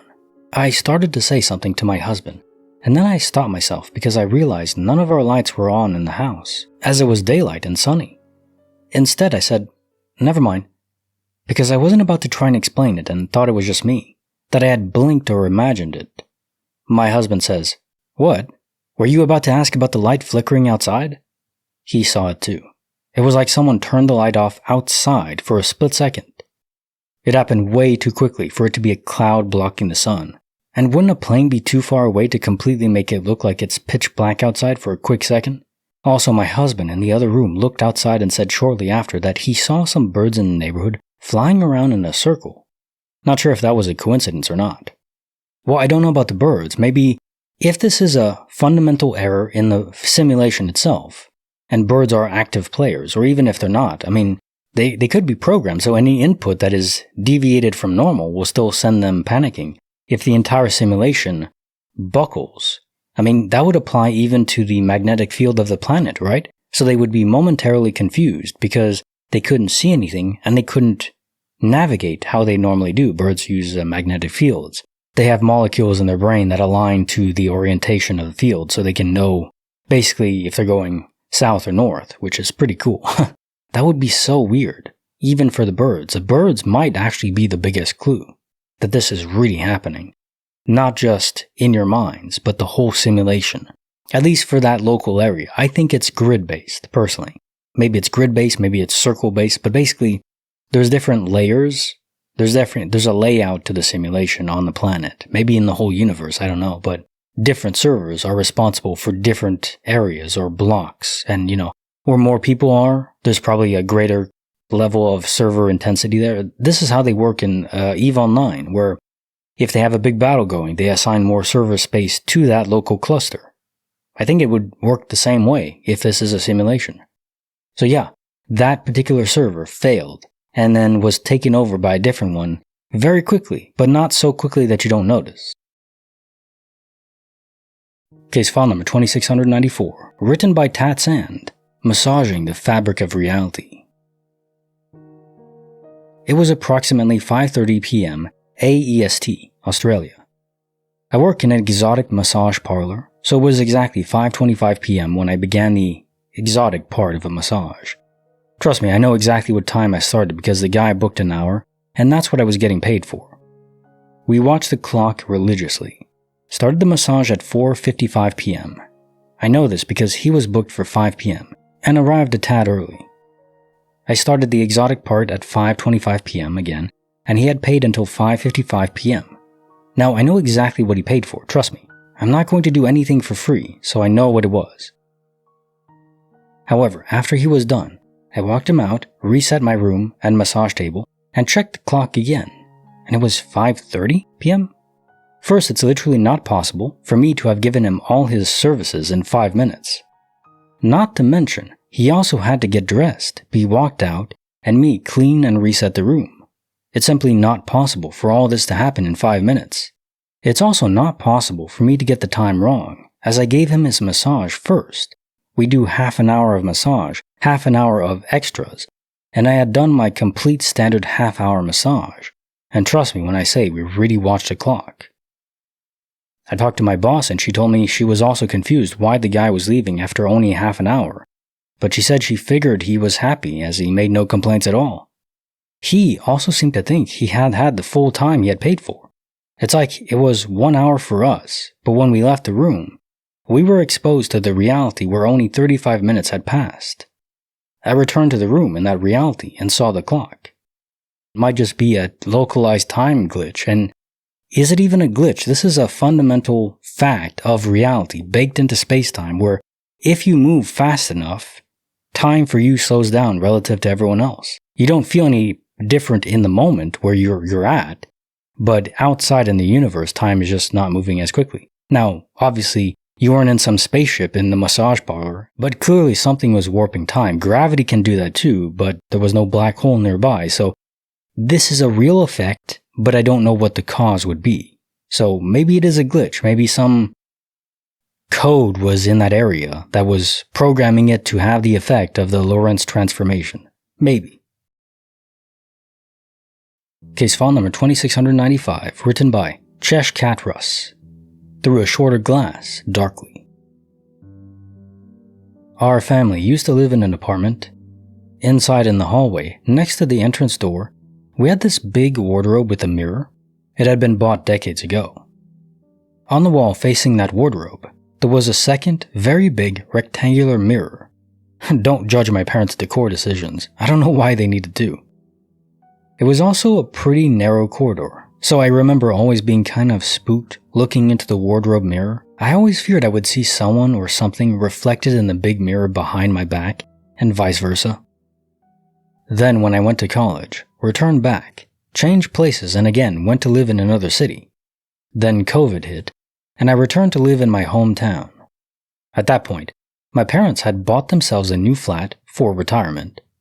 My siblings had long moved out, and my parents were thinking about selling that apartment to pay off their new mortgage. So the place was vacant, and I went to stay there. To my surprise, now the big rectangular mirror was shorter by about 10 inches, almost a perfect square now. There was no way you could be reflected in both mirrors at once. I was kind of weirded out. I asked my parents whether they had moved the mirror. They looked at me funny, saying something like, "Who would move a giant heavy thing?" I think they even left it in that home when they sold it. I remember sending a video message to my sister where I showed her that, "Look, now you can't be reflected in both mirrors at once, and I don't remember this large mirror being this short." She replied along the lines of, "LOL, it's always been like that." And yet, I remember being spooked by the mere idea of being reflected in those two mirrors at once for years. I remember them always being one facing the other, the large one being this long rectangular shape, and not square. How could I remember always being reflected in both mirrors, if that was impossible? Case file number 2696, written by Momom Mommy. Your balance has shifted. About a month ago, I had a doctor's appointment and planned to go to the grocery store on my way home. The night before, my husband had used my debit card to fill the car with gas, so I had to grab it out of his wallet. No big deal. I put it in my wallet right away, kissed him goodbye, and hopped in the car. He saw me take the card and put it in my wallet. He even mentioned he was going to remind me to do that. When I go to my doctor's office, I took my wallet off my keychain and dropped it in the center console. I didn't have pockets, and I don't carry a purse, so I just wanted my key. This is my usual routine, not weird, not new, not unique. I get out and lock my car, like normal. The car beeps because my husband's key is in the car, and you can't do the touch to lock with the key still inside. So, I use my fob and lock it. I know I locked it.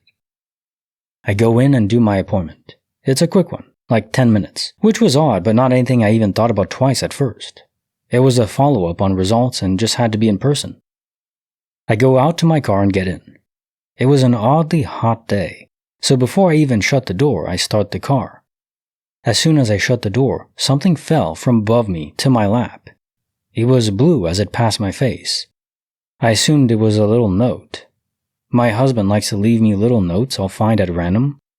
Maybe it was a post-it note that I hadn't seen in the visor, and my messy bun snagged it enough to knock it down when I got in. Nope. There on my lap was my debit card, the one I put in my wallet earlier. I only have one. I sat there for a moment trying to figure out where it came from. I checked my wallet thinking maybe I grabbed my husband's debit card earlier, but there was no debit card in my wallet. My visor was down from driving earlier, so it wasn't like I weirdly stuck it there and forgot.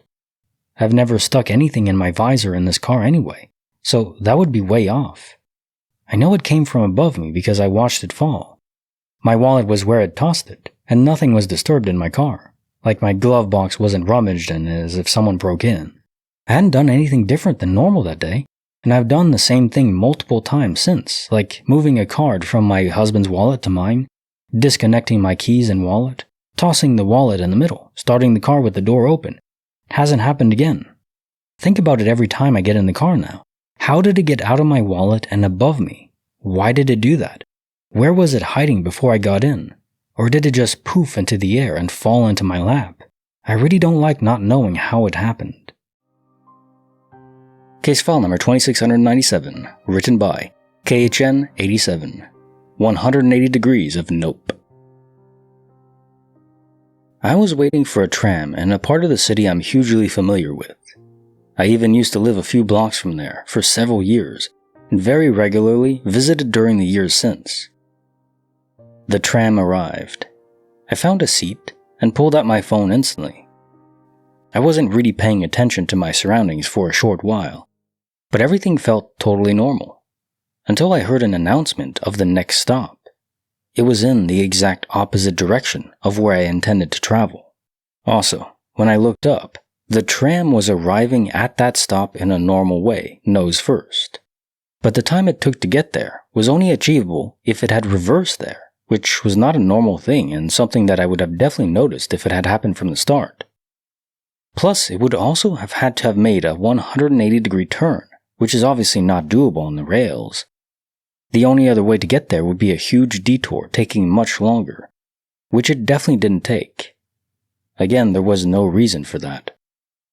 At that moment, I was really confused, but all the other passengers seemed just fine. I left the tram, switched to the opposite direction stop, and then the rest of the way was completely normal.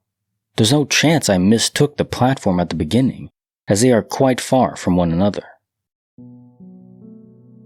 Case file number 2698, written by Alfalfa Choice 8275, Future Funk. I live in a townhouse with neighbors on both sides. I'm very sensitive to fragrances and scents of any kind. Woo, sensory sensitivities. Which means something as regular as a person washing their hair or doing laundry can affect me greatly. Headache, nausea, etc. New people just moved in next door. The other day, I suddenly caught a whiff of strong chemical fumes. My best guess was paint. Makes sense, right? New neighbors, they're probably painting. The smell became overpowering, spreading throughout the house in every room that has a vent. I covered all the vents, put fans in the windows to blow out the smell, and knocked on all the neighbors' doors to ask if they were painting. Nobody answered. All of their windows were closed. Who paints with their windows closed? I knocked again. Nothing. It looked like nobody was home. I continued sealing up any spots where I could detect the smell. After about an hour or two, the smell was no longer detectable. Fast forward a few days, and I'm outside and the neighbors have friends over helping them paint. They weren't painting the other day. The neighbor on the other side didn't smell anything and wasn't doing anything that could have caused such a strong scent of chemical fumes. Lucky for me though, I had already covered up all the places where the actual paint smell could have come through, so I didn't have to deal with their paint smell. But where the fuck did the smell come from? It's like I smelled it from the future. It wasn't coming from outside, I checked. My partner could smell it too, but they don't have the sensitivity that I do to things like that. Case file number 2699, written by Icy Crystal, stuck in a smelly loop. Well, I think it just happened to me. I was coming back home from a picnic with my friends. I hadn't slept much the night before and was planning to cancel, honestly. But I always do that, and this time I just wanted to show up. In the end, I did have fun. But the lack of sleep started to hit me hard by around 5 p.m. I took the metro back, and instead of catching an auto home like I usually do, I decided to walk. I thought it might help me beat the sleepiness. The road from the junction has restaurants and grocery stores on both sides, a very familiar path. At one point, I have to take a turn to the right. There's a chicken shop right there, and next to it is this grocery store called Farm Face. So I'm walking, scrolling through cat reels on my phone, when I catch the exact smell of hens. That nasty, specific smell that always comes from that chicken place. I instinctively look up and yep, there it is. The cages of chickens out front, and Farm Face right beside them, glowing with its bright signage. I remember staring at the sign for a second, trying to remember if I had to grab anything for home. I was so tempted to get a coffee, but I knew if I gave in, I'd just stay up even longer. I needed a shower and sleep. That was the plan. So I take the turn. A little ahead is a flower shop. I noticed they were unloading a bunch of plants from a truck. That caught my attention because they don't always do that. I made a quick mental note to remind my dad about getting new plants for the house. The smell in that spot is usually like mud and leaves, earthy and kind of comforting. I kept walking, still on my phone, and then out of nowhere, I get the chicken smell again. The flower shop usually smells like wet, cold mud and green stuff, not hens. So I look up. Farm Face? Again. Chickens, same glowing sign, same smell, same spot. My heart dropped. I had already passed this. I know this stretch of road by heart. I didn't turn back, I didn't loop around. I just kept walking straight, and yet there I was again, at the exact same place. I was panicking inside at this point. My heartbeat was so loud that I could literally hear it in my ears. I was trying to think of a logical explanation, but nothing made sense. To test if I was losing it, I took the same right turn again, and sure enough, the same flower shop was unloading the same plants from the same truck, same moment. I have no idea what happened. Maybe I was just too sleep deprived, but I swear on everything I did not walk back. I didn't turn around. I kept walking straight. I've walked that road 100 times. This has never happened before. Hoping it doesn't happen again. Yeah. Fair enough on that one. I think it's important to never forget that space and time are entwined. So we have space portals, but it's space-time portals. They're always connected. So yeah, a time loop, back to the past. Case file number 2700, written by Nexus of the Universe, Gin, Rummy, and the Glitch in the Game. I had an experience, not at a casino, but while playing cards at a board game bar. I go every Wednesday with an old coworker of mine, and we'll play a variety of games. Our favorites are Rummy, Gin, King's Corners, and Crazy Eights. But there was one time we played 31. I'm going to forget the actual cards in my hand since it was so long ago, but I will never forget my feeling when it happened. So, in 31, you're dealt 3 cards, and the object is to get closest to or hit 31 with the same suit. Face cards are 10, aces are 11, and everything else is at face value. So, for a perfect hand, you're wanting 2 face cards and 1 ace. But you can also knock when you think your hand is closer to 31 than your opponent's. At that point, everyone else gets 1 more turn, and then there's the reveal. So I barely had anything at this point. It was early on in the game. Let's say I had 7 of clubs, 4 of hearts, and 3 of spades. I swear, I blinked, and when I looked at my cards, I was 1 card away. Let's say ace of hearts, king of hearts, 5 of clubs. And it freaked me the heck out. No way in hell did I have an ace before. You definitely know when you have an ace.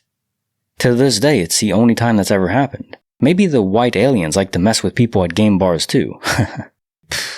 I would prank another species too. I would prank anyone, so why not? Case file number 2701, written by Significant Good 5159. Bang, flash, repeat. It was a cloudy weekend in southeastern Europe, and I was on a regular bus with my girlfriend. Suddenly, a very loud bang rocked the bus, and an intense flash filled the interior. The noise reminded me of trolley buses, like the sound of their metal rods falling off or not connecting properly. This happened in the late afternoon, around 5 or 6 p.m. local time. Needless to say, we were scared crapless.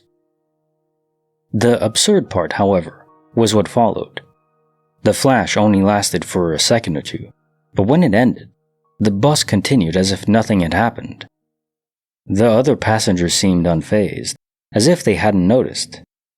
In fact, I know they didn't, because my girlfriend and I were commenting, "What the fuck happened? Is everyone okay?"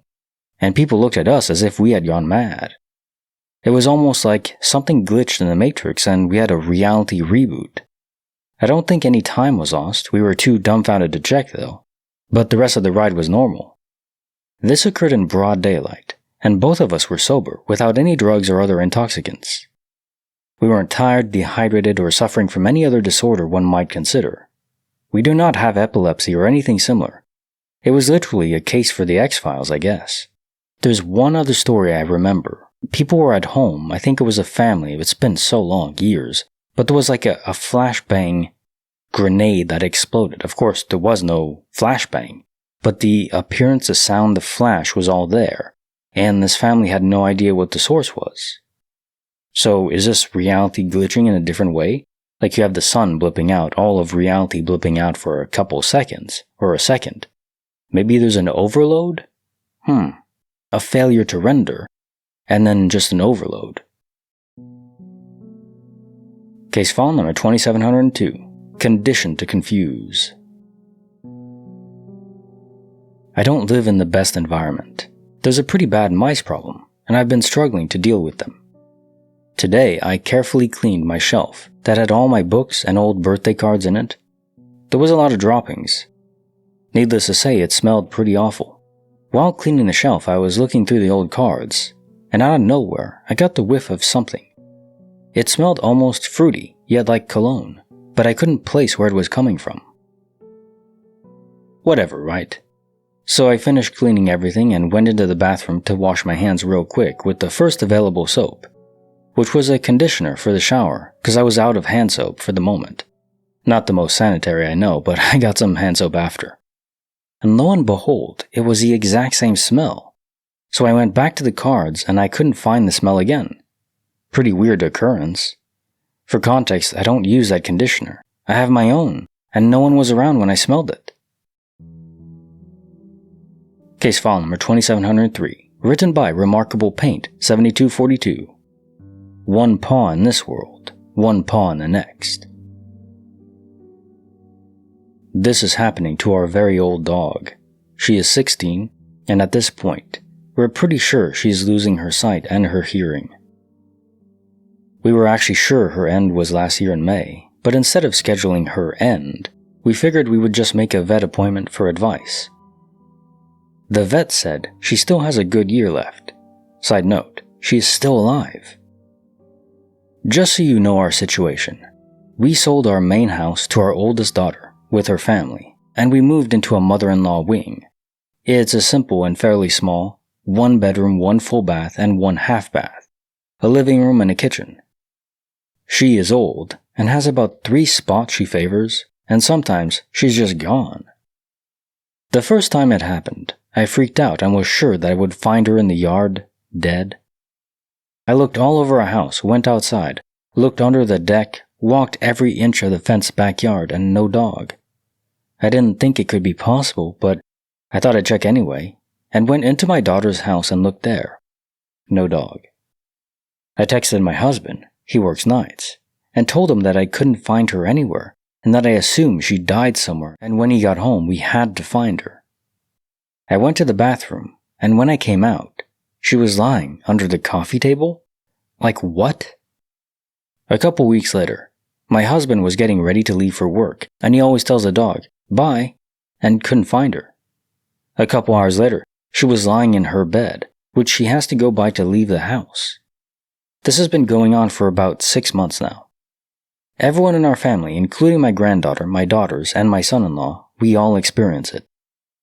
At first, it was maybe every 2 to 3 weeks. Now it's about once a week. I know what it sounds like, but like we all know now, What we see isn't all there is. We all joke about it and say, she's probably checking out the other side here and there. But it low-key freaks me out. So when she is gone, we know we just have to leave the apartment for a couple of minutes, and when we come back, she will be there, and she always is. So strange. I unironically like the idea of her just checking out the other side, whatever it may be.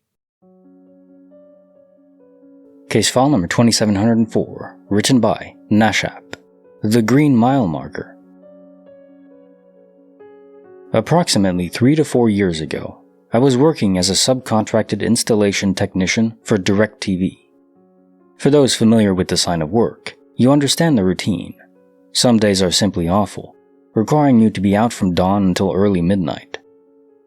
On one particularly challenging day, I was training a rookie. Our route took us all around the mountains of northeast Georgia, and we didn't finish until around 8:30 or 9 p.m. As we were driving home, a green light in the sky shot towards us, its path following the road. This light was so intensely bright that the entire road, from shoulder to shoulder, and the trees on each side, were bathed in green light. All the cars on the road slowed to a stop, and we could see the other people leaning out of their windows, staring upwards. I asked my partner, "You saw that, right?" He responded, "Yep." "Okay, good," I replied. He spent the rest of the night researching meteorological and astronomical news, but found nothing. A few days later, I went on an ice cream run for my wife. As I was heading back home, I saw the same light, further off in the distance, travel in an arc over the horizon within what seemed like only 10 seconds. I've never been able to find any news articles or anything else related to those incidents. It was very unnerving. Yeah, green lights are often reported with alien sightings, or at least UFOs. We don't know if they're aliens. My guess is they are, but it could always be just government experiments. I mean, they say that government or military technology is decades ahead of what the civilian population has access to, so who knows. Case file number 2705, written by A Ghost 0800. What happens in Vegas? I was in Las Vegas, Nevada. I don't want to say which casino I was in, and there's a reason for that. This is the second time I've experienced a glitch with this particular dealer. If he somehow possesses an unusual power, I don't want him to know I've noticed. I was holding Jack and Queen. The flop came, 10-10-9. Since I had an open-ended straight draw, I was hopeful to improve my hand. The turn card came, was a 7. Great! We both checked, and the river was a 9. At this point, I believed I had 2 pairs with the queen-high kicker. The dealer tabled pocket aces for aces and 10s. I tabled my hand, saying, "I got nothing, I missed," and flashed my jack and queen. Without missing a beat, one of the players exclaimed, "You have a straight!" I was certain I'd missed, as I'd been watching the cards. I glanced back at the board, and the river was, in fact, an 8. I enjoy poker, and I know what I saw. The card changed. Nobody else seemed to realize it. I had double-checked the hand before my action and confirmed my belief on the river. I had missed. It changed, not while I was looking at it, but when I looked back, it had literally changed. Do you think there are people out there with some kind of power? Is it just a coincidence? I was not drunk or high. The first time I noticed the same dealer's glitch was in a tournament when 2 players were all in. A player made a straight, and everyone saw it and commented on it. But by the river, one of the player's whole cards had shifted a value down, destroying the straight. This seems to happen when people's eyes move away from the cards in question. Even the dealer initially thought the player had made a straight before double-checking. That time, I had been influenced by alcohol or marijuana, so I chalked it up to just being high and not seeing the card right. But this time, I was completely sober. I did not win the tournament. However, I did win an unnatural amount of hands in the 30 minutes this dealer was at the table. Well, I don't know if it's the dealer doing it, or maybe he's subconsciously guiding the error. As we know, when reality is not being observed, it isn't being rendered, or at least it doesn't have to be. So maybe sometimes it is. There are still processes involved that have to happen, but they don't have to render the whole simulation. We know if no one is observing some kind of biological matter out in the wilderness, it'll still degrade. bacteria will consume it. So there's still processes happening even if no one is directly observing it. Probably more at a muted, limited level, only the things that have to happen, not the whole visual gamut. So given that, maybe there's errors in when this subdued processing happens, and that's when you can have effects like this. Case file number 2706, written by Mixmaster Floppy. When the house takes sides. My significant other and I lived together in an older house for a few years. It was a nice place for the price. We weren't in the best place in our relationship, so we fought a couple times a week, but nothing like screaming matches. Over the first couple of months, we started to notice some odd things. The bedroom was constantly cold and depressing, which I attributed to being at a rough patch in the relationship.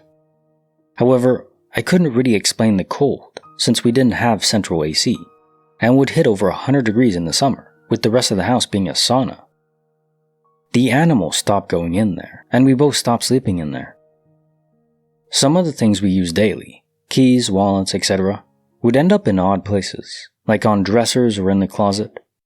The TV would turn on in my room when nobody was there, and doors would close, not slam, but like a draft. She had mentioned that her glasses of water wouldn't be where she left them. She had a bit of a compulsion that she couldn't drink out of a cup after she put it down, so she would end up with 15 cups or glasses around the house. Well, on the night that it happened, we were getting into a pretty bad fight, and it was turning into a screaming match. The dog started barking, and we turned to tell him to be quiet. Except, he wasn't barking at us, he was barking down the hallway towards the bedroom. He backed up towards us, barking. The cat came running out of the second bedroom and into the pantry. I grabbed a bat near the door and told her to grab a knife and get ready to run out of the door. The glass that was on top of the TV whipped across the room and broke on the wall. I grabbed the dog, she grabbed the cat, and we spent the next few days at my mom's. When we went back, everything looked the same, except the bedroom door was closed.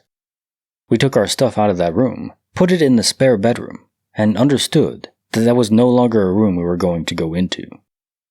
Fair enough, and the thing that's funny is, the idea of having free AC in a room that is just always cool even when it's boiling hot outside is extremely appealing. But I think it's not that the room is cold. Like if you took a thermometer, it would show a normal temperature. I think the spirit is siphoning energy from you directly. And I guess it's coming out as thermal energy. In that process, you feel depressed because it's almost like a Dementor in Harry Potter. Not to that extreme, but a similar wavelength. Case file number 2707, written by Yam Collector. A clean break from reality. I was up super early in the morning for a meeting. It was the middle of winter, brutally cold, and the shower felt amazing because it was a perfect temperature. I washed my body with my bar of soap, then leaned against the shower wall for maybe 10 minutes while the water rinsed the soap off. I was still so sleepy that I was deeply relaxed by the warm water, and I almost dozed off, but I was obviously not completely asleep because I was standing. Then I suddenly realized the bar of soap that I was literally holding was simply gone, vanished right out of my hand. No one has been able to offer a satisfactory explanation as to what happened to it. People say, well, you dropped it, and it landed in such a way that it shot out of the tub and under the furniture. But that can't be, because my bathtub is metal, and it was a relatively new bar. It would have made a very loud clang in that tiny bathroom. But even if I somehow didn't hear it, it's still a bathroom. There's nothing in it but a toilet, a sink, and the tub and shower combo I was in.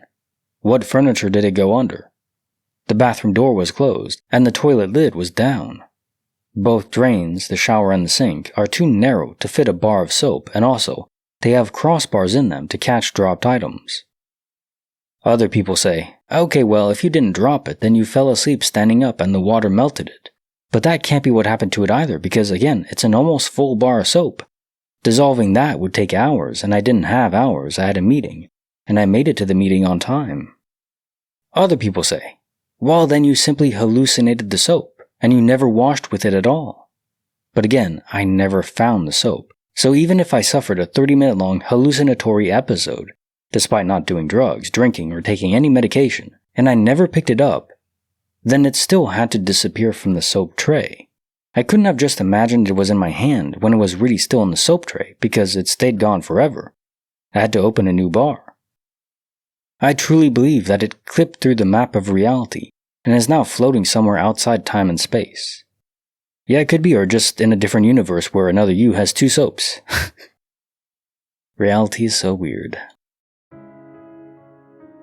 Case file number 2708, written by Rosalind the Rogue. The Birthday Song from Beyond. I was having a rough day, and my thoughts kept turning to the past.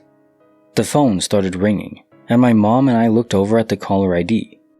It was the number my grandma and grandpa used to use before my grandpa died and she moved out, a number no longer in service. We were too stunned to answer, and just stared at the phone until it started saying we had a message. The message was from several years ago that we had saved for my grandma singing "Happy Birthday." It was really weird, but I have to wonder if my grandpa knew I was having a bad day and wanted to cheer me up. I would have been happier if it was his voice, but we don't have any recordings of his voice. When I lived in Las Cruces, New Mexico, my mom and I were always hearing whistling and footsteps throughout the house. Sometimes electronics would turn on and off, buttons on toys would be pressed, or a robotic toy dog with motion sensors would bark when no one seemed to be moving around. In particular, a toy carousel would have its buttons pressed to play music or make the horses whiny. The night before we moved away, I had a friend over, and we were just settling into our sleeping bags in the back room when we heard the whistling start up between us. It started off fairly quiet and became louder and louder. There was enough light in the room to see each other and know it wasn't either of us. We later found out that a man named Robert Garcia had committed an ending on the property before we moved there. I have only seen it a couple of times, and I could just be as loony as a tune, but I've seen a strange humanoid in my current home. It looks like a pale human with lots of burns, but the most shocking feature to me is that there's nothing from about the waist down except torn flesh and stuff. The first time I saw it was when I was leaving the bathroom. It was dragging itself down the hallway into my room. I followed it in, but couldn't find it anywhere. I dismissed it as my eyes playing tricks on me or something, though I'd seen it quite clearly. The second time was a while later when I fell asleep in my room with my TV on and woke up to the feeling of being watched. It was holding itself up on the edge of the bed and was just staring at me. The funny thing is, I didn't feel scared. I was mostly just confused and stared back for a bit before I fell back to sleep or something. It could have been a hallucination or a dream, I don't know. Even though I wasn't scared at the time, it's somewhat disturbing to think that I didn't even try to get away or anything. Yeah, your mind was still processing what the hell was going on, and it's almost so unbelievable that your mind doesn't panic. You don't enter fight or flight. You're just like, you enter confusion, WTF. Case file number 2709, written by White Mist. Therapists don't work the graveyard shift. I work as an overnight nurse in a hospital. Our unit has a rehab gym with 2 doors, one connecting directly to the unit, leading to a small middle area, and another door that provides direct access to the gym. This setup allows patients to move around freely, preventing them from feeling confined. They can wander as they please within reason, without getting stuck or locked in or out of places. I've worked here for 6 years.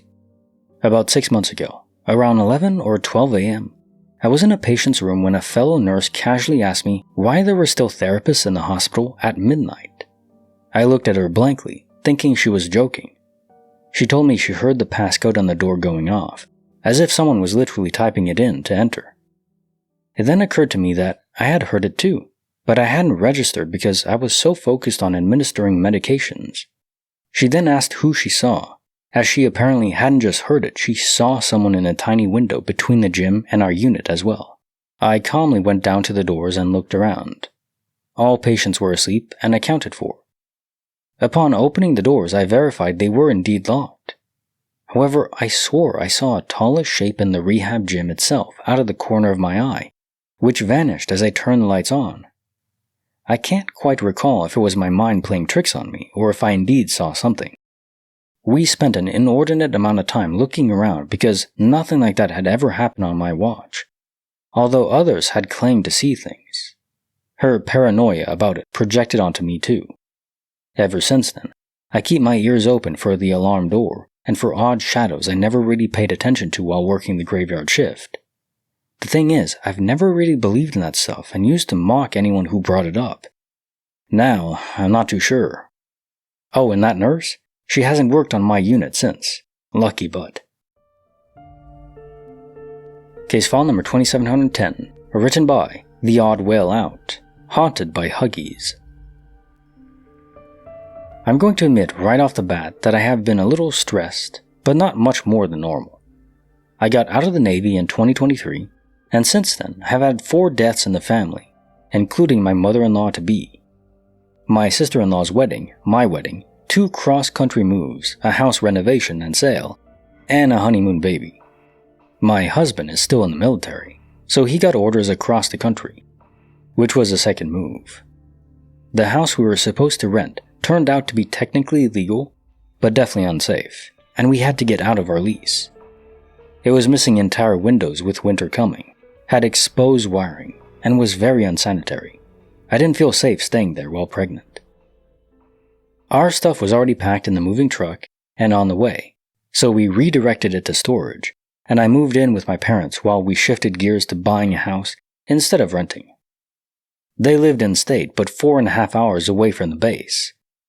My husband couch surfed with a coworker at this time. Then my parents left for an Australian cruise they'd been planning for a few years. So I house and dog sat for them while they were gone, because what else could I really do? My brother still lives at home, which is really fortunate because I suddenly had eclamptic seizures and delivered at 28 weeks. Military medical missed my pre-eclampsia, and I had to get a medevac. My son was born at 2 pounds 3.6 ounces. He's happy and healthy now, don't worry. 3 months later, we closed on a nice little house and our son came home from the NICU. My parents helped us set up the house and settle in. My husband went back to work and my parents went home. So here's where things get weird. I hear phantom crying all the time. It's distant and vague. I ignore it because I'm sleep deprived, and it's my first baby. I figure it's one of those many mental and physical changes people forget to tell you about when you have a baby. The baby monitor motion detector goes off when nothing is in the room. It has a camera, and the screen shows nothing has changed. Maybe the curtains moved? I don't know. Have bigger fish to fry. The baby monitor starts reporting crying when the baby is asleep in my arms downstairs. I check the settings to make sure the microphone isn't too sensitive, and it's not picking up a lawnmower or something. The baby monitor starts crying on its own. I hear the crying through the microphone. It sounds just like my son when he's gassy.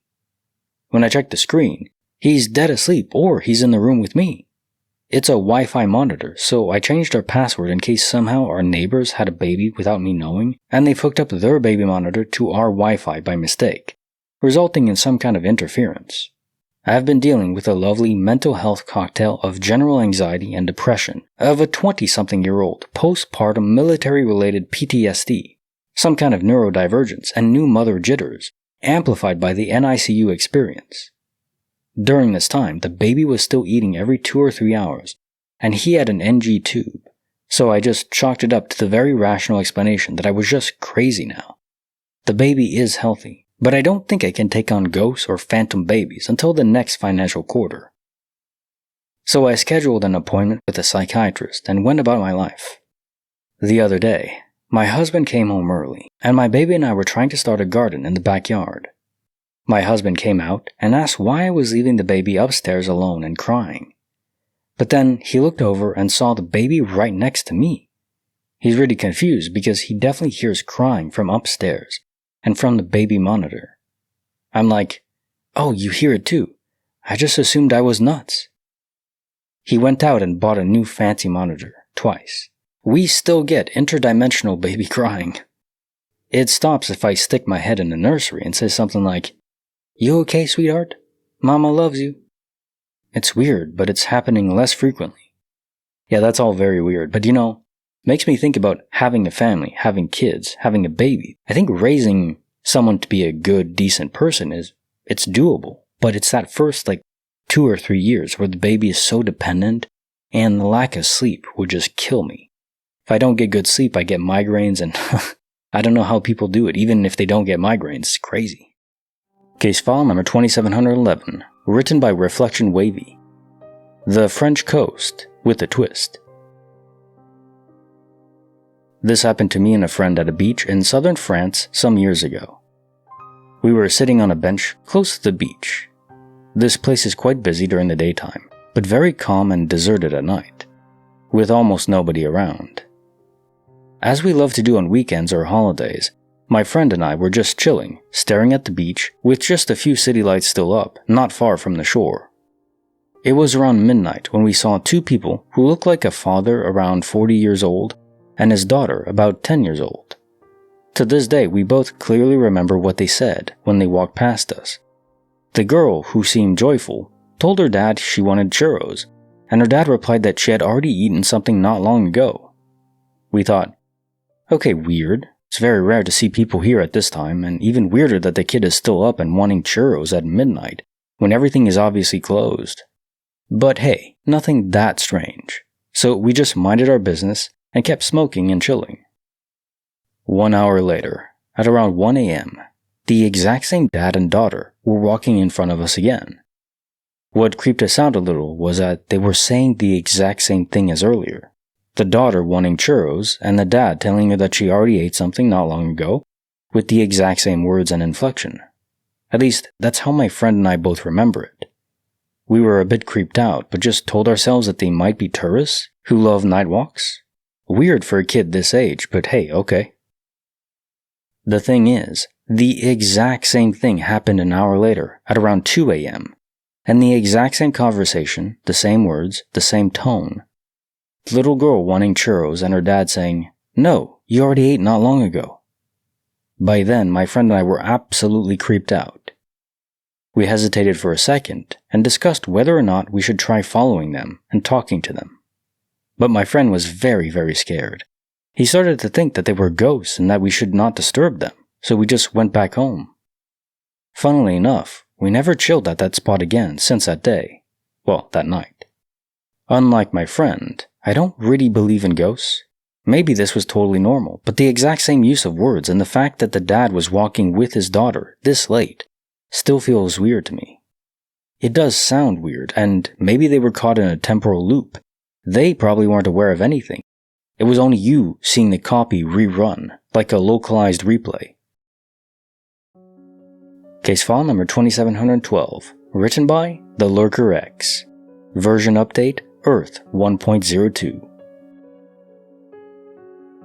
I was driving down the interstate a couple of summers ago, listening to the radio and passing the airport. I saw the sky glitch, and for a second, a rainbow suddenly appeared in front of me, to the left side of my windshield. In the time it took to look directly at it, it disappeared, and a passenger jet suddenly appeared in the sky in front of me, coming in over the road for a landing, as if it had been copy-pasted. Several years ago, I had a vape pen and laid it on a table next to my recliner. When I reached over to get it again, it was gone. I tore the living room apart, flipped the furniture upside down, checked the other rooms, and even pulled out appliances, even though I rationally knew it couldn't be in any of those places. The floor was tile. I would have heard it hit the floor if it had rolled off.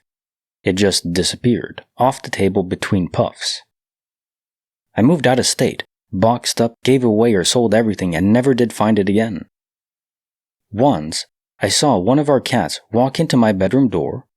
I thought I must have left it open, and just looked like it walked into my door and disappeared, but the door was securely closed.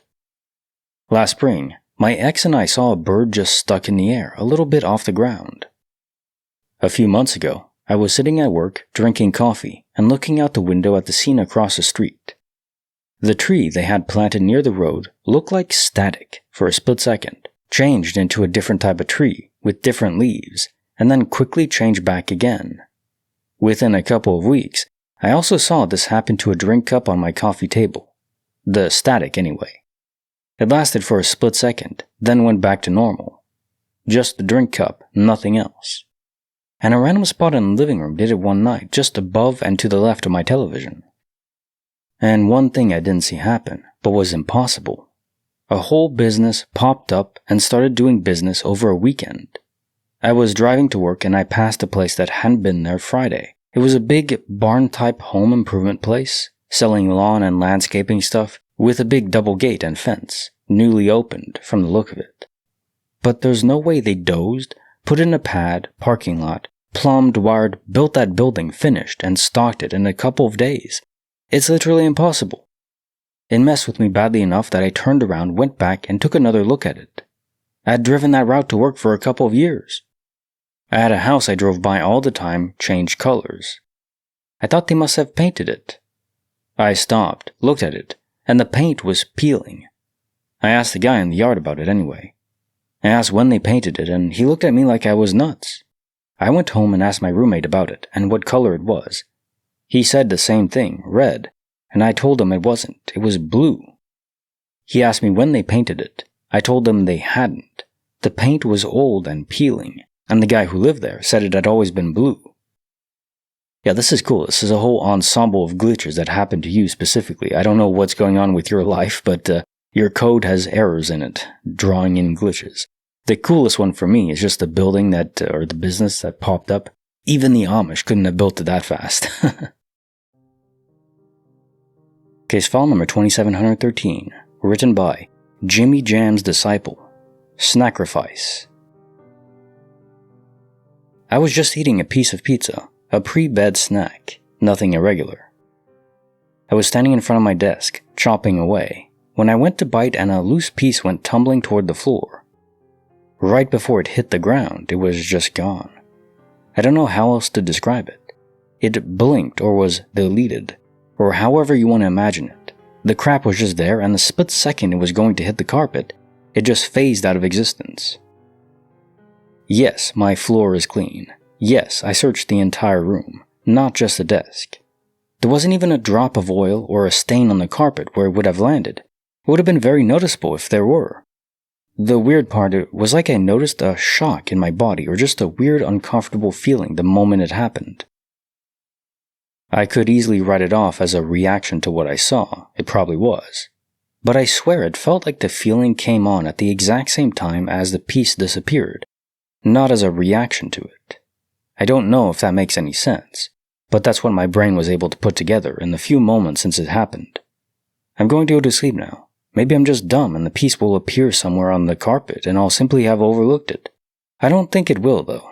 This also occurred in the final minutes of Friday the 13th in my time zone. Spooky. Yes, it is spooky, although I think the Friday the 13th connection is just a random coincidence. But this sensation you felt, like a jolt or a shock, that's never been reported in DOP cases. So I don't know if that's an addition. Maybe it is a reaction to this event. The somatic response was just too extraordinary. But maybe this glitch is on another level. The shock itself revealing a deeper level of disappearance, a total deletion. But why totally delete your pizza? I don't know. Maybe it was poisoned. Case file number 2714, written by Rabbitson12, Silent Playmates. I remember one day my aunt came over for a visit, and she brought these two little boys with her. My dad said I should go play in my room, so I asked the two little boys if they wanted to come and play with me. They smiled and nodded, so we all three went to my room to play. I don't remember everything we did, but I remember my mom passed the room and saw me playing. Shortly after, I got a great idea and asked them if they could help me move my bed against the closet door. I swear on my life, I really wanted to try and lock myself in the closet. No idea why I wanted to, but I did. They looked really nervous about it, but they helped me. I don't remember if the boys spoke at all. No matter how many times I think of this memory, I can't remember if they spoke. Anyway, I went into the closet, and they pushed the bed against the closet doorknob just as I had asked. I distinctly remember hearing them laugh and run out of the room as I was saying, "Okay, I'm scared, let me out." I'm not sure they heard me, but after a few minutes, I just squatted down and started to cry. I was really scared I would be trapped in the closet and no one would find me. It wasn't even 5 minutes had passed before the closet door flew open and there was my mom. She picked me up and comforted me, asking if my aunt had locked me in the closet, but I said no. Once I calmed down, I asked her about the 2 little boys. What she said chilled me to the bone. "What 2 little boys?" Oh. Well, it was your aunt that brought them, so I wonder what she said to this. Were they figments of your imagination the entire time, even in your interaction with your aunt? Oh, I don't know what to make of this one. Damn. Case file number 2715. Written by No Detail 4832. Parallel Girls. Back in high school, I had 3 friends, R, T, and S. After school, we'd often meet at the local shops near school or at T's house. Her single mom worked late, so we usually had the house to ourselves. One day, R and I were walking together and couldn't find T and S at the shops. We decided to go straight to T's house, figuring they'd be there. T lived in a terraced house with a closed backyard, high fences, and no way in and out except the front door. The garden was enclosed by the neighbors' gardens on each side. As R and I walked up the street, T's house came into sight. We saw T and S at the door, trying to insert the key. R and I looked at each other, then shouted their names and waved. T and S turned to each other, quickly fumbled the key into the lock, and ran inside. R and I looked at each other in disbelief. We thought it was rude. What were they playing at? So we ran up the street and knocked on the door, trying to get them to answer. About 2 minutes later, we saw T and S casually walking up the street. When they reached us, we started berating them, thinking they were playing some kind of trick. They were both so confused, so we had to explain what we saw.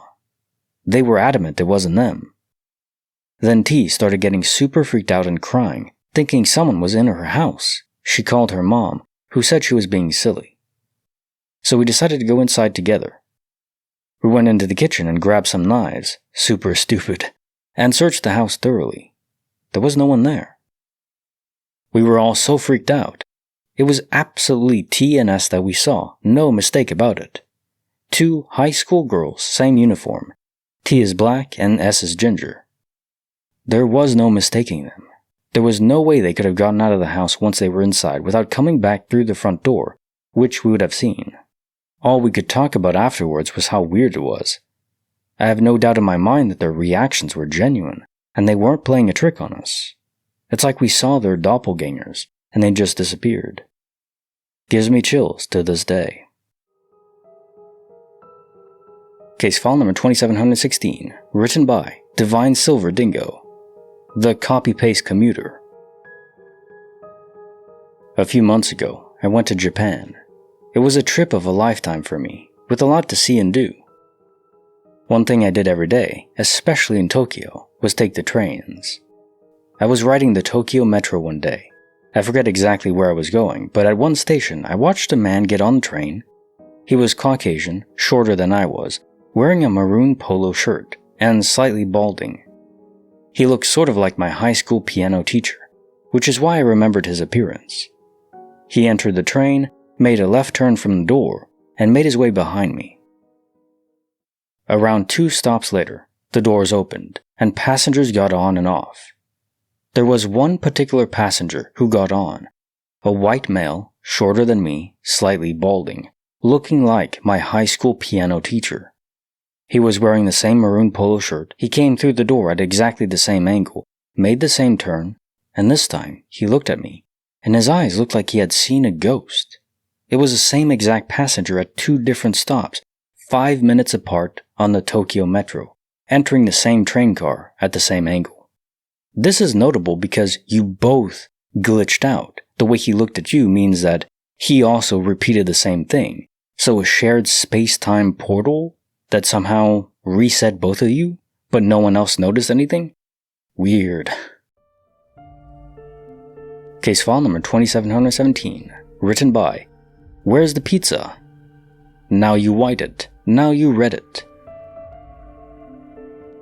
A couple years ago, I was bartending at a busy brunch spot. We had everything on tap, including red and white sangria. In the middle of a rush, I ran out of red sangria and had no idea how to change the keg since I was new. I asked a coworker for help, and after opening the keg, we realized that it was white wine instead of red. Confused, he checked the other 2 kegs, and they were all white wine. We called over a manager. He shined a flashlight into the keg and confirmed what we were seeing, white wine. He poured some into a cup, and it was white, no doubt about it.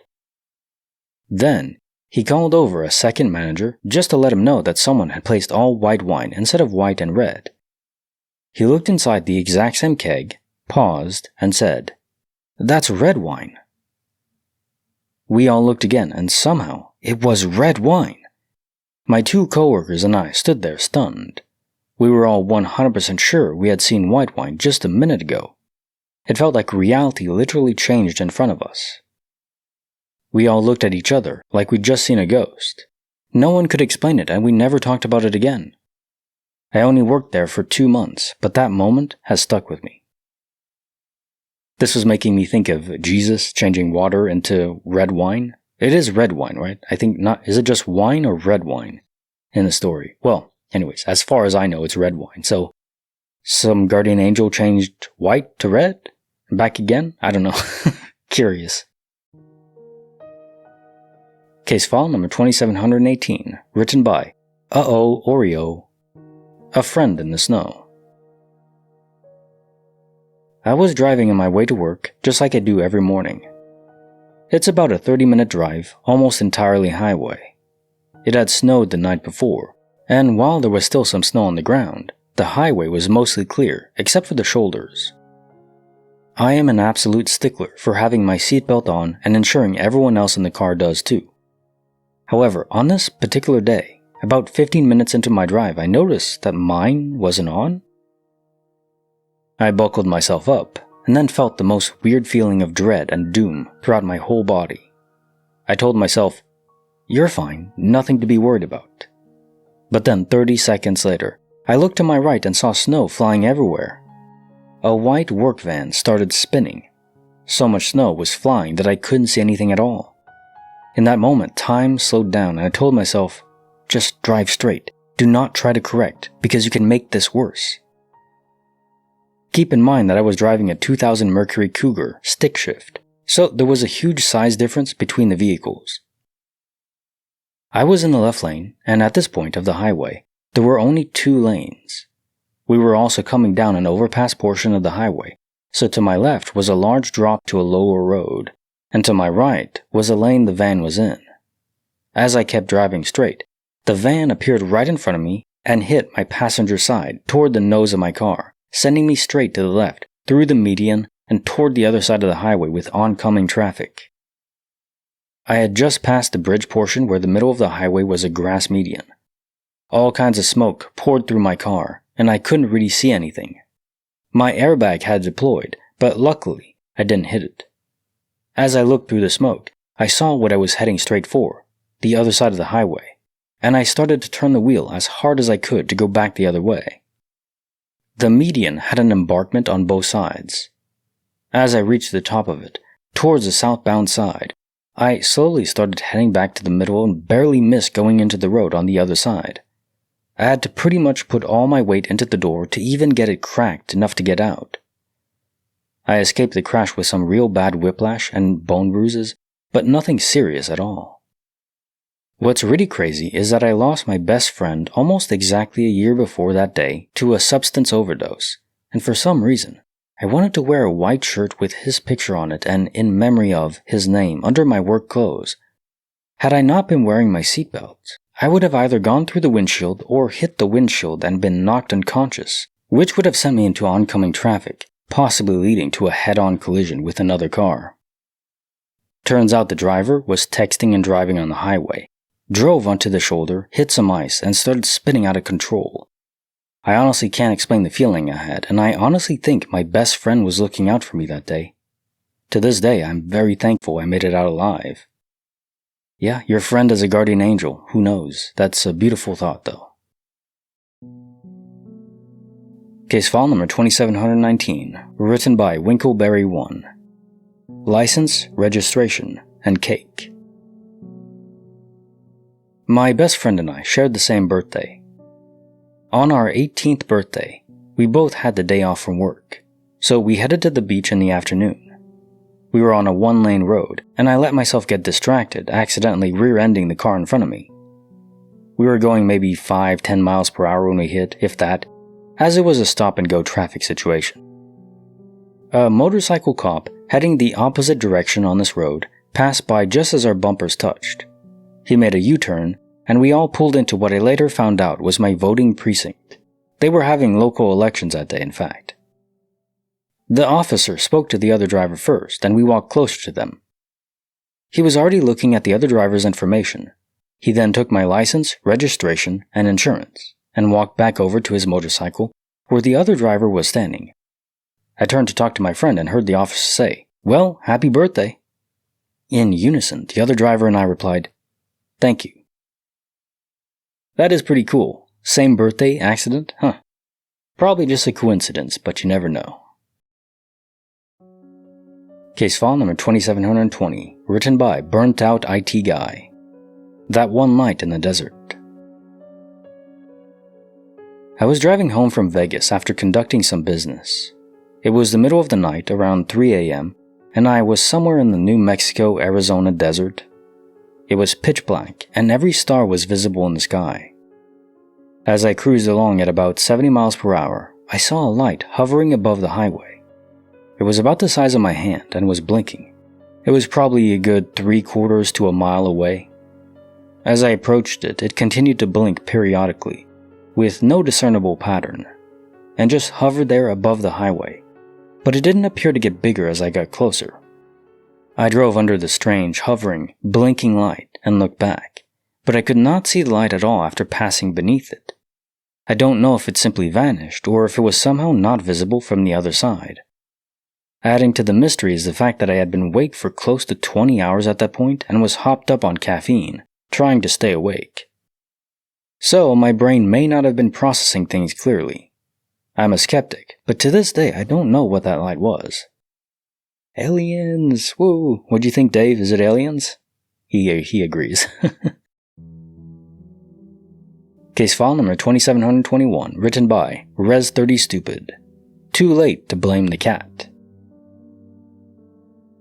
My mom always believed in banshees, or more specifically, that there's one watching over her family, though clan would be a more appropriate term. She insists on never opening the windows or doors, convinced that bad things will happen if she does. Normally I consider the banshee's cry to be nothing more than our neighbor's cat locked outside, and I get annoyed when they start hissing. Most times that's exactly what it is, and I yell at the cats to leave, then talk to the neighbor the next day. However, there are 3 times I've never done so, and that was due to a spine-chilling wind suddenly enveloping me. Each time, a relative on my mother's side of the family or someone who had married into the family died either the night of the sound or the next day. This includes my Uncle James, who was killed in a car accident on the way to work, my Uncle Seamus, who was dying of lung cancer, and my Uncle Owen, who died of, I can't remember, but I think it was a heart attack. And the weird thing is, I'm not the only person to experience this in my family. As I said, my mom believes in the banshee and says it follows her entire family. When my aunt's husband died way back in the early 90s, she heard the banshee. When James died, at least 5 other people, not counting my mom but including his wife and 2 of my cousins, heard her wailing. When Seamus died, about 6 people heard it. It's really freaky. Especially since I only recently found out the cat had been dead since shortly after the first time I heard the banshee. Ah, yes. Can't blame the cat. Case file number 2722, written by Cool Ghoul, The Grandpa Anomaly. My dad has recounted this story for years. Every day after work, my dad made it a habit of walking over to my grandparents' room to tell my grandpa he was home. My grandpa would usually be found standing in front of his TV, watching old westerns. He's legally blind, so he has to stand fairly close to make out the images on screen. But he would always turn to say hello. One day, My dad came home and found him at his usual spot. He said, "I'm home," except this time my grandfather didn't turn around.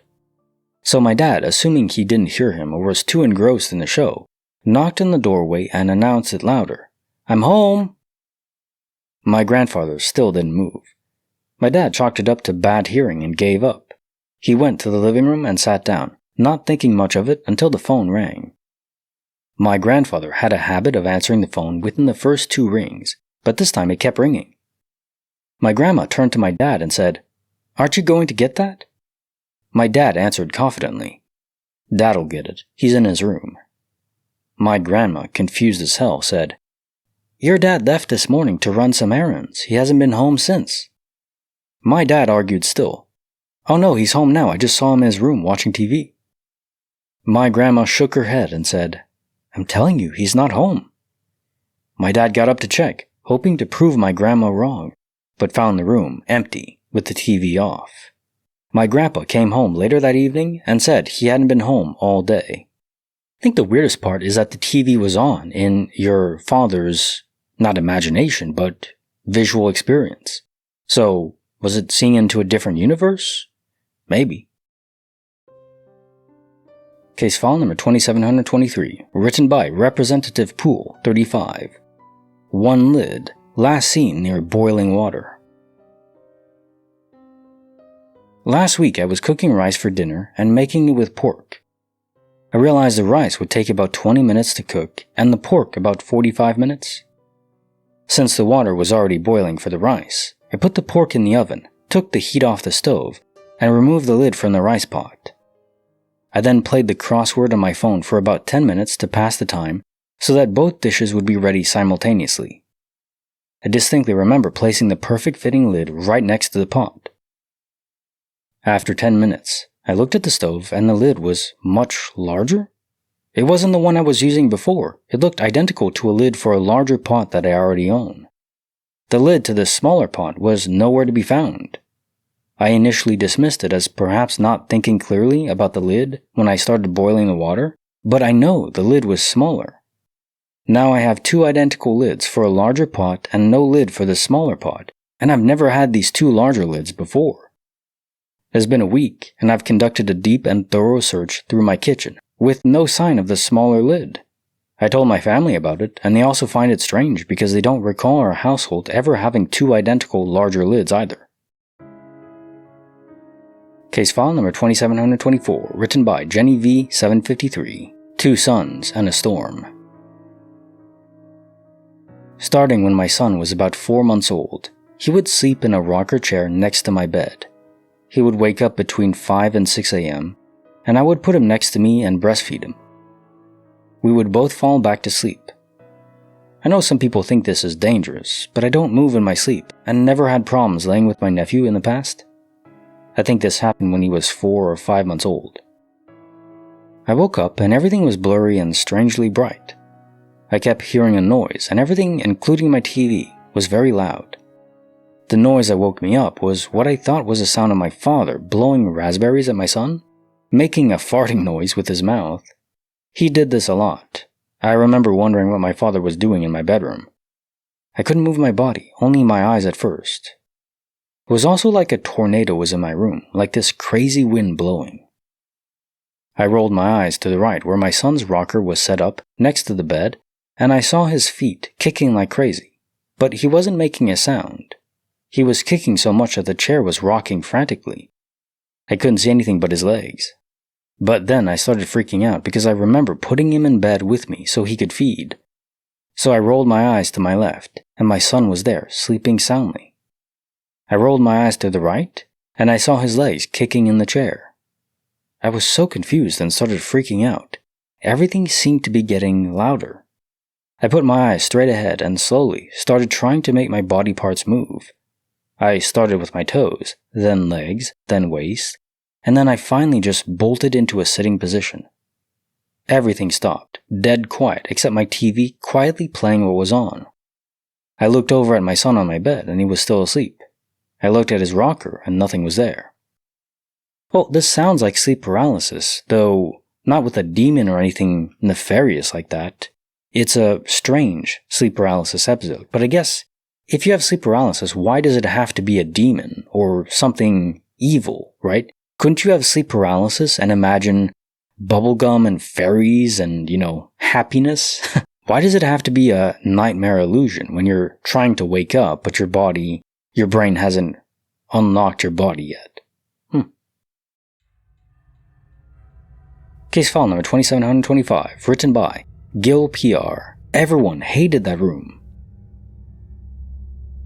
I grew up in an old Tudor-style house built around the turn of the century. I inherited the giant attic bedroom when my older brother got in trouble one too many times. The room had a sloped ceiling and short walls on the sides, with small doors that provided access to the eaves. The doors were old, plain, and thick, with quarter-turn gate-style latches that would take all my weight to unlatch. One night, within the first year of moving up there, I was woken up by the loud crack of the latch opening. Then the door slammed open and closed violently, 4 or 5 times, before closing again, and the latch creaked shut slowly. I ran downstairs screaming, and my parents checked it out. They thought I dreamt it because they didn't find anything out of place. There was a dent in the drywall from the latch where the door opened, but they swore it was there before. I spent the next afternoon piling as many boxes from our storage area against that door as would fit. I didn't have any other really strange experiences during my younger years. I eventually graduated from high school, joined the Army Reserves, and went to live on my own. When I was about 20, my parents bought their own house on the other side of town. The Tudor house was owned by my grandpa, though he hadn't lived there since I was 3 or 4. Because the Tudor house was now unoccupied, I moved back in for about a year to save my grandpa some insurance money. While I was living there, I stayed in the master bedroom on the 2nd floor. After a while, I got familiar with most of the weird sounds and had effective rituals, checking doors, windows, alarms, etc., that kept me from getting too freaked out. I was mainly worried about intruders as there had been some break-ins nearby. I had a couple of different groups of friends over a lot that year, for game nights or parties, and they would regularly talk about hearing things or feeling like someone else was in the room with them when they were definitely alone. The thing that made me go, what the fluck, more than anything else, was talking to my friends from different circles over the years since living there, who described identical experiences as other friends of mine that they'd never met. I've heard more than a dozen different people who visited me during that year talk about the hair standing up on the neck every time they stood on the landing in the main staircase, and feeling their stomach get queasy by the back door. My grandpa's study was the first door at the top of the stairs, also my little brother's bedroom when my family was there. And more than a few of my friends told me with the same words that they hated that room and completely avoided it, often running past it when they were there by themselves. Yeah, having different friends that don't know each other corroborate the same exact events with the same kind of words and description, well, that is very strong evidence. My wife was sick in bed, so I took the sheets off of her and then put them back on. Confused, she looked at me as I said, "There, you are now recovered." Why did Karen press Ctrl-Alt and Delete? She wanted to see the task manager. I just asked my 9-year-old son what he learned in school today. He said, "Apparently not enough because I have to go back tomorrow." I'm so proud of him. Never pay for a gym trainer, guys. It's a complete waste of money. He just sits around while I do all the heavy lifting. Only 2 years ago, my wife's gynecologist delivered pizza. Still to this day, they both think it's a terrible name. Yeah. Imagine naming your kid pizza or any kind of food that's delicious. You'd always be thinking of that every time they're around. Be it bad for dieting. Today I learned that in order to open a zoo, you must have at least 4 pandas, 2 grizzlies, 3 black, 4 brown, and 1 polar. Apparently that's the bare minimum. I was on a train and this woman opposite looked at me and said, "Every time you smile, I feel like inviting you to my place." I asked, "Are you single?" She replied, "No, I'm a dentist." Damn. Tinder is completely useless, and I don't have a single match. If I don't find another way to start a campfire tonight, I'll freeze to death. You know how in some sports, they toss the ball to the fans after a victory? You're not supposed to do that in bowling. I know that now. Damn, someone's skull got crushed. Oh boy, hard lesson to learn. What kind of music should you play when you're fishing? Something catchy, of course. My son was just born, and another dad at the nursery congratulated me and said his daughter was born yesterday. Said maybe they'll marry each other. Sure, like my son is going to marry someone twice his age. My daughter was upset that it was raining and said, I wish I had a weapon that could shoot the rain and make it go away. Obviously, I told her that would never work. For that, you need a rainbow. My 16-year-old son wanted to know what it was like to be a parent, so I woke him at 2 a.m. to tell him my sock had come off. I was in the bar last night when the waitress yells, Does anyone know CPR? I yelled back, I know all those letters. Everyone laughed, well, except this one guy. The longest drum solo in history was 6 hours and 28 minutes, performed by a child sitting behind me on the flight to Toronto. That would be annoying. A comma in a sentence can make a huge difference. For instance, let's eat, Frank, has a completely different meaning from Frank is in a coma. I got in a casual argument with a grizzly bear once, made him so angry he started to turn white. I stopped immediately, as it was clear he found the issue polarizing. God, stupid word puns are amazing. If my name was David and I had a boy, I would have to name him Harley. That way he could introduce himself. I'm Harley, David's son. What's heavier, a liter of water or a liter of butane? Water. In fact, no matter how much water you have, butane will always be a lighter fluid. How's a beer sound, Norm? I don't know, I usually finish them before they get a word in.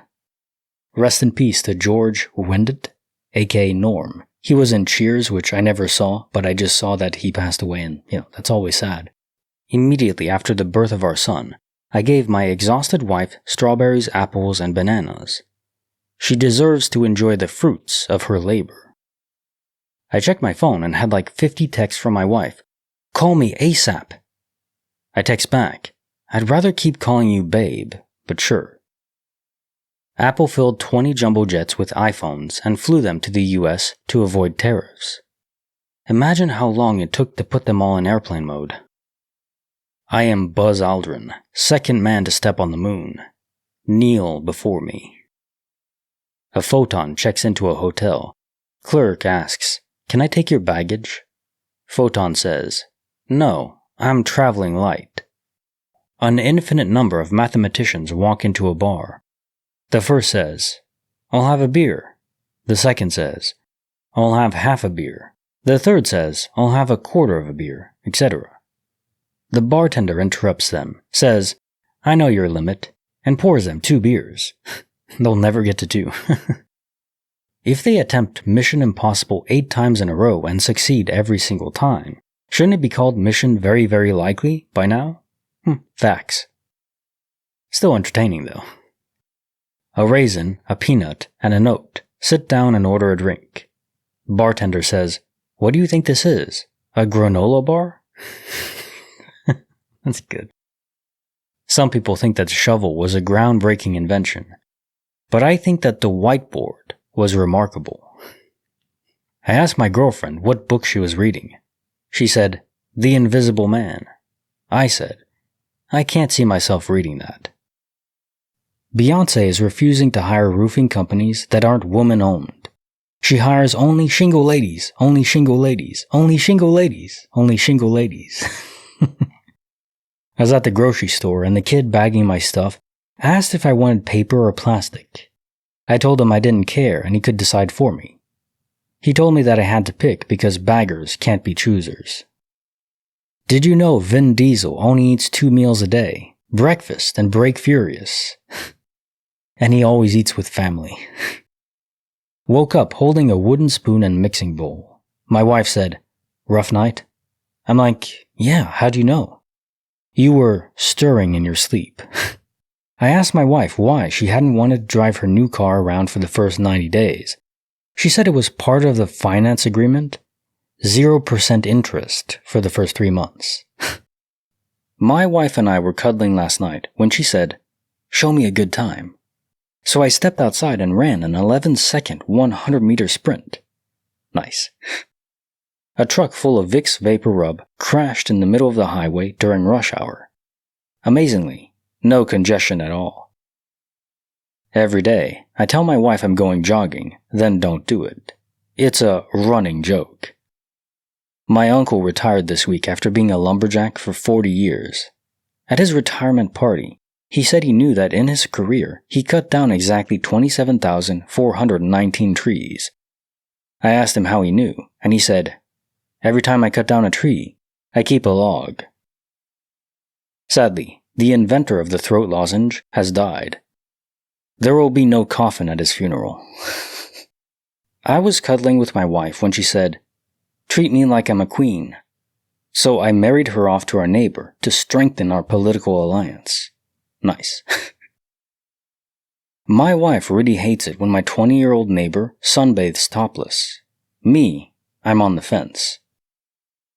I just got fired from my job at the ice cream factory. I refuse to work on Sundays. I just eat them all. My wife asked me why I never buy her flowers. I didn't even know she sold flowers. I called the tinnitus hotline.